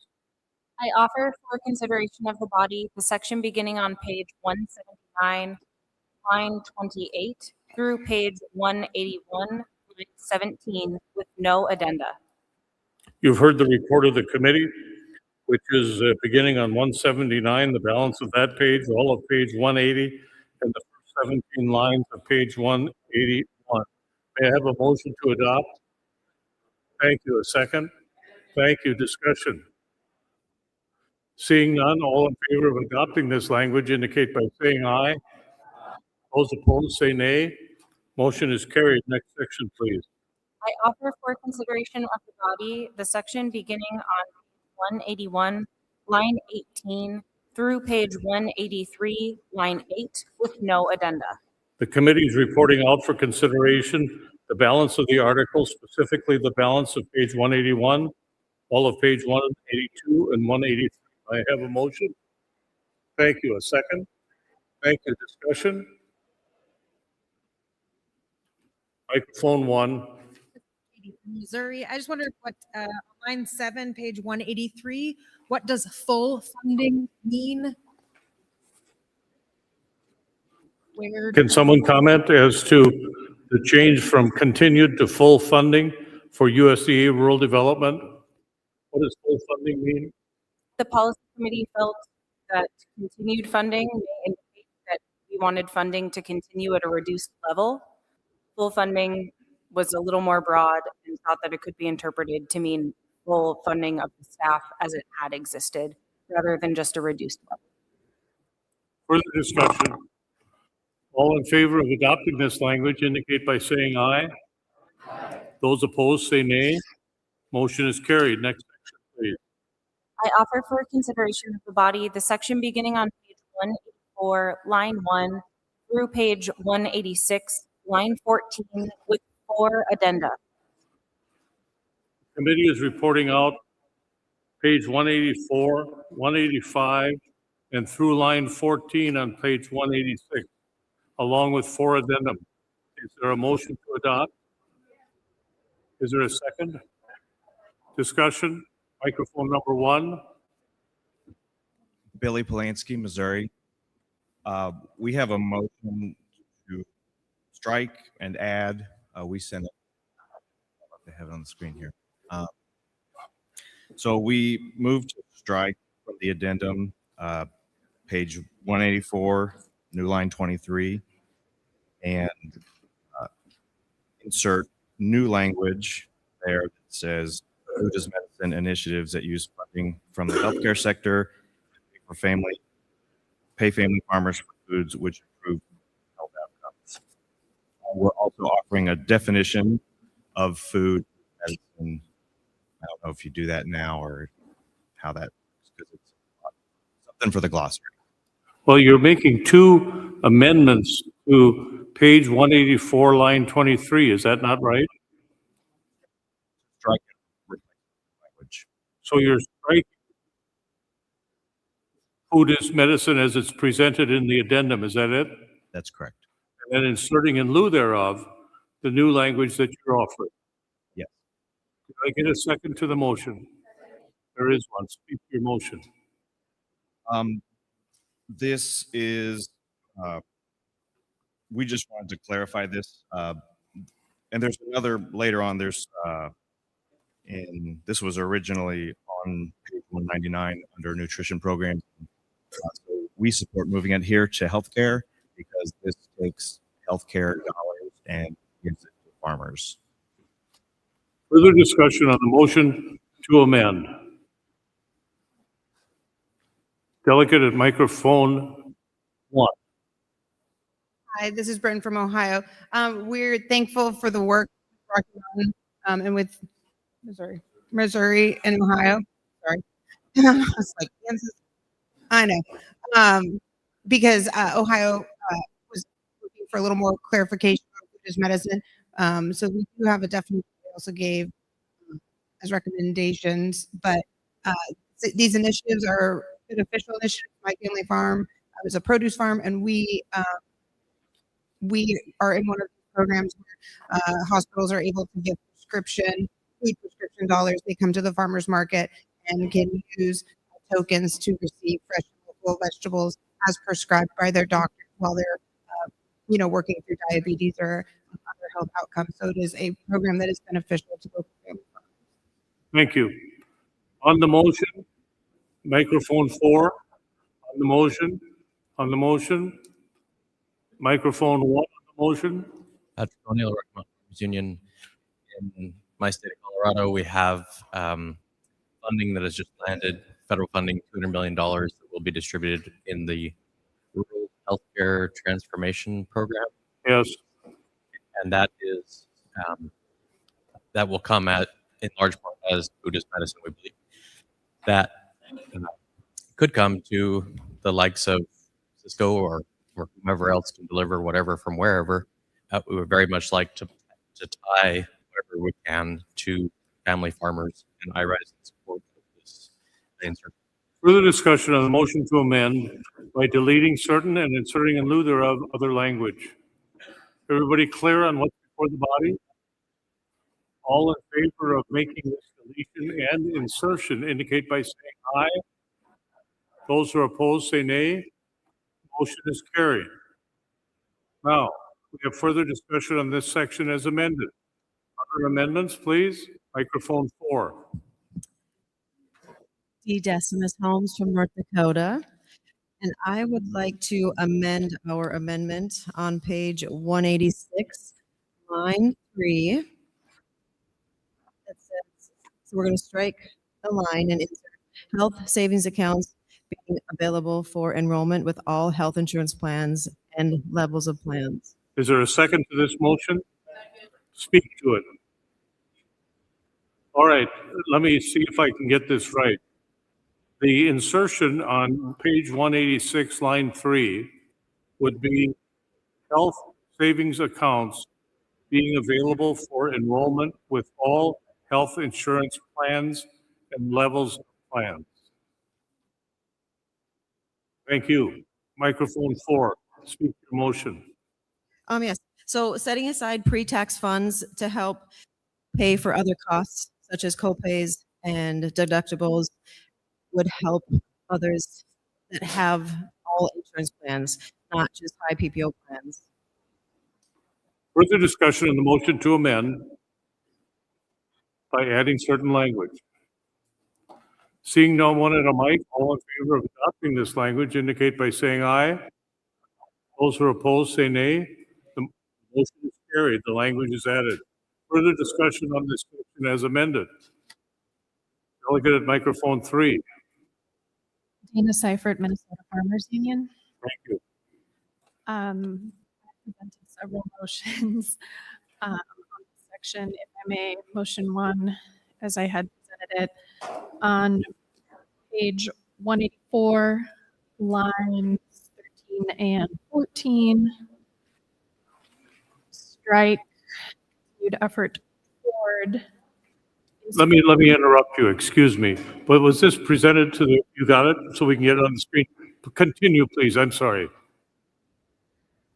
Sorry, 13, line 13. Strike continued effort toward. Insert the words implementation of. Strike the letter N and the word improved. Insert the word comprehensive before the word national. Strike the word comprehensive after national. And insert the word public on line 14. Strike the word which includes a public option. And the rest. Do we have it on the screen as you wish it? A comprehensive land. Is it on the screen as you intended? And then strike. Yes, Mr. Chairman. All right. Further discussion on the motion. I think I might need a second. Pardon me? Sorry, I just thought I might have needed a second, which someone kindly offered. Everybody clear on the motion? It's up on the screen, highlighted in gray, some strict language and some inserted language. I'm going to call the question. All in favor of adopting this language as amended indicate by saying aye. Those who are opposed say nay. Motion is carried. You have something further, Mike 3? Mr. Chairman. Page 184, line 18, strike the words and minimal, insert the word or. You've heard the motion. On line 18, delete the phrase and minimal and insert or. Is there a second to this? Do you wish to speak to your motion? Several plans for a national public health system, including physicians for a national public health plan.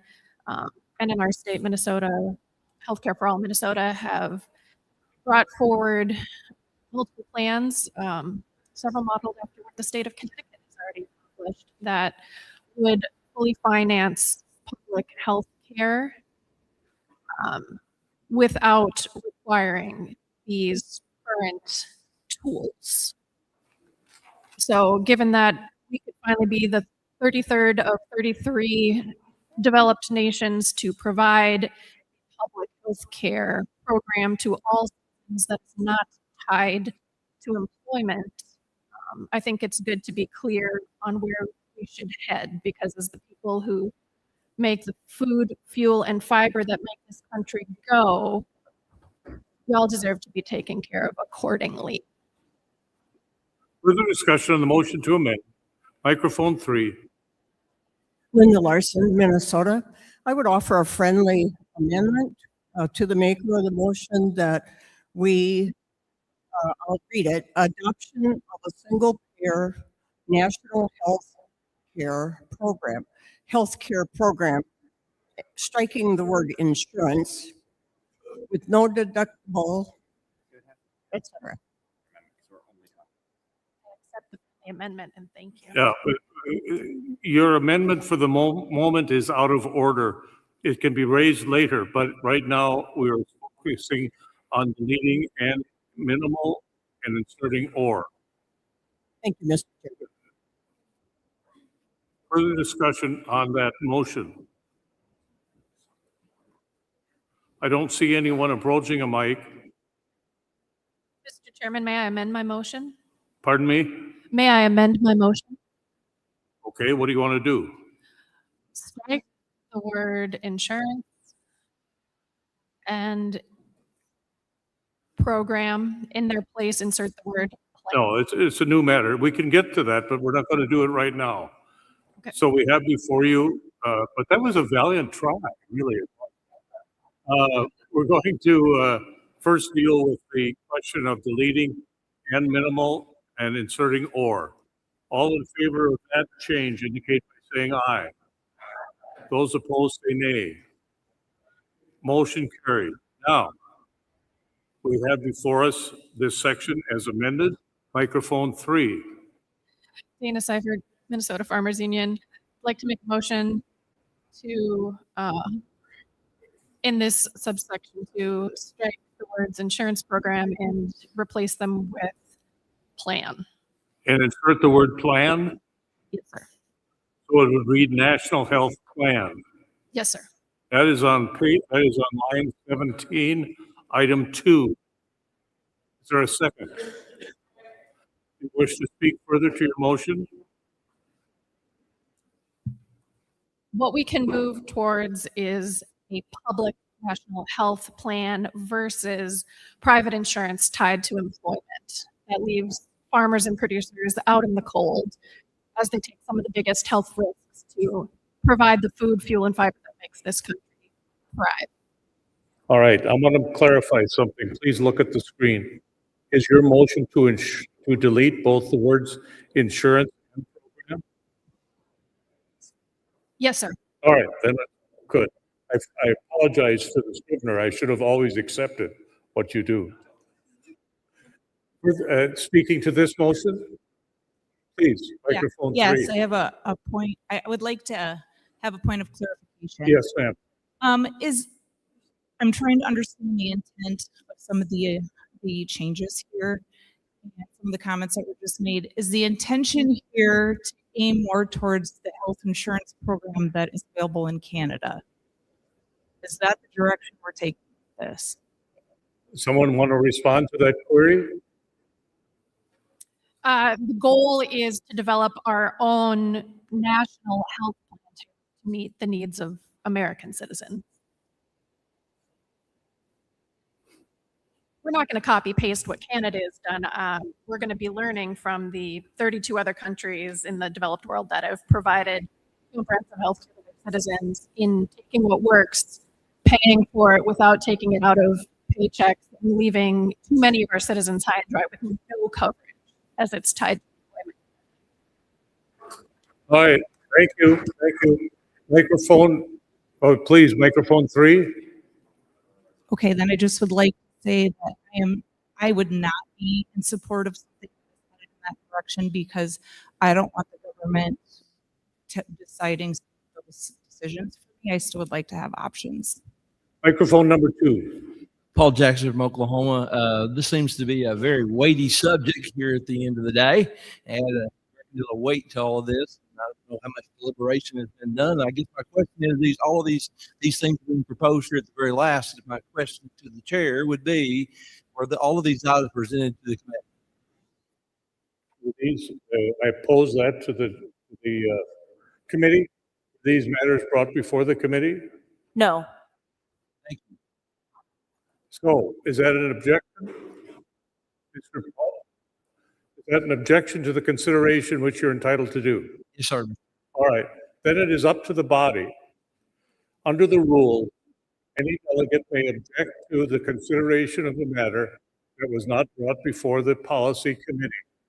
And the decision whether to proceed with hearing it is a decision to be made by this body by a majority vote. So the question before the body is, shall we continue to consider the amendments that are being presented here that were not presented to the committee or not? Discussion on that point. Everybody clear?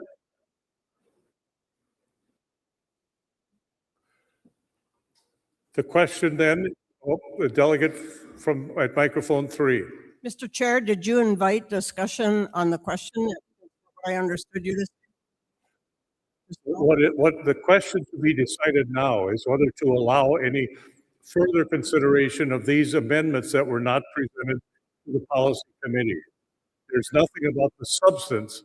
It's about whether to allow the procedurally to allow it to be considered. Thank you. Discussion on the point. Microphone 1.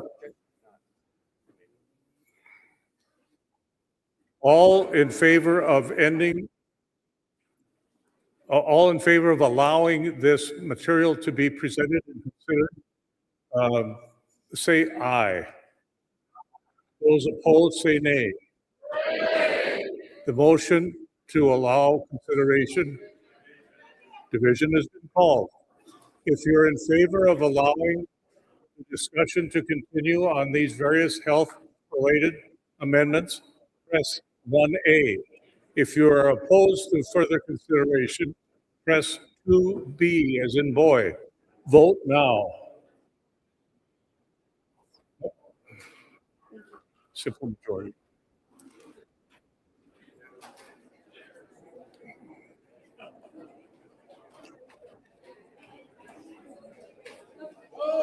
Oh.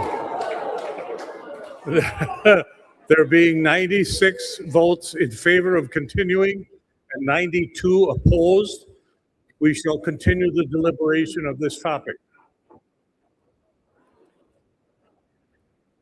Delegate at microphone 3.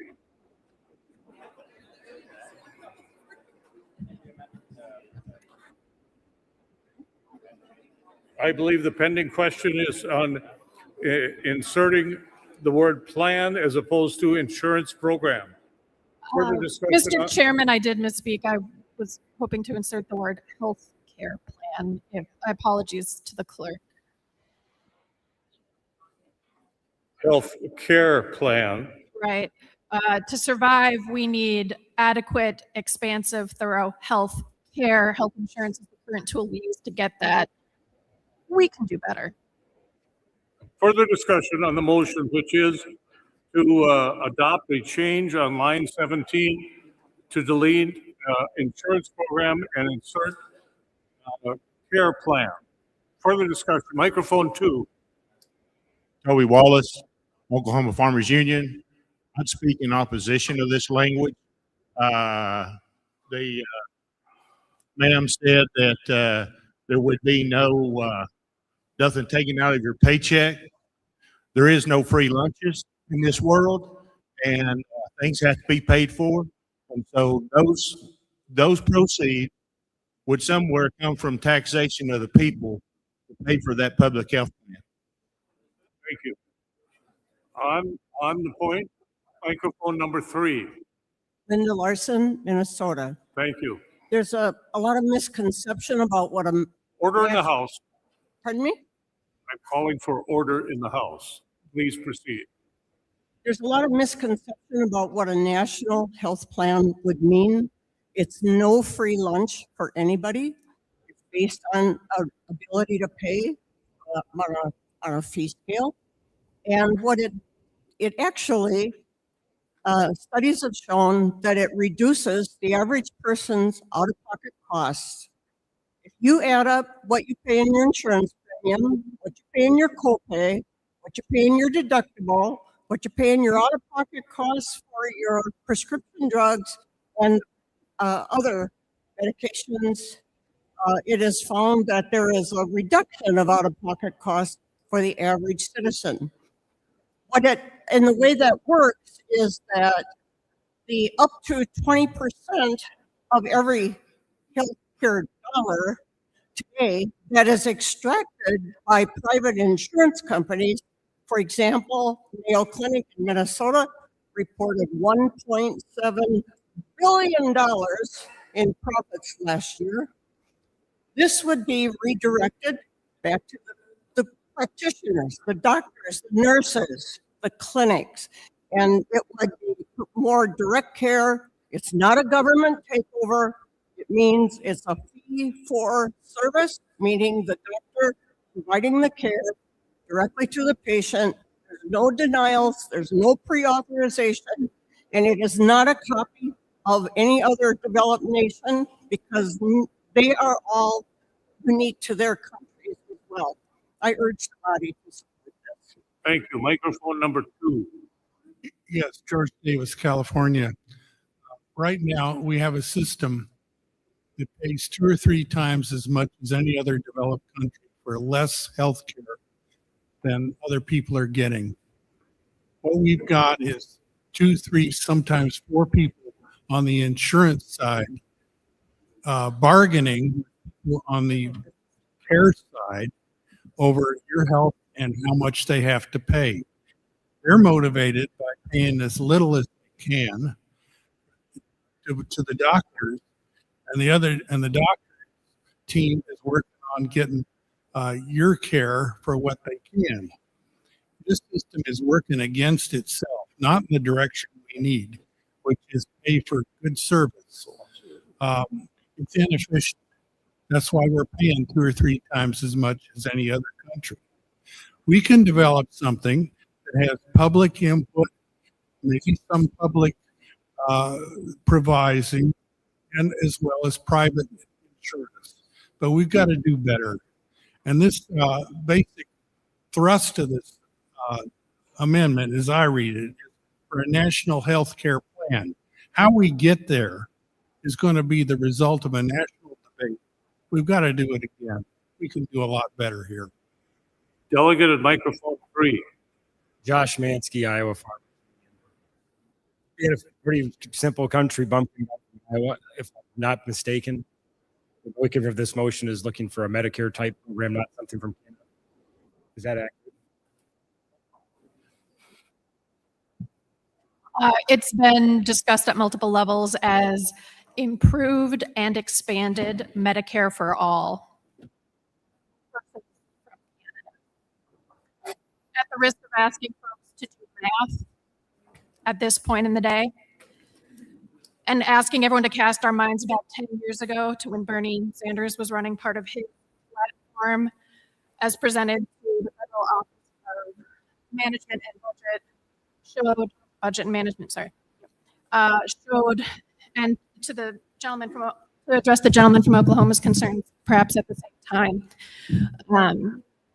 This would be allowing a national plan, not requiring a person to receive health care through an employment-based insurance. It could be paid for with a 4% tax on income from any source over your initial first $29,000 of income. To break that down, if you, when you put your taxes together, had income of $89,000, you would be taxed 4% on the difference of $60,000, meaning your entire maximum healthcare expenditures for a calendar year to cover healthcare. We should have vision, we should have dental, we should have those policy debates on what is included, would not exceed $2,400. No copay, no deductible. The maximum you will pay at all is that, with an additional 7.5% payroll tax on employers after their first $2 million in revenue. Microphone 4, please. Amber Klosick, South Dakota.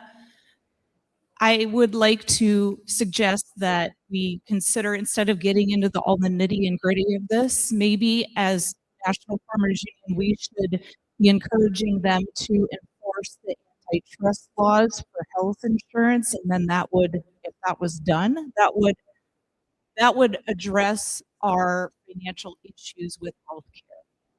Thank you. Microphone 2. Hi, I'm Brenda Chapman from Oklahoma Farmers Union, and just want to make there was some information the other young lady had presented about there being almost like Closer to the mic, please. like a sliding scale. I'm vertically challenged, okay? A sliding scale for the payment of the healthcare plan. And as it's stated up on the screen, it says we've taken out minimal copays and it says no deductible copays. And so we need to make a decision on this. Thank you. Microphone 3. Gary Werdich from Minnesota. I would speak in support of this, and rather than trying to get into nitty-gritty how we're going to pay for it, we have to realize with the cuts to the big bill last summer, taking away the ACA subsidies and all the other high costs of insurance, people are going without insurance. They're going to the emergency rooms. Where does that fall? That falls on everyone in this room in our real estate taxes. So we are paying in a tax the current system that we have. And we're not solving any problems. All we're doing is taking people off of health care and making them unhealthy. Microphone number 1. Amanda Lindahl, Kansas. I would like to call the question. Question's been called. Is there a second? The purpose of the motion is to end debate and proceed to the previous question. All in favor of ending the debate indicate by saying aye. Those who are opposed say nay. Motion prevails. The question before the body is, shall we amend by dropping the word insurance and inserting in lieu thereof health care plan? You see it on the screen? All in favor of adopting that language indicate by saying aye. Aye. Those who are opposed say nay. Motion carries. The language is adopted. Further discussion on this section? Further discussion? Microphone number 3. Given the generosity and indulgence of the body, I'm going to skip. Thank you, Dana Seifert, Minnesota Farmers Union, and pediatric physical therapist. Given the body's generosity and indulging my concerns and the concerns of Minnesotans that we take care of each other, I will forego my third motion, making motion for on page 186, line 28, replacing the words extended delays by drug companies for the FDA.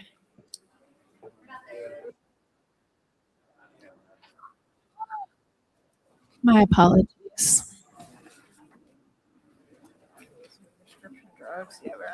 Further discussion on this section as amended. Seeing no one rising to be heard, all in favor? Oh, if you wish to speak, you got to get there. Number 2. Number 2. Ryan Clemens, Oklahoma. I'd move the table the rest of this section till the 27 convention. I'm sorry, I couldn't understand the voice. I would move the table this till the 2027 convention. The parliamentarian has indicated that's out of order. Further discussion on the motion to adopt this section as amended. This amendment. Seeing none, all in favor of adopting this language indicate by saying aye. Aye. Those who are opposed say nay. Nay. Motion passes. Division's been called. We'll use the clickers. It's on the main motion. Yeah, it's on that section. On the section as presented and amended. If you favor what has been done, you would click 1A. If you are opposed to what's being done, select 2B. Get ready to vote. Vote now.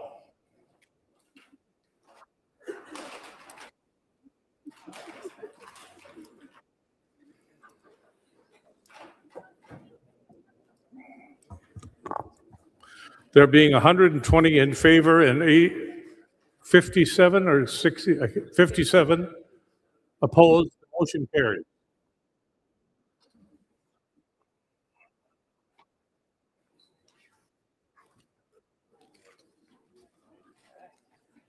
Our next section, please. I offer for consideration of the body the section beginning on page 186, line 15, through page 188, line 15, with 3 addenda.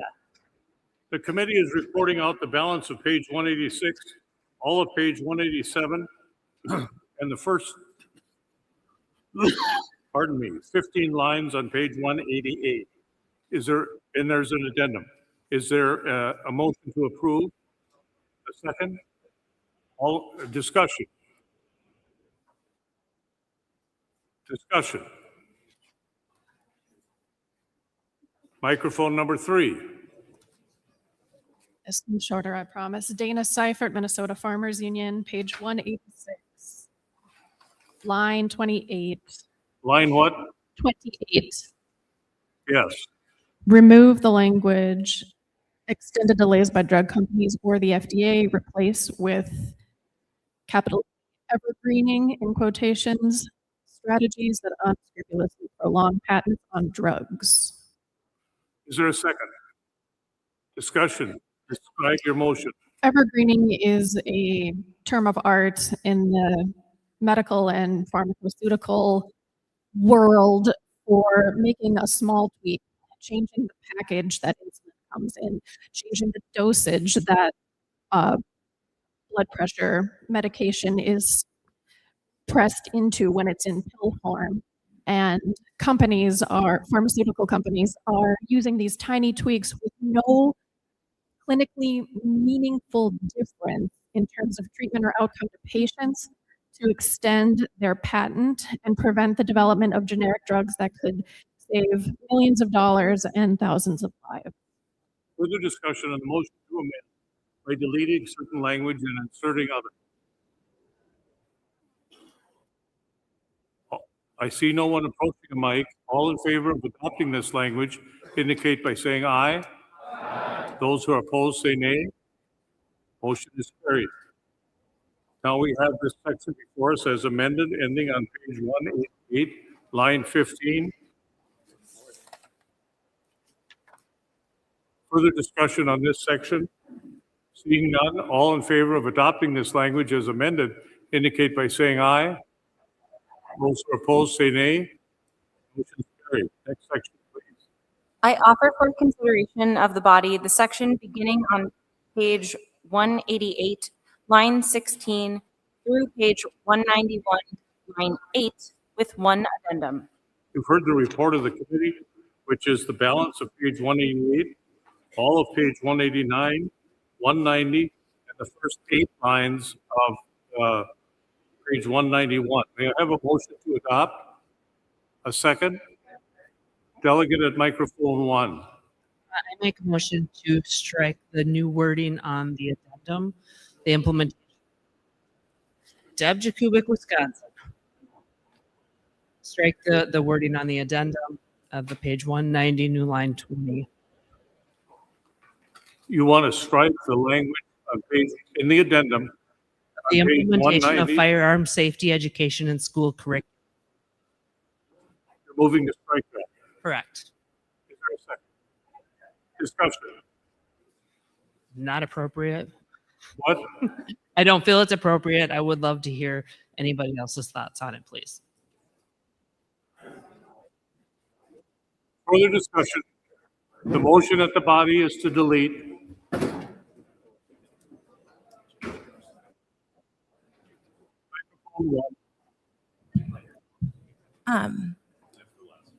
Mariah Foley, Rocky Mountain. Sorry. Rocky Mountain supports this, not necessarily in our federal policy, but in our Colorado policy section. And one example of what this might look like is in my local school district. Our Colorado Department of Wildlife, our school district, our 4-H program partner together to provide firearm safety education. I think that there could be some wordsmithing from others, but that would be one example of how it would be implemented in a normal school setting. Definitely looks different in different regions. I'm in a rural area. Thank you. Further discussion on the motion to amend by deleting the reference to implementation of firearm safety in schools and the addendum. Every delegate who wishes to be heard has spoken. Recognize the member at microphone 1. Nate Rudolph, Minnesota. I stand in support of leaving that language in there. I think even if nobody likes guns, they should still know about them to handle them safely if they come upon them in some situation. And they should just know. They teach me stuff in school that I didn't want to know anything about. So I think it's just solid education that needs to happen. Thank you. Microphone number 4, John. John Kelly, North Dakota. I stand in favor of this amendment. If you want to have firearm safety at one time, and I am a gun owner, the NRA did have, and I assume still does have, gun safety classes. I was very in favor of that, and I don't believe that firearm safety should be taught or have that education in public. Further discussion on the motion, that is to delete certain language in the addendum. Seeing no one approaching a mic. Number 1. Sheila Shellberg, I just would like to propose a question. I would like to know from the committee the reason behind this language and to just maybe better understand your perspective. Does anyone wish to respond?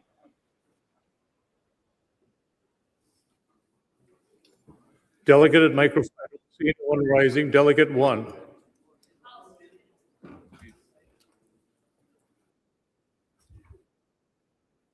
I apologize. I'm new here. I misspoke. I was asking maybe the question to who submitted the amendment. Okay. You want to hear from somebody supporting this? I just want to better understand why this is here and how it forwards the National Farmers Union's mission. Anybody wish to comment on that query? Microphone 1.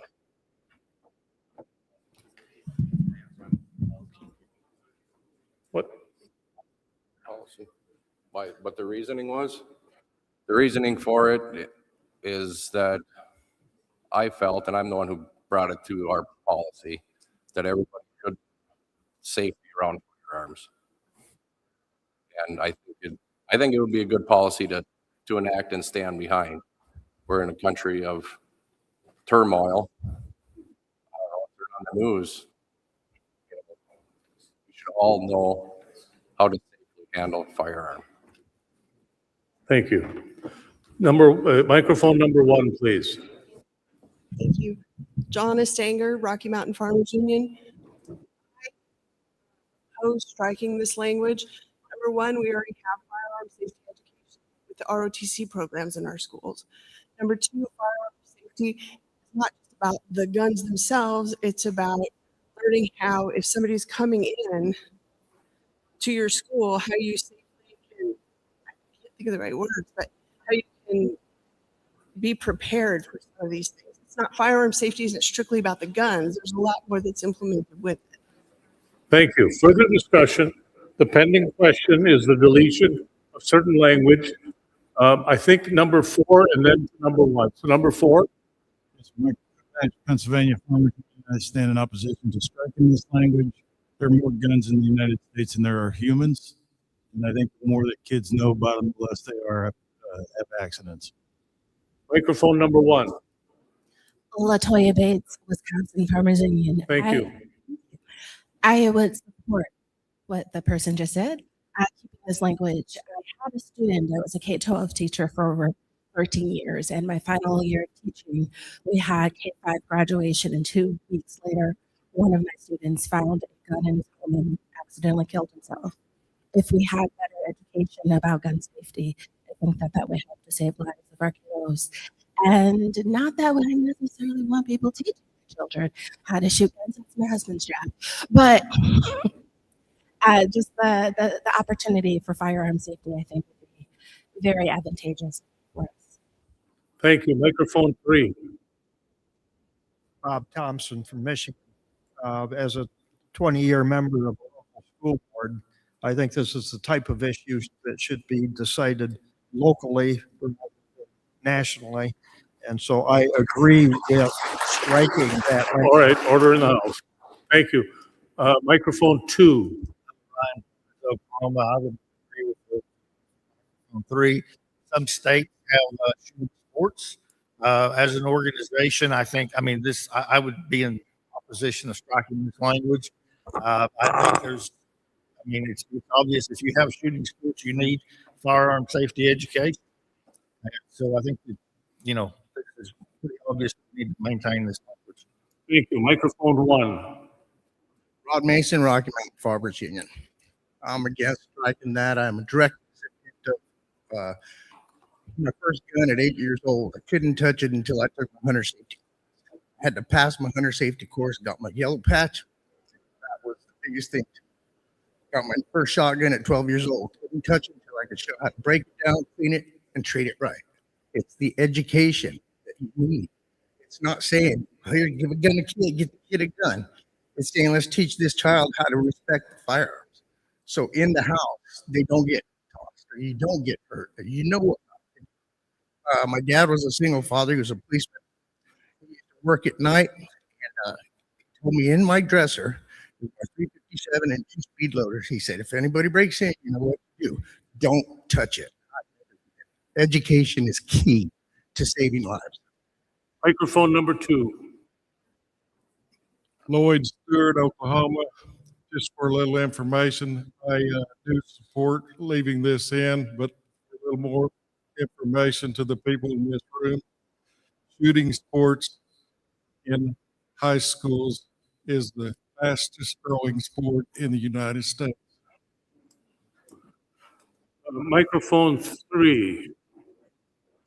Mary Schlosser, North Dakota. I am in favor of leading this amendment. If people want to have guns, they can teach their children how to handle them safely. If you want to join after school shooting sports, you can do that. There can be an option.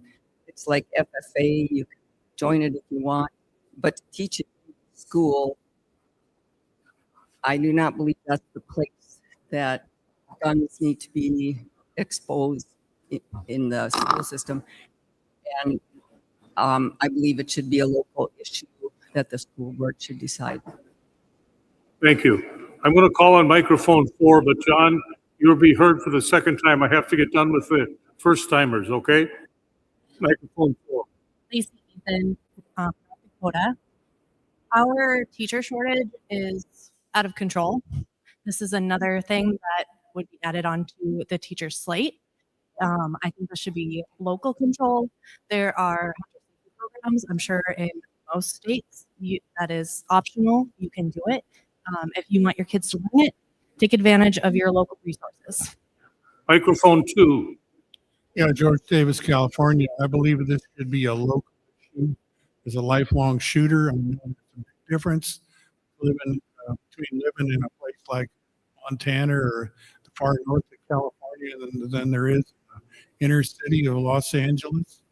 And how the approach people have to guns, their understanding, and their utility. And I think this should be looked at on a case-by-case basis locally, rather than a blanket instruction for everybody to have this kind of training. Thank you. Microphone 1. Giselle Thomas, Kansas. I agree with what he said. And as someone who actually shot my first gun on a school field trip, I do believe that this is not something, I believe that this is something we should take out because it should be an opt-in option for the parents, and it should be an extracurricular thing, not a school curriculum. And I believe that it is an important thing to learn, but I don't believe that it should be school curriculum. Thank you. Microphone one.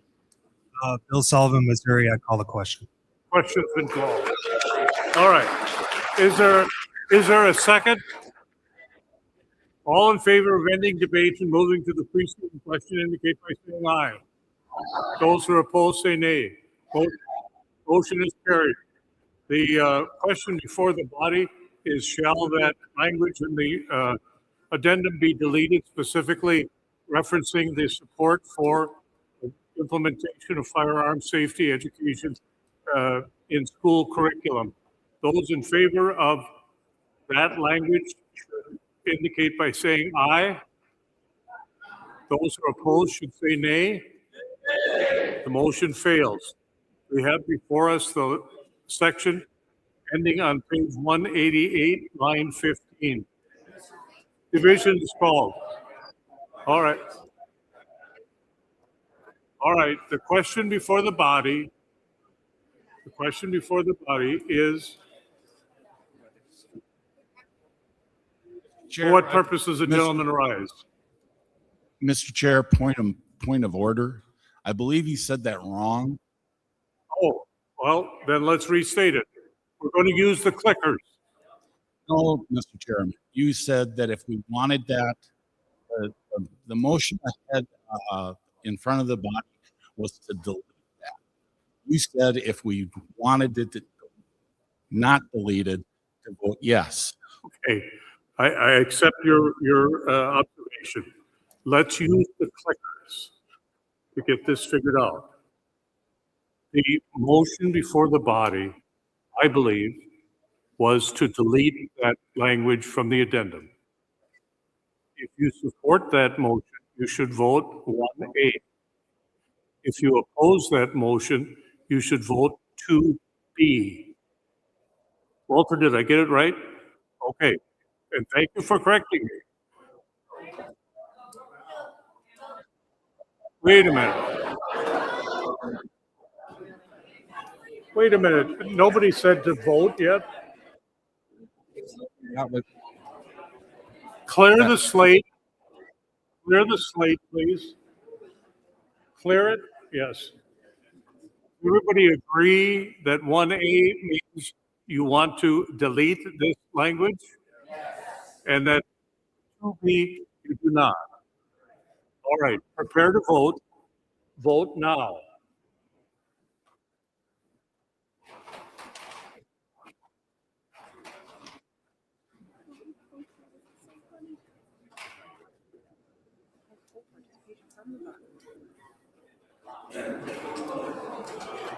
There being 103 in favor of deleting and 83 opposed, 93 opposed, the language is deleted. Further discussion on this section as amended. Seeing no one approaching microphone 3. Dana Seifert, Minnesota Farmers Union. I'd like to make a motion on page 189, line 3. Yes, what do you want to do? With the body's indulgence, before you groan, please hear me out. Strike the word Bible and replace with recitation of sacred oral tradition and sacred text reading. Is there a second? Was this matter brought before the committee? No. Mr. Chairman, my plane having been delayed in Atlanta, I did not make it to the policy, and no, it was not brought to the committee, so I will accept any outcome resultant from that. Number 2. Paul Jackson from Oklahoma, I object then. There's an objection to the consideration of this since it wasn't brought before the committee. So the question before the body is, shall you allow the consideration of this amendment or not? Are you on that motion or on that matter? Mary Well, Blumhagen, North Dakota. We are a grassroots organization. We have always been able to bring something before the body without having presented it to the board beforehand, and I believe this should continue. The parliamentarian has ruled that this is a non-debatable question. So if you are in, pardon me.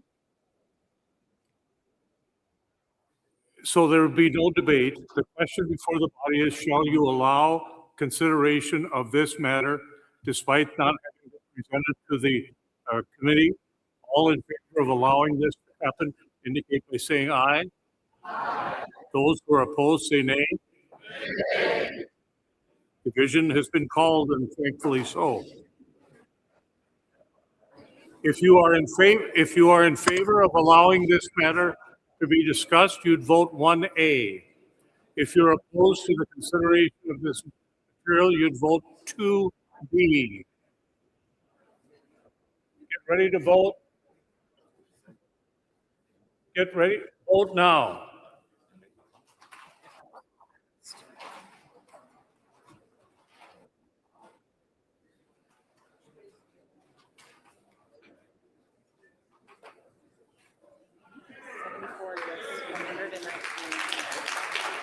The majority has voted not to allow this to be considered.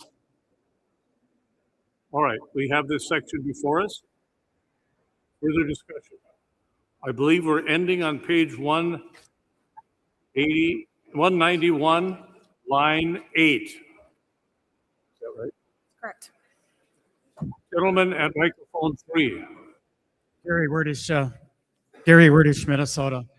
I'd move to strike that whole line 8, basically separation of church and state. If you want that, we have a.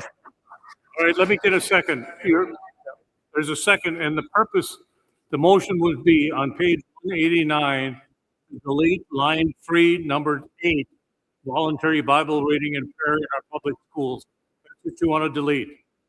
That's correct. All right, speak to your motion. Well, I think it's just pretty plain. There's other school systems. There's whether just keep the debate out of public schools. I guess that. Yeah. Further discussion. Delegate at microphone 4. Stephen Holmes, North Dakota. I'm going to try not to cry or speak passionately, but I can't not when you bring up the word Bible. So with that being said, the term separation of church and state was made to keep the state out of the church, not the church out of the state, for one. And the second thing is, the Bible has been under attack as a simple word for quite some time. And to attack it here and try to remove it, I might get outvoted, but I won't stand for it. So I'm going to stand up against that. So keeping the Bible wherever we can, whether it be in our schools, our families, or our community, I stand for that. Microphone, okay. Order in the house. Order in the house. Microphone 1. Striking text, and there's no place where people are being prohibited from voluntarily reading their Bible in a school, and so I think that it's just unnecessary added content in our very long. Microphone 4. John Kelly, North Dakota. I'm a practicing Christian. I have no problem with people bringing a Bible to public school and reading it. That would be the voluntary one. As far as I know, if I am going to take a test in a public school, I can say a certain silent prayer, and no one will know that I'm praying or anything like that. But to make it, I just don't like the wording of this. So I stand in favor of striking this word. Thank you. Microphone 1. Maria Heddle, Ohio. I am for the striking of this line as well. The use of Bible, it's eliminating the ability for people of other religions to possibly, do their own voluntary reading or possibly be discriminated against. It's limiting that freedom of religion that is in our Constitution. So it is good that to not have this in our policy. Microphone 4. No, excuse me. Microphone 3. Thank you, Mr. Chairman. I appreciate it. Bob Thompson from Michigan. I rise in support of striking this language. I do not believe that it belongs in our policy, and it certainly is a local issue. Microphone 4. Michael Kovach, Pennsylvania Farmers Union. I rise in support of striking this language as well. The Bible might be my sacred tome, but the Torah might be my neighbor's, the Quran may be my other neighbor's. To be specific about it, it doesn't feel like it's in place in our policy. Microphone 3. Microphone 3. That's you. That would be me, Mr. Chairman. Richard Slosher, North Dakota. Which Bible? Protestant Bible, originally 66 books. Catholic Bible, 73. A lot of the Old Testament books were deleted in the King James Version. I don't think we have to leave it to our school to make the decision which one we do, much let alone non-Christian, traditions. We don't need to create more division, divisiveness, especially in our school system. I think we've got enough of that in our political arena. Microphone 4. Amber Klosik, South Dakota. I'd like to point out a difference that I think maybe we're going down a road here where, maybe at the prior conversation we were talking about implementing something into the curriculum. And I will say that this statement is just saying that we are in support of people voluntarily, keyword, doing these things. Not saying that any school is required to do it. It's saying people have the right to do it if they choose, and that we support their rights. Microphone 3. I agree with John Kelly, who spoke before. Name and county, name and Mary state. Schlosser, North Dakota. Thank you. And I'm in favor of leading this because, like as everyone said, it creates divisiveness among us. And we can read the Bible, we can read the Quran, we can pray if we want to. The separation of church and state also is a factor. But to have this put in our national policy just creates more divisiveness that we don't need. Question before the body is, shall the committee's recommendation on page 189, line 3, be deleted? I see no other one approaching the mic. So all in favor of deleting that sentence indicate by saying aye. Those who are opposed say nay. The chair is in doubt. We're going to have a quicker contest. If you are in favor of deleting, enter 1A. If you oppose deleting, 2B. Get ready to vote. Vote now.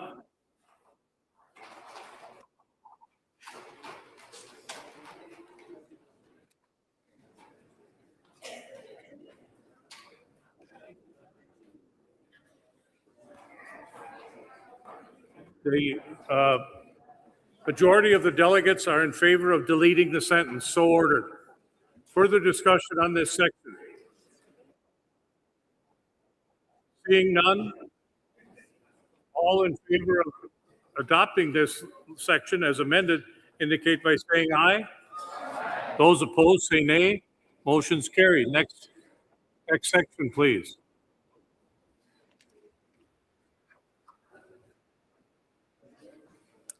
I offer for consideration of the body the section beginning on page 191, line 9, through page 194, line 19, with no addenda. You've heard the report of the committee, which is to consider the balance of page 191, all of page 192, and 193, through line 19 on page 194. May I have a motion, please? Thank you. Second. Thank you. Discussion. Seeing no one approaching the mic, all in favor of adopting this language indicate by saying aye. Those opposed say nay. Motion is carried. Next section, please. I offer for consideration of the body the section beginning on page 194, line 20, through page 198, line 13, with no addenda. You've heard the report of the committee, which is to consider the balance of 194, all of pages 195, 96, 97, and the first 13 lines of page 198. I have a motion to adopt. Is there a second? Discussion. Do you wish to be heard, sir? Microphone number 1. Patrick O'Neill, Rocky Mountain Farmers Union, page 197, number 6. The new language recommended by policy committee. Yes. Request that be stricken and old language be reinstated. We are on page one. The motion is on page 197, lines 27 through 29. We would suggest that we reinstate the stricken language and delete the new language. Is there a second? Discussion. Please speak to your motion. This is in direct conflict with what we've already debated in the previous section on page 59 and lines 28 through 30 that we approved, which is saying that we remain committed to the welfare of farm workers as farmer employers. As we're washing our hands of that, we don't want that responsibility under the H-2A program. Microphone 3. Mr. Chairman, I'm speaking in favor of deleting that language that was in, which was the motion. You're supporting the motion. Yeah, because if you bring somebody in as an H-2 worker to your farm and you find them a place to live, they find a place to live, then no longer you support that individual with rent or any kind of help. One of the language that's here. So why do we bring people in here and bring them in here to do our work at a lower rate from a different country, and then they got to find their own place to work. And after they find their own place to work, then they're on their own. Rots a ruck after that when they get their own place. Further discussion. Seeing no one, are you wishing to speak for the second time? No. The question before the body is on page 197, lines. What? Oh, okay. Yes, sure.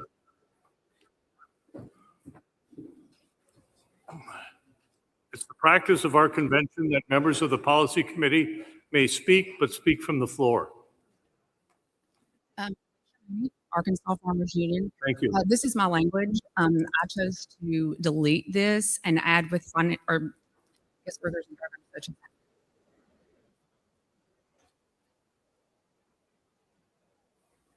We struck this. This should be an insertion. Should a guest worker procure their own housing? Okay, sorry. Okay, I'm in opposition of deleting this, and here is why. If you are an employer that has gone through the H-2A process of bringing over guest workers, you know that you are responsible for housing inspections prior to your application being for their visa to even be considered from their country and from the United States.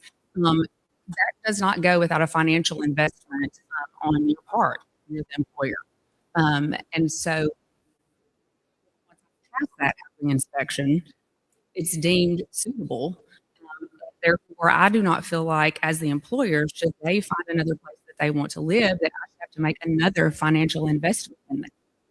So that's why I chose to put in, I guess, work for their own housing. Are no longer the responsibility, because I can't also control what their landlord is going to have them living in. I can't go to their landlord and say, hey, they need a new air conditioner, or hey, they have a rat problem. That's not on me.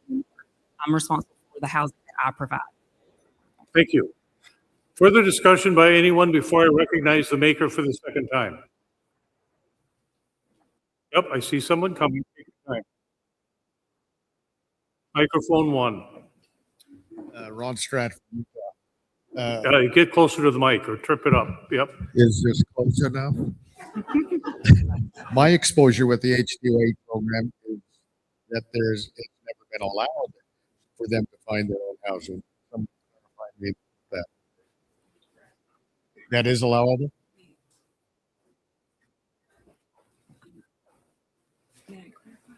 Sure.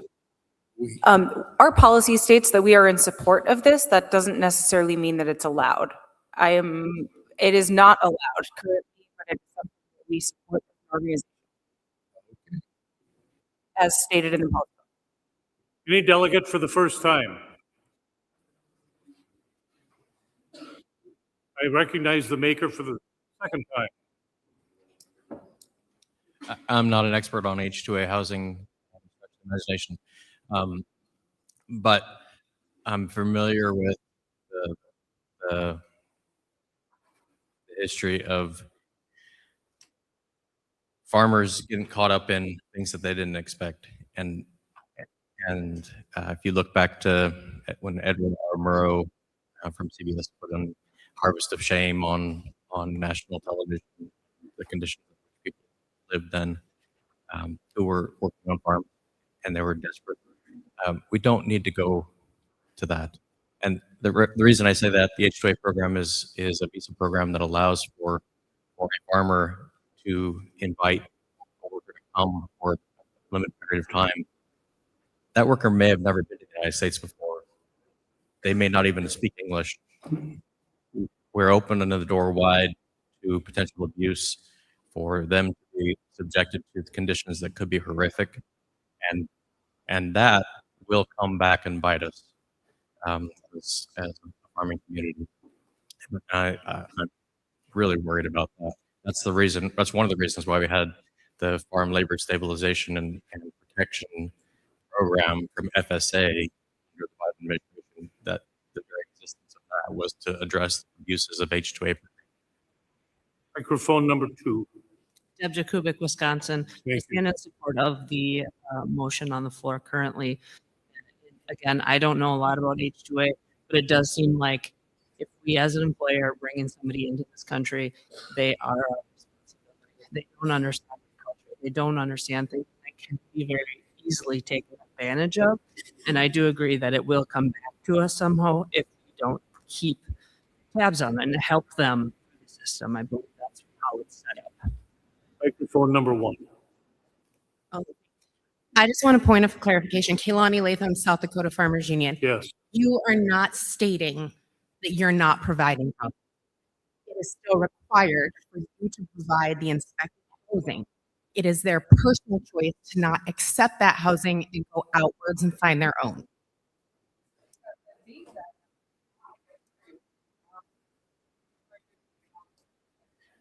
So in order to get that far in the process, to even get them here to the United States, you have to provide that housing.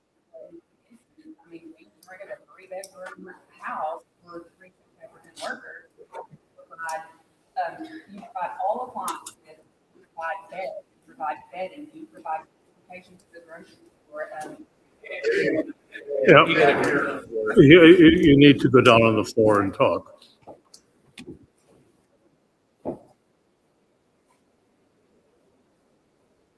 Yep. Okay, I'm sorry. So to answer your question, in order for the visa to even be approved, you have to pass a housing inspection. And that includes the size of bedrooms. There's a certain square footage for each employee that you're going to house there. You have to provide all appliances, uh, working plumbing, all the things, utilities, everything. They have zero cost in the housing. And so it's not saying that we can abuse them once they're here. I'm not saying that doesn't happen. What I'm saying is, in order for them to even get to my farm to work the first day, I've already made this investment into this housing for them. Should they find that for whatever reason, I mean, not sufficient, I don't think that I should have to make another investment to help them pay rent somewhere else, or should pay their rent somewhere else, is my point. And so I feel like also the housing conditions, I can't control what they're living in. If they're not living in the space I provided them, I can't control that. And maybe I'm looking at it very naively that, I treat our South African H-3 visa workers very well just because we value their presence here. So anyway. Microphone 4. She is absolutely correct. You have to supply everything to make it feasible for them to be here. Oh, excuse me, Doug Swanchera, North Dakota. Thank you. She is absolutely correct. But when they come here, you cannot tell them that they have to stay. If they want to go to town and get their own place, yes, they can do that. Because in the eyes of the H-2A program, if you tell them they have to stay at the farm, now that's human trafficking. That's a huge, huge no-no with the H-2A program, and you can be fined severely. So I'm in support of the language that she's got proposed. Microphone number 2. Yeah, George Davis, California. In California, we have a number of workers that come in from south of the border. They have the option to stay in the H-2A provided housing.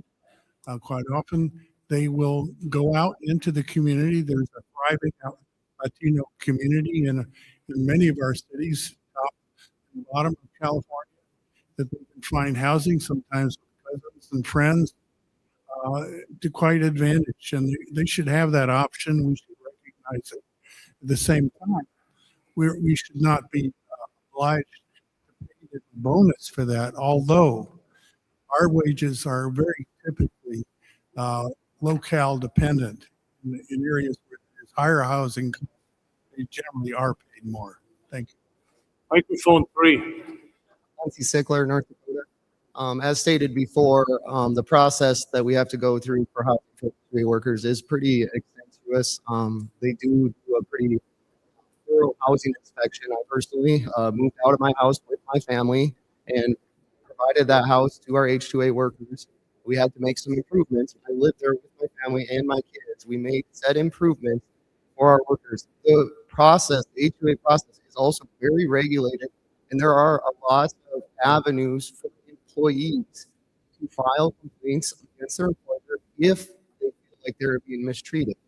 So if those actions are occurring, the employees do have a legal process that they can take repercussions against their employers. And I do feel like as an employer, we're putting in the investment into the housing that is getting approved ahead of time to only have to change that when they're here. Not necessarily fair for investment and time that we put in. Microphone 1. Thank you. Roger Newton, New England Farmers Union. As a former H-2A employer, I didn't know, unless they could go home at the end of the day to their permanent residence, that they could seek additional housing. But I was, our workers, which came from Jamaica, obviously weren't going to return that day. So we provided housing in our actual home. It is a fairly onerous inspection and can be problematic to your inspector. And some states also have additional inspections as well. So I guess my question is, since it's not allowed anyway, and it's a requirement to provide housing.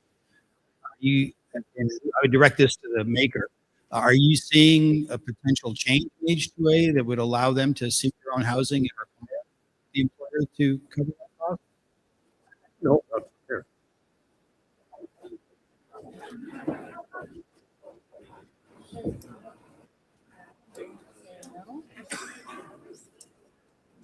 And address your response to the chair, please. Okay, so our original language is number 6, guest workers in programs such as H2A having the freedom to find financial support from the employer. During our policy committee meetings, no one could give me the history of that. I don't know why that is our policy to begin with. And so being an H2A employer and a member of Farmers Union, I said, okay, well, if we're going to do that, then I don't want to be financially responsible for the conditions or for any of it if they get to choose what I haven't provided. Microphone 4. Brian Marquardt, Iowa. I call the question. Question's been called. Is there a second? Is there a second? Question before the body is, shall you end debate and proceed to the underlying motion? All in favor of ending debate indicate by saying aye. Those opposed say nay. Motion is carried by the requisite majority. The question before the body is, parliamentarian, correct me if I'm wrong. The question before the body is to reinstate the stricken language and to delete the new proposed language. All in favor of making that change indicate by saying aye. Those who are opposed say nay. The motion failed. Further discussion on this section ending on page 198, line 13. 198, line 13. Microphone 1. Oh, I apologize. Deb Jakubik, Wisconsin. You can't steal John's notes. Yes, I can. I make a motion to strike on the screen number 6 from our policy fully. It's a different question. Is there a second? Discussion, speak to your motion. The reason I do this is there's a lot of confusion in the room of saying, well, this isn't legal anyway. And my thought is, well, if you're saying it's not legal anyway, maybe we want to keep it that way. We should just take it out of our policy. Microphone number 2. Terry Shustak, South Dakota.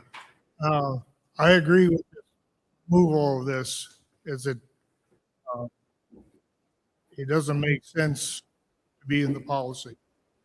Further discussion, the pending question before the body is, shall the language on page 197, lines 26 through 29 be deleted? Further discussion on that motion. All in favor of deleting that language indicate by saying aye. Those who are opposed say nay. The motion carried, the language deleted. Further discussion. We're going up through page 198, line 13.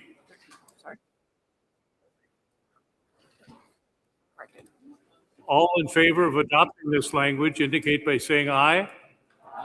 Those who are opposed say nay. Motion is carried. Next section, please.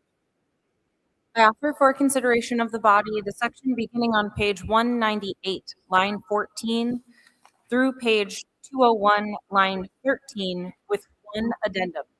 You've heard the report of the committee. That is to consider the balance of page 198, all of page 199, all of page 200, and the first 13 lines of page 201 with an addendum. Is there a motion to adopt? Is there a second? Is there discussion? Microphone 1. Good afternoon, Donna Pearson Littlish with Kansas. I'd like to look at line 9 on page 200, that outreach efforts to extend services to the increasing number of hungry people who should be served in urban and rural areas where access is a problem. You're going to insert the word urban. Urban. Is there a second? Further discussion? Your motion? Yes, we are seeing food and hunger and um, the diminishing of good food access both in urban and rural areas, and I'd like to include urban in this process and not only rural. Further discussion on the motion to add urban on page 200. Are you speaking to the motion, sir? No? All right. All in favor of adding the word urban indicate by saying aye. Aye. Those who are opposed say nay. Motion is carried. Further discussion? Can I go on to the next one? Yes, you can. Thank you. Number 19, line 19. Instead of streamlining, we're expanding farmer participation in food assistance programs as approved vendors through federally funded programs such as the LFPA. So we're going to get rid of the word streamlining and do expanding. Yes, sir. And then what did you add at the end? Through federally funded programs such as the LFPA. Such as the what? LFPA. Yeah, okay. Is there a second? Speak your motion. Streamlining to me means that we're kind of diminishing the services, and I'd like to see those services expanded to farmer participation so we can begin to feed our people. Further discussion, the motion to amend by substituting a word on streamlining and then adding language. Discussion? Seeing none, all in favor? Did you wish to be heard? Yes, please, Mr. Chair. Michael Kovach, Pennsylvania Farmers Union. I think I agree with her in citing the LFPA and that sort of thing, expanding those kind of programs. But I think VIII here was aimed more at like point of sale. Like that's always been a bone for me.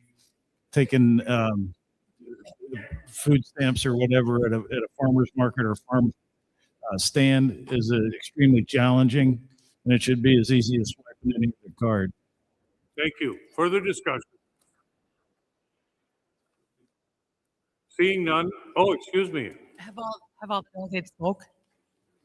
Pardon I'm me? not a delegate, but did they speak? Did they all speak? Number 2. Oh, excuse me, Paul. I'm asking if they all spoke. Okay. Am I on?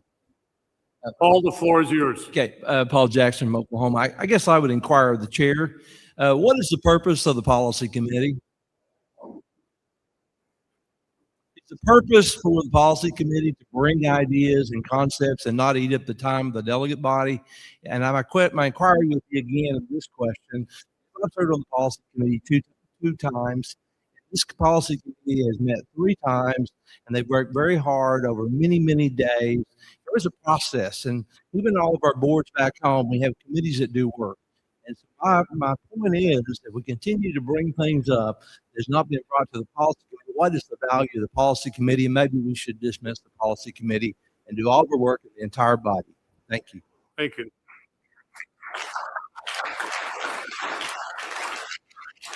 Further discussion? Seeing none, all in favor of adopting the language as presented indicate by saying aye. Those who are opposed say nay. Motion fails. Division's been called. If you're in support of adding this new language, you'd press 1A. If you're opposed, you'd press 2B. Prepare to vote. Vote now.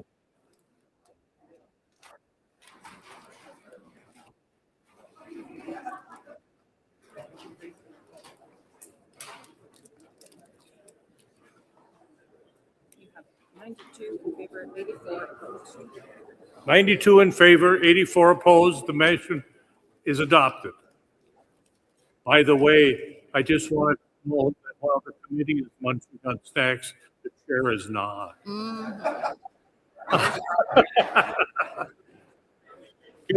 Get away from me. Yep, microphone one. I think that's the end of my comments. Thank you. Further discussion on this section as amended.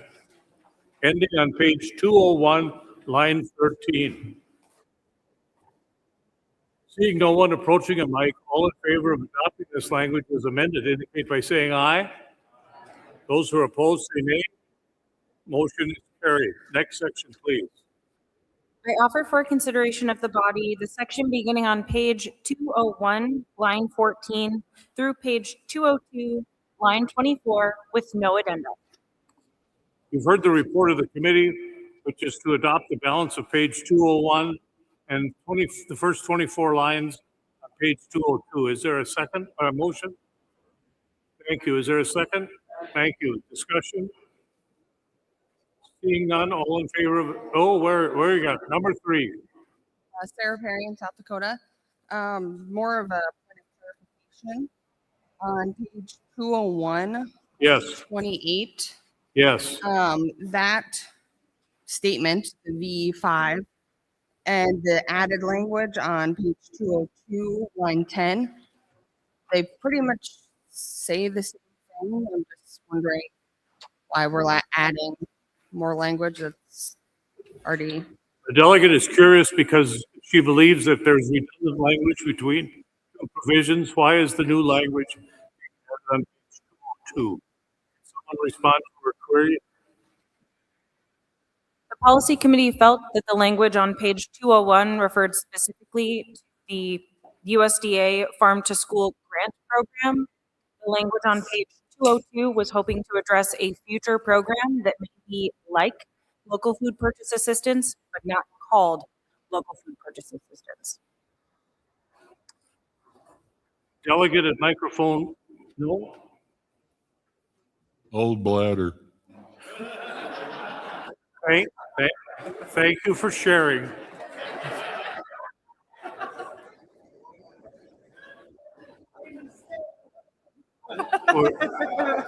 We're not going to wait for you to get back, so go ahead.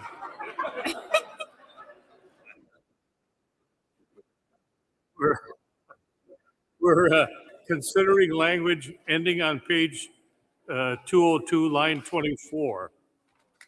Further discussion. Seeing no one approaching the mic, all in favor of adopting this language indicate by saying aye. Those opposed say nay. Motion's carried. Next section, please. This is where I leave you all for now. But before I do, I have the honor of introducing you to our final policy committee member. Nate Rudolph lives in central Minnesota on the farm his family settled over 130 years ago. Nate farms with his wife, Brenda, and their 2 children, Everett and Vivian, who are the 6th generation to grow up on the farm. In 2019, they sold their milk cows and transitioned to direct market sales. Today, they raise pork, lamb, beef, and poultry, selling directly to consumers, farmers markets, food hubs, restaurants, and schools. In 2025, the Rudolphs were named the 2025 Morrison County Farm Family of the Year by the University of Minnesota Extension. In addition to farming, he works at a local ironworking, welding, and repair shop, is also a volunteer firefighter, 4-H volunteer, FFA alumni, and Minnesota State Fair Herdsmanship volunteer. Delegates, my friend Nate.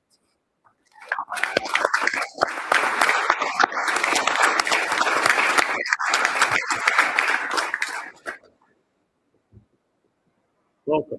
Thank you.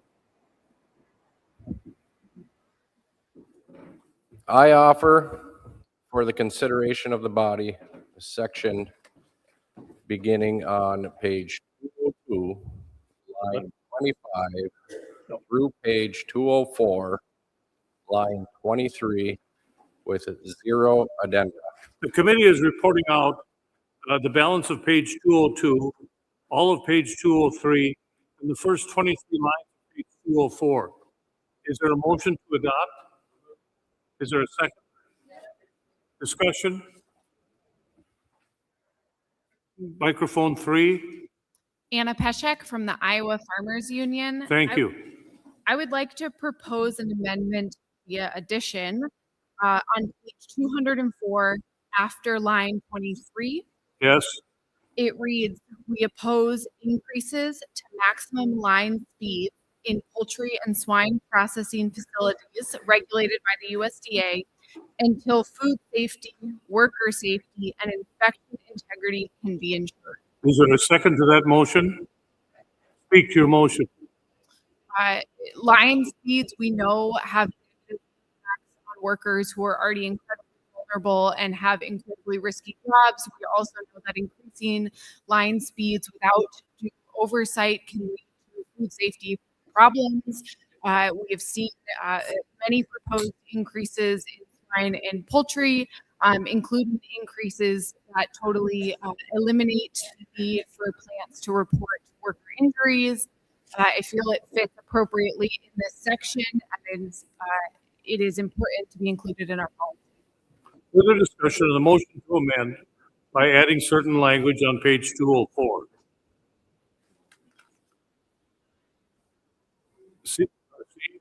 Delegate at number 2. Yeah, George Davis, California. Thank you. I speak in favor of this amendment because increasing the line speed in one facility gives processors an excuse to close down another facility, and this increases concentration in the marketplace, fewer opportunities for farmers to sell their product. Thank you.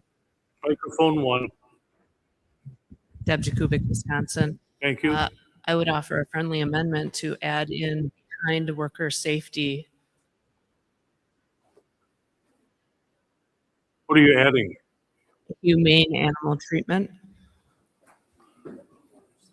So we do and humane animal treatment. Is that right? Is that your motion? Yes. Is there a second? You wish to speak to your motion?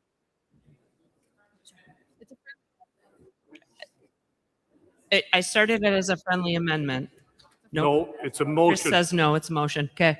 The reason for that is because we've seen in Wisconsin, they've closed down some of our processing, this line speeds.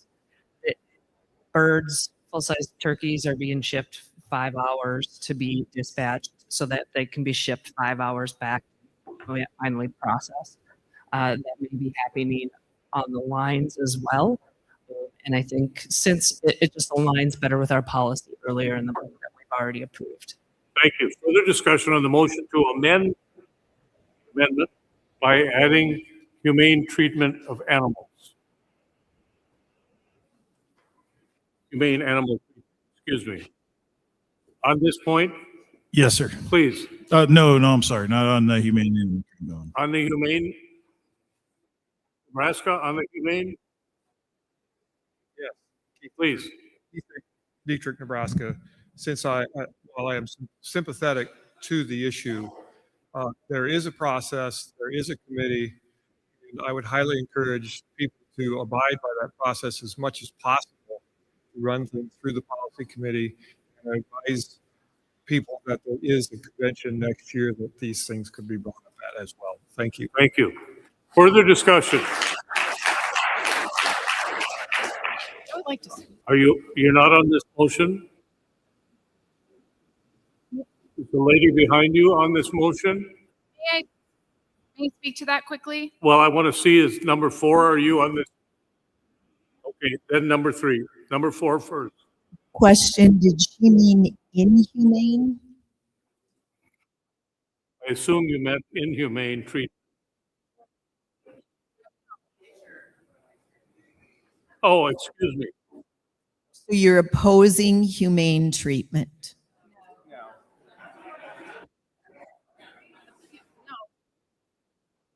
I know it's a double negative. Until food safety, worker safety, humane animal treatment, and inspection can be ensured. Yeah, humane animal treatment can be insured. So we want food safety can be insured, worker safety can be insured, humane animal treatment can be insured, and inspection integrity can be insured. Does that make sense? But if I read, we oppose Okay. We oppose humane animal treatment. Nope. We oppose increases to line speeds until we can ensure these things. Okay. Does that make All sense? right. It's clear, but it's Clear as unclear. mud. Yep. Number 3. May I just quickly address the Name policy?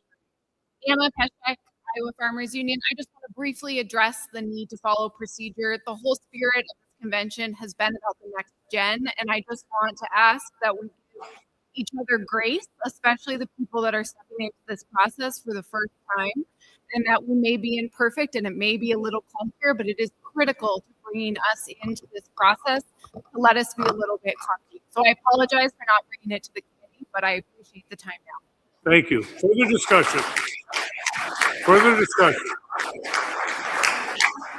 The question before the body is the insertion of humane animal treatment. Further discussion on that point? Microphone 2. South Dakota. As much as I appreciate the Wisconsin's delegate for this language, I don't know if this is where it really applies to our policy. I mean, we're talking about food safety. I don't know where animal humane treatment is in food safety. Further discussion. Are you ready for the question? The question before the body is, shall the new language humane animal treatment be inserted? All, you speaking to this? All in favor of including that language indicate by saying aye. Those who are opposed say nay.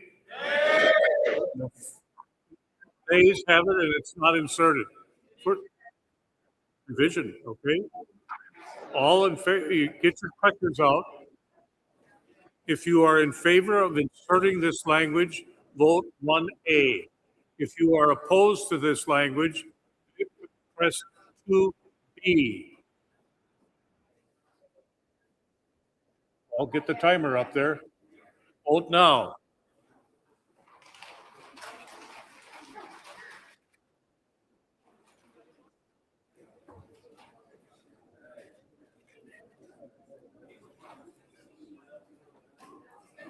$120 being opposed and under 70 in favor, the motion fails.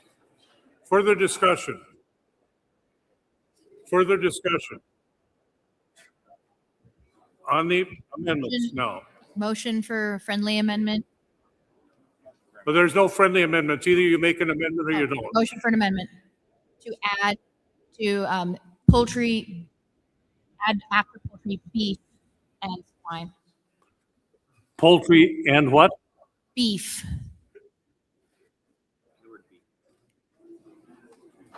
Oh, beef. Excuse me, I misunderstood. Is there a second? Want to speak to it? Just be more inclusive. Very good. Further discussion. The motion before the body is to add the word beef between poultry and swine processing. Seeing no one approaching a mic on that point, all in favor of adding beef indicate by saying aye. Those who are opposed say nay.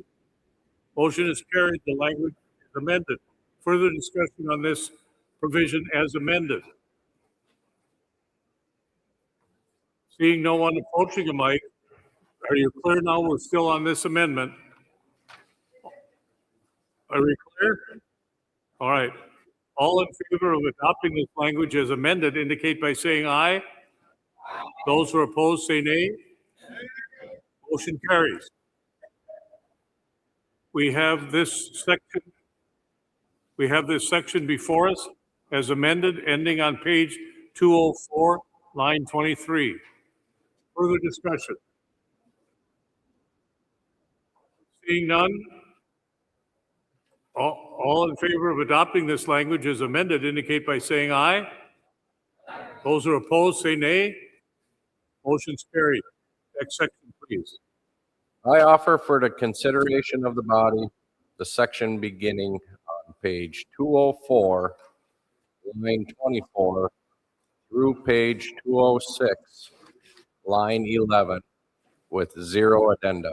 The committee is reporting out the balance of page 204, all of 205, and through line 11 on 206. May I have a motion? Thank you. A second? Thank you. Discussion? There is one addendum. Seeing no one approaching the mic, all in favor of adopting this language indicate by saying aye. Those who are opposed say nay. Motion is carried. Next section, please. I offer for consideration of the body, section beginning on page 206, line 12, through page 207, line 7, with 0 addenda. You've heard the report of the committee, which is to consider adopting the balance of page 206 and the first 7 lines of 207. Is there a motion? Is there a second? Discussion? All in favor of adopting this language indicate by saying aye. Those opposed say nay. Motion is carried. Next section. I offer for consideration of the body, section beginning on page 207, line 8, through page 209, line 10, with 0 addenda. You've heard the report of the committee, which is to consider adopting the balance of 207, all of 208, and the first 10 lines of 209. Is there a motion to adopt? Is there a second? Thank you. Is there discussion? Just a little bit there, yeah. Seeing no one at a mic, all in favor of adopting this language indicate by saying aye. Those who are opposed say nay. Motion carried. Next section. I offer for consideration of the body, the section beginning on page 209, line 11, through page 211, line 11, with 1 addendum. You've heard the report of the committee. That is the balance of 209, all of 210, through line 11 on 211 with an addendum. May I have a motion? Second. Thank you. Discussion. All in favor of adopting this language? Oh, excuse me, Ed, number 3. Mr. Chairman, I'd like to make a comment to line 16 on page 210. And what are you going to do? I'm going to add, after the word on line 17, Headwinter, Minnesota. After the on line 17, yes, non-emergency use, I want to add the word ICE agents or martial law. I live in Minnesota. And wait a minute. Do we have a second? Discuss. I live in Minnesota, and we had an instance where we normally have about 180 ICE agents in Minnesota working, and we were underneath a search brought forward by the president because he thought there was an emergency in Minnesota. So we went from 180 to 4,000 agents within about 3 weeks, which caused chaos and lots of harm and lots of hurt, killed 2 people in Minnesota.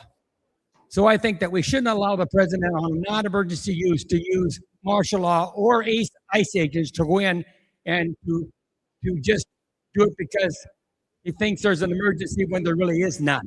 So, and now we're back to 180 and things are coming back to normal, but still the fear and the hate and the confusion, the chaos still exist. So I think that ICE agents should be not brought in when it's a non-emergency issue. Further discussion on the motion to amend by inserting the word ICE. ICE. All in favor of adopting that addition indicate by saying aye. Aye. Those who are opposed say nay. Motion carries. The language is inserted. Further discussion on this section ending on page 211, line 11. Further discussion. All in favor of adopting this language indicate by saying aye. Aye. Those who are opposed say nay. Motion is carried. Next section, please. And please note how dangerously close we are to the end.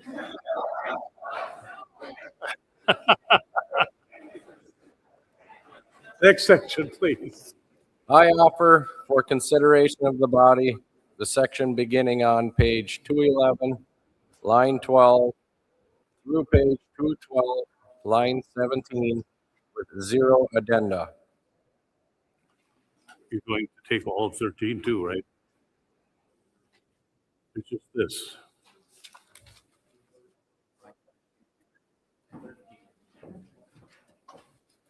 What page are you on? Why don't you go through page 213 as well? Oh, I apologize. I screwed That's all up. right. So the committee is offering for consideration adopting from page 211, line 12, all of pages 212 and 213. That is there a correct. motion? Is there a second? Discussion. I'm getting so anxious. All in favor of adopting this language indicate by saying aye. Those who are opposed say nay. Motion is carried. Next section beginning on 214. I offer for consideration of the body, section beginning on page 214, line 1, through page 217, line 17, with 0 addenda. You've heard the report of the committee, which is to offer for consideration pages 214, 215, 216, and the first 17 lines of 217. Is there a motion to adopt? There is. Is there a second? There is. Is there discussion? Discussion.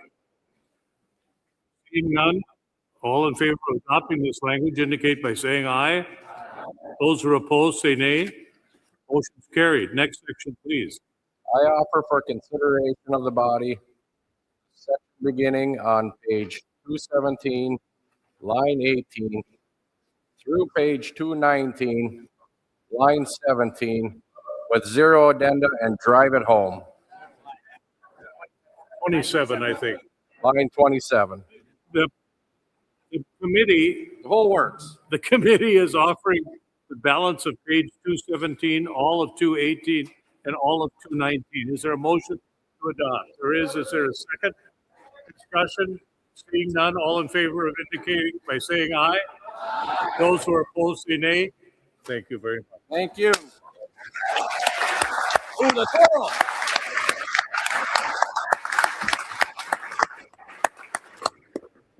All right, I would like to receive a motion. I'd like to receive a motion authorizing staff to make the necessary corrections grammatically and so forth to make it. So moved. It's moved. It's seconded. Discussion. All in favor indicate by saying aye. Those who are opposed say nay. We don't care if you're opposed. Carried. Mr. Chair, I'd just like to, number one, thank the committee on behalf of all the delegates for all the work that they've done.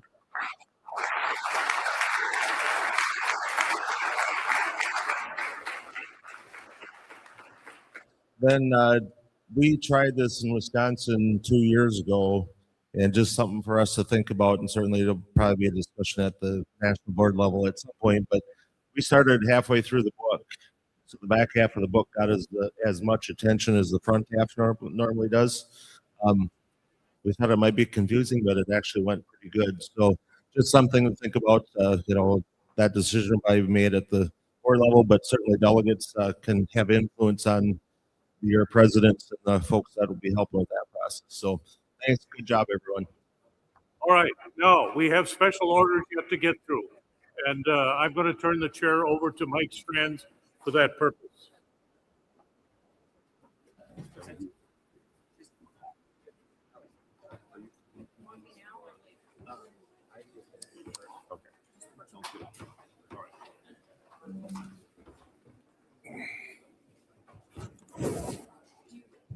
Yeah, get on over here and then I'll kick it off a little bit. Oh, that's what you're. Delegates, you have copies of the special orders of business. It's a 3-page stapled document. There are 3 special orders of business as written by the policy committee. This is for the consideration of the delegates here. These amend and supersede previous versions of the 2 special orders that you received in advance of convention. So to present our first special order of business. Ivy. Go for it. Dumisny? I offer for the consideration of the body the special order titled Family Farmers, the Farm Crisis, and the Future of Food and Farm Policy, as shown on the screen. You've heard the report of the committee to adopt the special order of business entitled Family Farmers, the Farm Crisis, and the Future of Food and Farm Policy. Is there a motion to adopt? Is there a second? Is there discussion? Delegate approaching microphone number 1. Patrick O'Neill, Rocky Mount Farmers Union. I move to insert the following language on line 17. Replacement of the word in with the word of, and it's just so it sounds more like what we want, not imposing involuntary anything. Motion is to strike the word in and replace with the word of. Is there a motion, or is there a second? For debate. Proceed to vote. All those in favor say aye. All those opposed say no. Motion carries. Patrick O'Neill, Rocky Mount Farmers Union, same line, a little bit farther on, in between the words programs and to, insert language and eligible acres. The motion is to add the words and eligible acres on line 18. Sorry, it is placed incorrectly at the end. It should go between the words programs and the word to. On line 17, as seen on screen. Is there a second? For further debate on the motion? Further debate? Seeing none, we'll proceed to vote. All those in favor of adding the words and eligible acres, as seen on screen, please say aye. Those opposed say no. Motion carries. It's adopted. Further debate on the special order. Patrick O'Neill, Rocky Mount Farmers Union, line 29. Move to add new language at the end of that phrase for meat sales. The motion is to add the words for meat sales at the end of line 29. Is there a second? Is there a second? Motion moved and seconded. Further debate on this motion? Delegate at microphone 1. Just to assure, what we want is not only for you to be able to process more of what you got, but sell it too. Further debate on this motion? Further debate? We'll proceed to vote. All those in favor of adding language as seen on screen on line on line 29, please say aye. Those opposed say no. Motion carries. It's adopted. Further debate on this special order. Further debate on the special order entitled Family Farmers, the Farm Crisis, and the Future of Food and Farm Policy. The delegate at microphone 3. Van Bernhardt, Minnesota. I move that on line 25, after operator ownership, insert and incentivize land transfer to beginning farmers.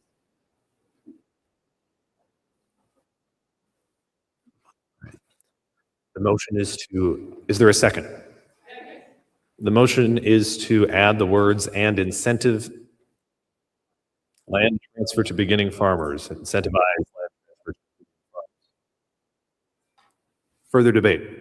The delegate at microphone 3. Minnesota has a really wonderful beginning farmer tax credit that's been helpful. There are similar bills in Congress right now to help change our tax policies to make it easier for landowners to transfer even to their own children before they die. And that would be super helpful to help us get started and start building assets earlier. Further debate on this motion to amend by adding language. Further debate? Seeing none, we'll proceed to vote. All those in favor of adding the language highlighted on screen, please signify by saying aye. Those opposed say no. Motion carries. It is amended. The delegate at microphone 1. Thank you. Urban Crawl, New England Farmers Union, proposal to add language to line 31 after food co-ops, comma, food cooperatives, and then independent grocery stores.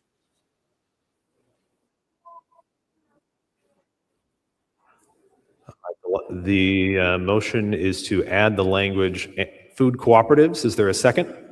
It's been moved and seconded. Further debate on that motion? Seeing none, we'll proceed to vote. All those in favor of adding food cooperatives to line 31, please signify by saying aye. Those opposed, say no. Motion carries. The amendment is adopted.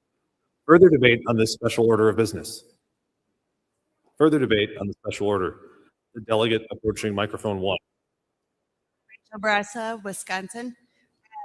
Going back to line 17, I would make a motion to change the wording to increase in funding for voluntary conservation programs and leave it at that. A lot of what we're doing is trying to integrate livestock in the cropland, which isn't necessarily a conversion to perennial cover. If you have it as perennial cover, you're not including anyone that does no-till or cover crops as well. Is there a second to this motion? All right, let's make sure that gets on screen as intended.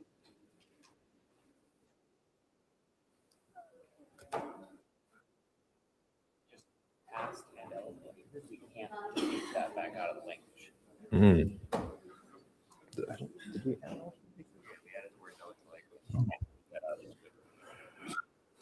Chair is going to rule this out of order. Parliamentarian advises that since we had just adopted and eligible acres, the body cannot strike it.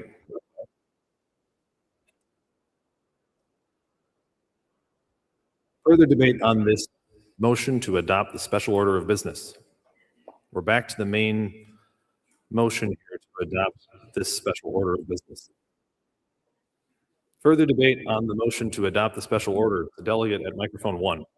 Patrick O'Neill, Rocky Mountain Farmers Union. I rise. I'm sorry. That motion was out of order. The business before us now is to adopt the main motion, the special order of business. Further debate on the special order. The delegate at microphone 2. Doug Somke, South Dakota. Just for clarification, we are on the second page as well, correct? That's right. I move to add the words that start on page or number 9 after communities. We as National Farmers Union must take on the responsibilities of being engaged in democratic process from the local to the national level, and strike everything after union. Yeah, go over on 13. So everything, yeah, there. Is there a second to this motion? All right, so the motion before us is to add language that reads, we as National Farmers Union must take on the responsibilities of being engaged in the democratic process from the local to the national level, and then strike the remaining portion of the special order. Further debate on this motion? Seeing none, we'll proceed to vote. All those in favor of this amendment, please signify by saying aye. Oh, no. All those opposed, say no. Motion carries. It is adopted. The business before us now is to adopt the special order of business. The delegate at microphone 4. Patrick O'Neill, Rocky Mountain Farmers Union. I move to add language. Please state your motion. Thank you. I move in the title to include food as medicine, which would be, or sorry, not in the title. Line number 1, it would read increase in federal purchase of local food for nutrition assistance and food as medicine program. All right. Could the maker of the motion please state the motion one more time so that we can get that into the secretary? Certainly. And state the location where you to insert. Yes. Line number 1. Sorry.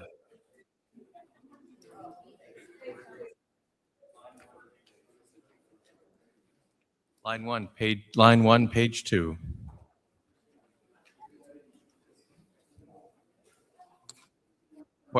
clarification? Yes, state your point. This is the special order of business for, that hasn't, there we go. Yep, sorry. I got lost, sorry. On the screen, it would be line 4. So we're working from what would be line 2 on page 2. Is that correct? That's Okay. correct. And after the word assistance, the food is medicine and food is medicine.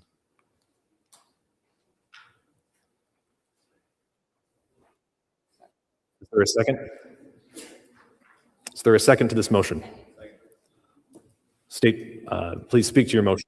Just to assure, we call out, there will be funding that comes federally that states are to administer around food as medicine. We want to make sure that it's landing where we had intended with our policy. Further debate on the motion to amend by adding the language as seen on screen. Further debate.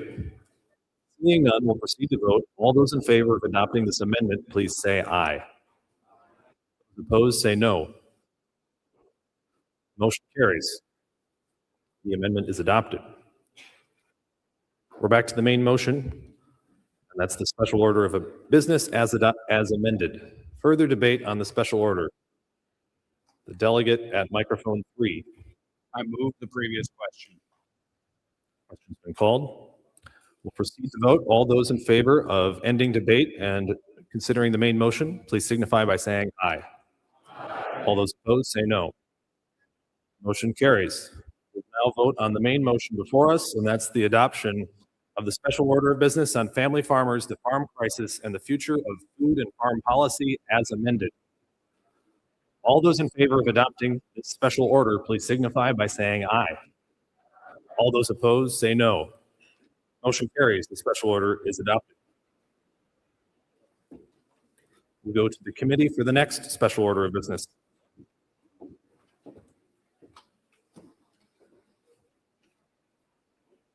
Hello again.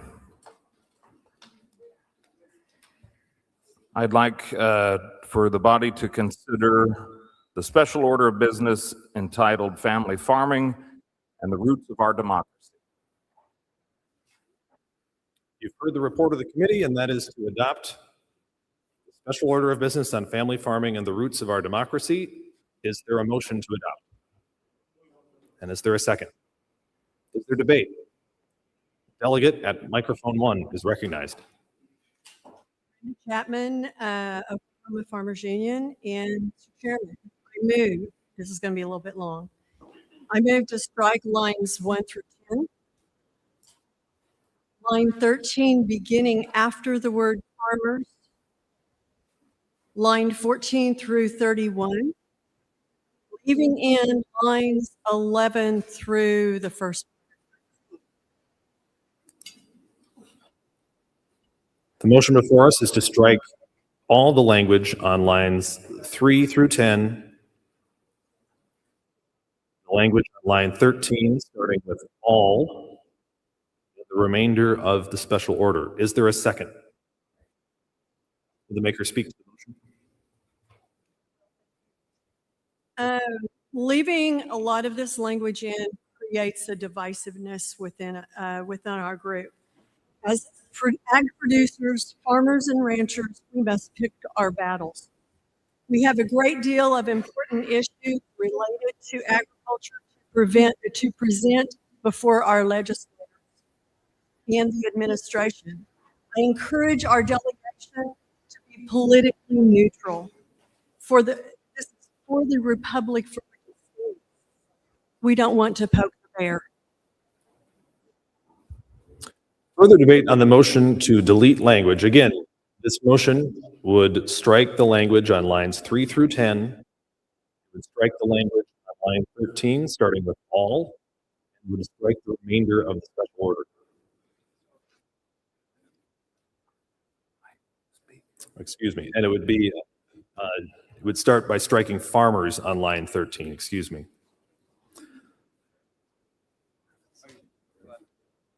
The delegate at Microphone 1. Amanda Lindahl, Kansas Farmers Union. I rise in opposition of the previous speaker. I'm opposed to eliminating all of that.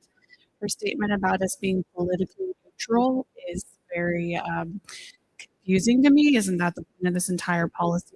Is that we have very specific policies that we are trying to take to our government, and that will bring forth prosperity and supporting our farmers union across the country. So yeah, I just disagree with the previous speaker, and so I would urge a no vote on this amendment. Further debate on the motion to strike language. The delegate at microphone 2. Toby Wallace, Oklahoma Farmers Union. I speak in favor of striking this language.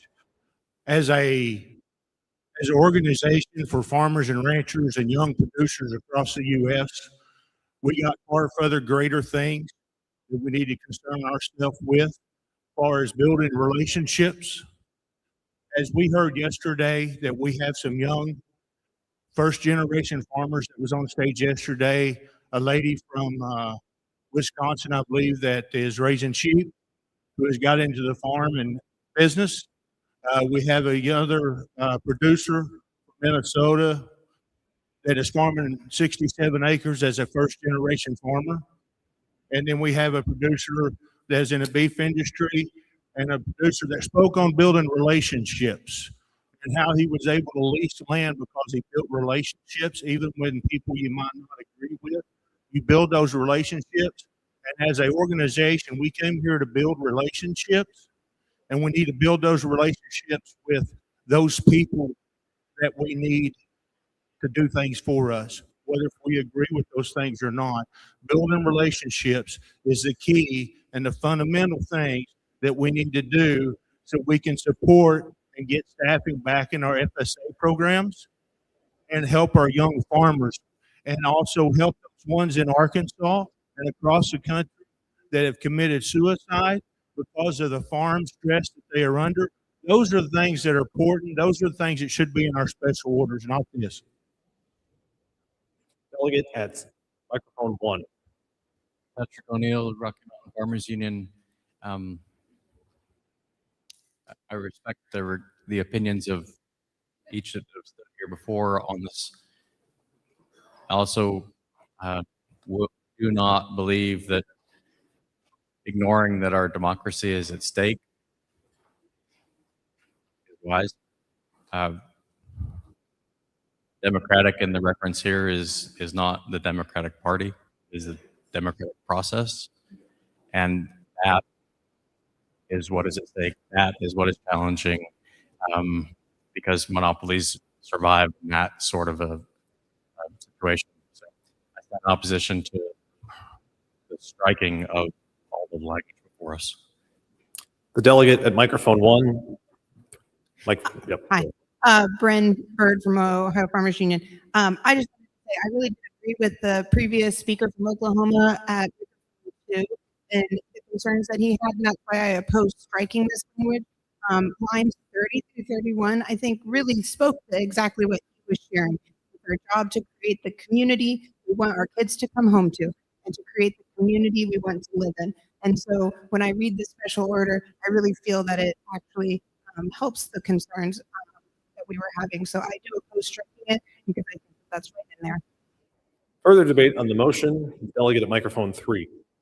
John Williams, Illinois Farmers Union. I rise in opposition of amendment. While I agree with the special order as a whole, taking out kind of this letter leaves nothing, not a lot. It leaves it useless to have as a order. And I encourage those who have that opinion to just vote down it in its entirety. Further debate on the motion. The delegate at microphone 2. Paul Jackson from Oklahoma. So definitely striking, and you don't know how much that I feel about what's been presented in this order today. It's very personal, and I know where you're coming from. But on the other hand, do you really want to poke the bear? Because there has been, Mr. Chairman, there has been so many things that are so erratic. We do not know what the outcome. Among the most important things that we want to protect is our nonprofit status here. Let me remind you, yesterday we had a breakout talking about our history. About 100 miles south of me on the Oklahoma-Texas border, there was an organization that came together called the Farmers Alliance. And because of political division, by the late 1800s, this came on about late after the Civil War, and then before we got out of before we turned 1900, we actually had broke up because of political division.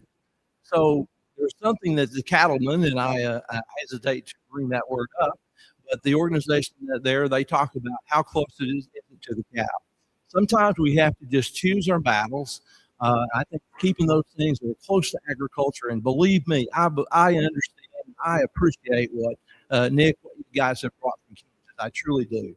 But I just wonder whether this is of value to do that. And I know from a democracy standpoint, I totally understand, but I hope we can keep us close to home. Thank you. Further debate, delegate at microphone 1.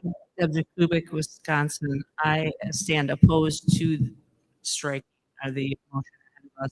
I wanted to point out the very first part there in the middle, line 13. All farmers must come together to cooperate and be heard if we are to best set public policy. To sustain our democracy, we must engage in conversations and deliberations with one another, especially when we disagree. Those conversations help make informed decisions when making policy that is effective for farmers and ranchers. That is exactly what was being asked of a previous delegate, almost word for word. If we don't stand up for this wording that is currently put forward, the rest of our policy book might not even matter. Further debate on the motion. Further debate.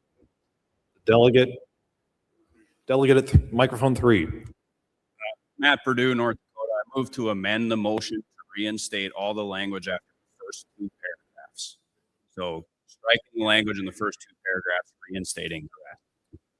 To clarify, so the motion before us that we're putting forward is to reinstate the language starting on line 13 through the rest of the special order. Correct. All right, this is an amendment to the amendment. Is there a second? All right, it's been moved and seconded to reinstate the language starting with the word farmer on line 13 through the rest of the special order. Further debate on this motion? Maker. Yeah, I don't know if this makes me smart or dumb, but trying to find a compromise to move this conversation forward, visiting with the state president of Oklahoma, I believe this would resolve some of the concerns and allow the content that is important to some of the other delegates to remain in the special order. Further debate on the motion to reinstate. And this is an amendment to the amendment. Further debate. Seeing none, we'll proceed to vote on the amendment to the amendment. All those in favor of reinstating the language in line 13, the word farmers, through the rest of the special order, please signify by saying aye. All those opposed say no. Motion carries. The amendment to the amendment is adopted. We'll now consider the amended amendment, and that's to strike the language on line 3 through line 10. Further debate on this amendment. Seeing none, we'll proceed to vote. We're going to take just a moment here while a delegate makes his way to the microphone.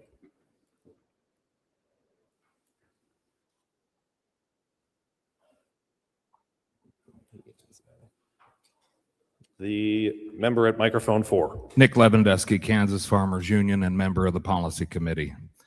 I appreciate the work that's been done on this. I would still like to see us include the language on line number 8, starting with all of this in mind. We recommit ourselves to NFU's foundational grassroots ethos from 1902 to secure equity, establish justice, and apply the golden rule. And I'd like to insert that back in at the beginning of line 30. There's a motion to amend by, that's right. Parliamentarian reminds me that non-delegates cannot make a motion. Further debate on this amendment. Further debate. the amendment before us. Delegate at microphone 4. Eric Schoenfeld, Montana. I would make the motion that Mr. Lewandowski. Motion to that effect. It's been moved and seconded to reinstate the language highlighted on screen. No, this is not a third degree. This is a second degree amendment. And the language highlighted on screen is the amendment to the amendment. To reinsert that. Is that the right spot? Would the maker speak to the motion?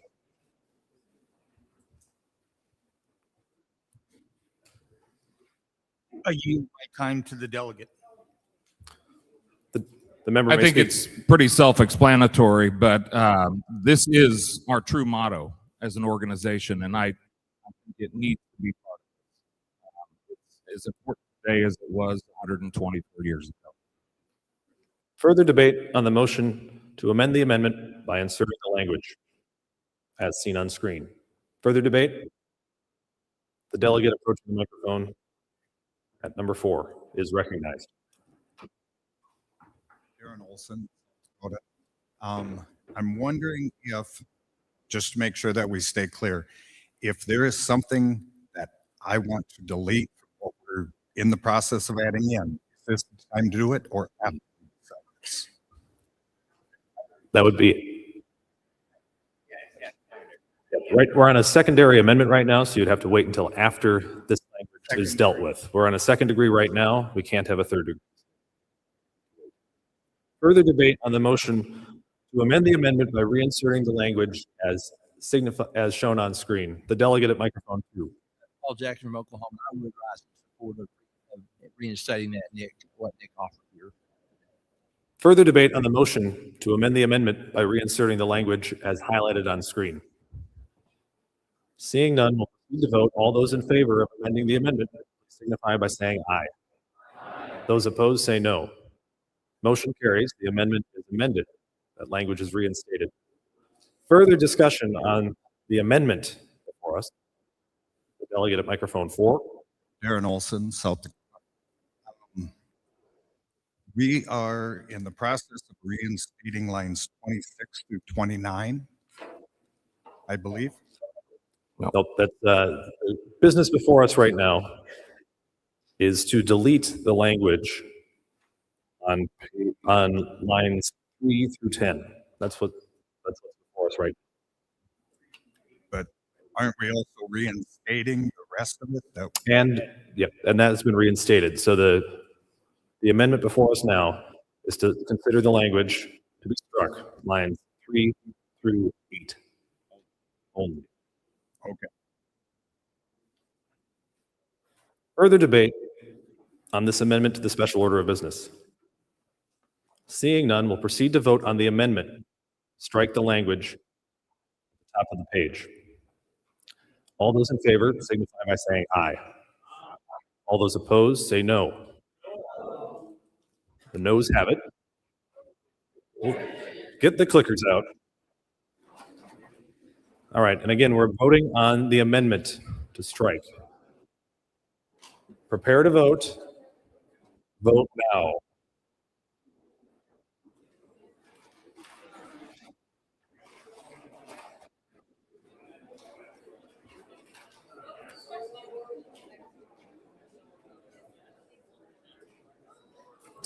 The ayes have it. The amendment is adopted. So those first lines on page 3, but the lines 3 through 8 are struck. So if the Secretariat could scroll down a little bit, you can see the bulk of the language as amended. We're now back to the main motion, which is to adopt the amended special order of business entitled Family Farming and the Roots of Our Democracy. We're going to go to the delegate at microphone 4. Point of clarification. With where we're at right now in our discussion, I would like to make a motion to strike lines 26 through 29. Is that allowable?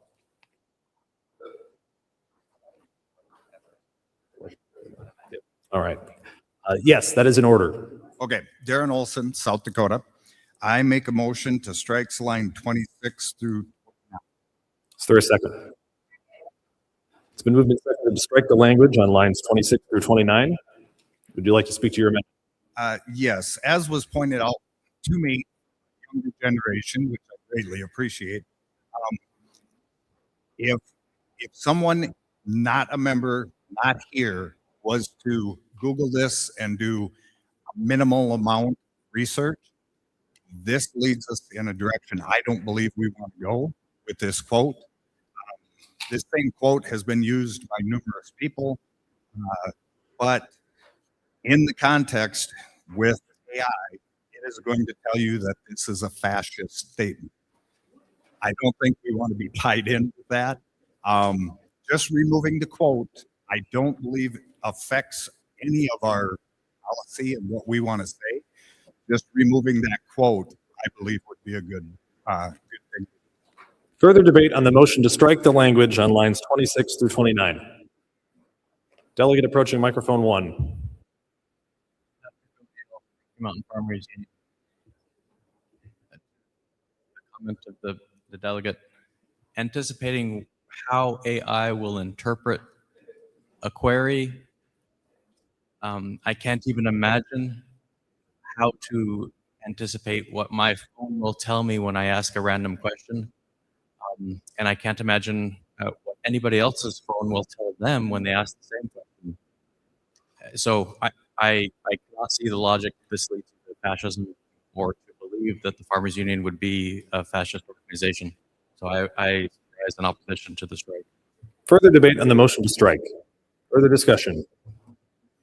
Seeing none, we'll proceed to vote. All those in favor of striking the language on lines 26 through 29 signify by saying aye. Those opposed say no. Ayes have it. Motion carries. We're going to go to the clickers. Get them ready. Again, we're voting on the amendment to strike. If you wish to strike, you'll press 1A. If you do not wish to strike, you'll press 2B. Prepare to vote. Vote now.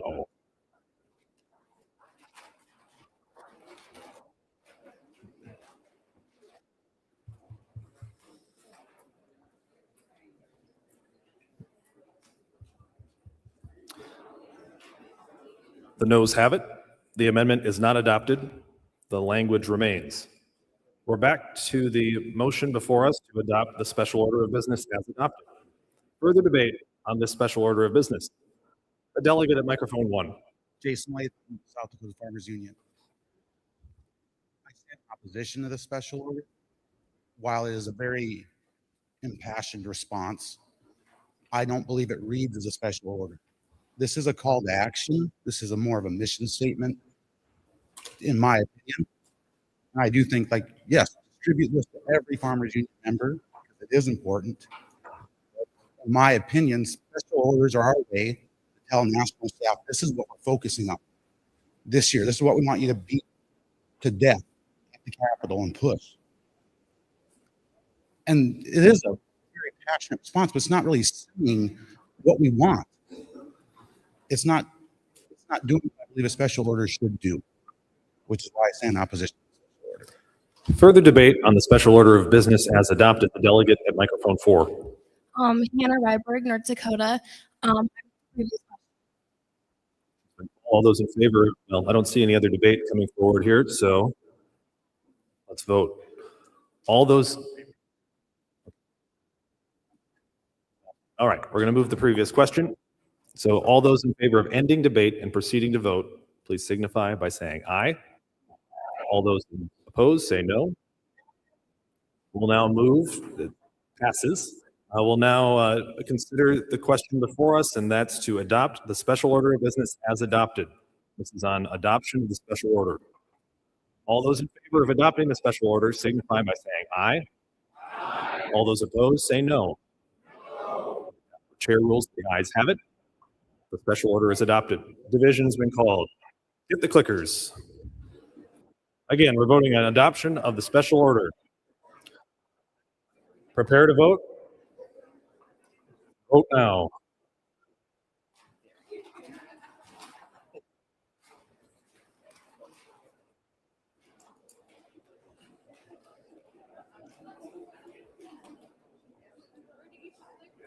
And by a vote of 121 to 77, the special order is adopted. Thank you. The committee is, we've got one more special order. Turn now to Mr. Hans Breitenmoser.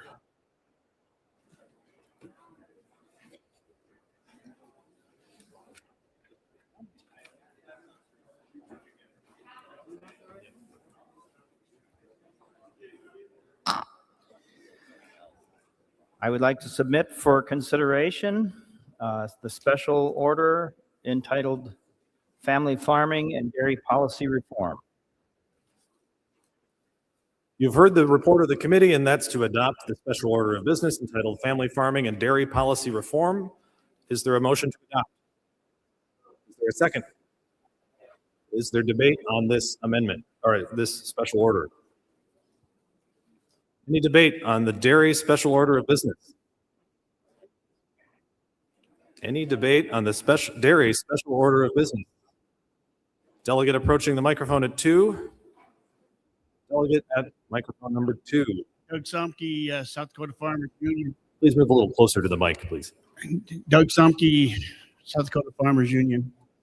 As much as I appreciate the situation that dairy is in, are we going to have a special order for the hog guy, the chicken guy, the grain guy? You see, I mean, I've been around this organization for a long time, and I know there's a few others that have been here longer than me, but this is like constant that we keep bringing. When is a dairy problem a special problem? And I'm not trying to belittle it. That's not my point. My point is it should be addressed similar to what we did with the very first crisis special order. Am I wrong? If I am, please show me how I'm wrong. Further debate on the motion to adopt the special order. The delegate at microphone 1. Deb Jakubik, Wisconsin. Though I appreciate what the delegate is saying, as a dairy farmer, I want to put this in perspective that most people understand. Currently, a dairy farmer is getting about $14 for every 100 pounds of milk that leaves their farm. It's a national average and pretty well accepted that it takes about $19 to produce 100 pounds of milk. So every 100 pounds of milk that leaves that farm, that farmer is losing $5. Okay? I get that. Well, then don't do it. Don't produce it. Cows produce milk. We can't just stop. We can't just turn them off. We can't just, we can't not plant that year. It's we can't just drop it and pick it up. It's a bit different. And it's I know everybody is kind of in the same situation. We've been told multiple times in Wisconsin that we have like one of the last holdouts of family dairy farms in the country. If you have seen 10,000 cow dairy farms come into your state, we're not fully there yet. We have 40, 50 cow dairies, 100 cow dairies that want to do this. They want to have their families on the land. They want to continue doing it. We're the last holdouts, and I know we're just one state. But I feel like we fought for you guys all those years. And having you guys fight for us before we lose all of the family dairy farms, huge, huge, guys. Dairy it's a totally different world. And I know all farming is hard, but dairy, there is hard, guys. It's hard. Further debate on the special order. The delegate at microphone 2. George Davis, California. Yes, dairy has been in trouble for a long time, decades. The hogs have fallen. They're in capos now. Poultry, the same thing. They're in a slave system. But you know what? Somehow, in spite of all the attrition, those dairy farmers out there, they have survived through incredible difficulty. We're in a war.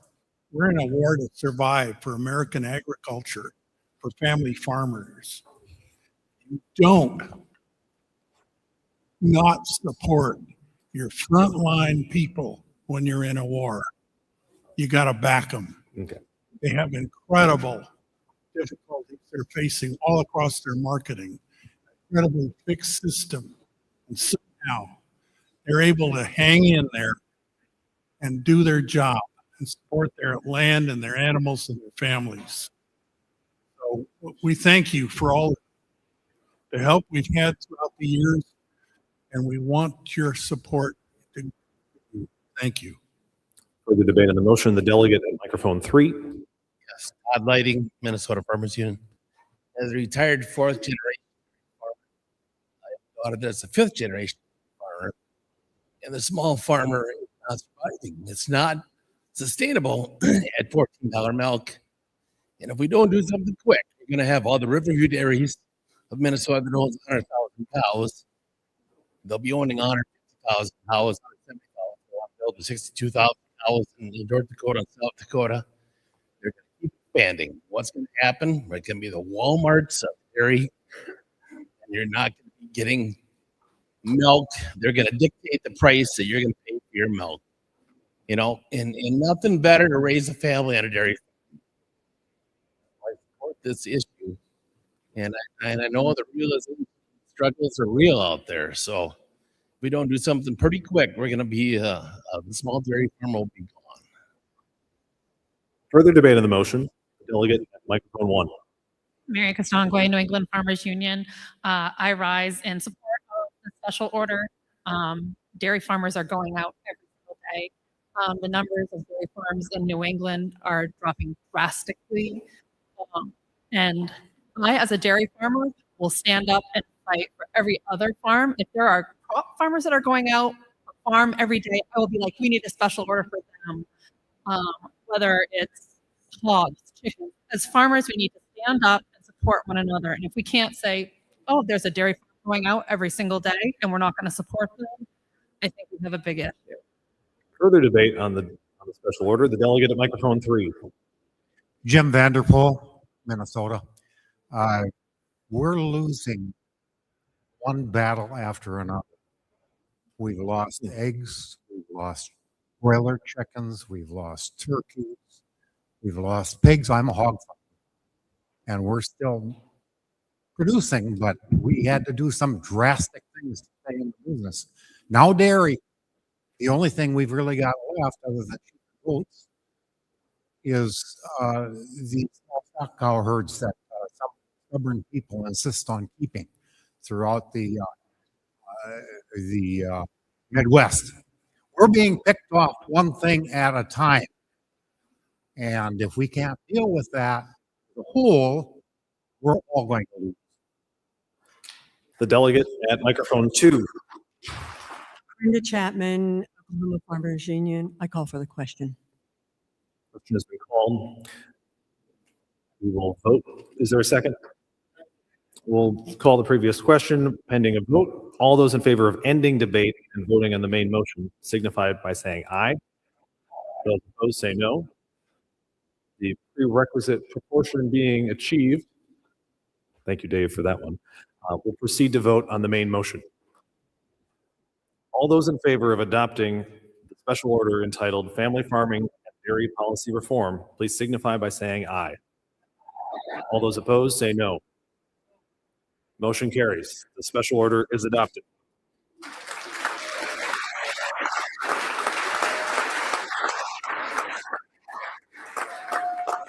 Before we get too far along, I'll take a moment to just please join me in thanking and acknowledging the hard work of the National Farmers Union Government Relations team. Aaron Shire, Charlie Decker, Layla Soberanis. They've been doing a lot of typing today. Thank you. And on behalf of Mike and myself, I'd like to thank you. We had a rigorous debate on many topics, but it remained civil. It remained polite. It remained appropriate. And it's so enjoyable to preside and work with you to adopt this policy by people like you who are willing to seek the resolution of conflict in a civilized manner. So thank you for that.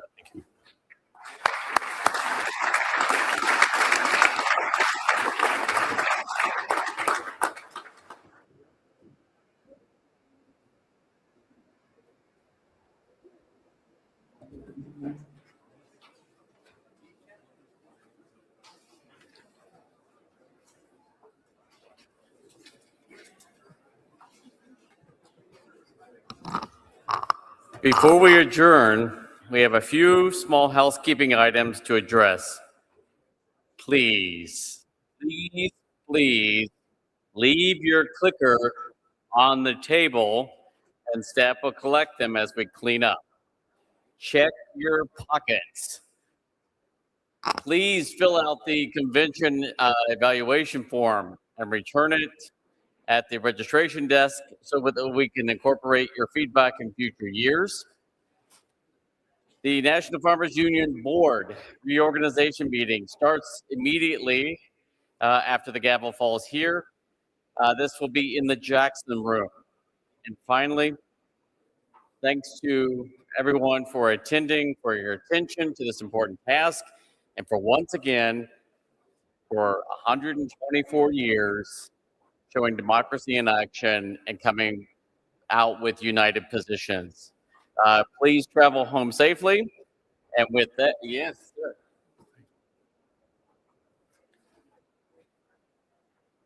In addition to all the other things that we've given to the committee, to the staff, and so forth, also want to make sure that we give a strong round of applause to our referee, the parliamentarian here. Here's Paul Hatt.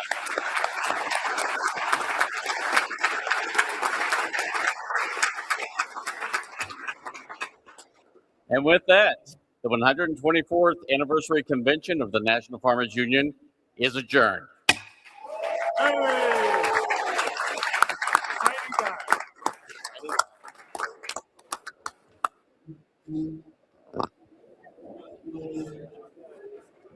Good job, everybody. Good job. Thank you.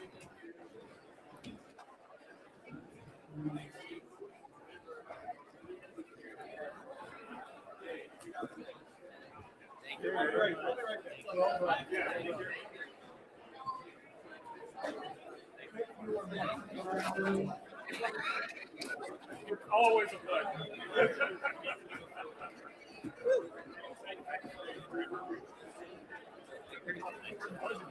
Yeah. Lots of fun. A lot of fun. Yeah, a lot of fun there. Yeah, it all came together.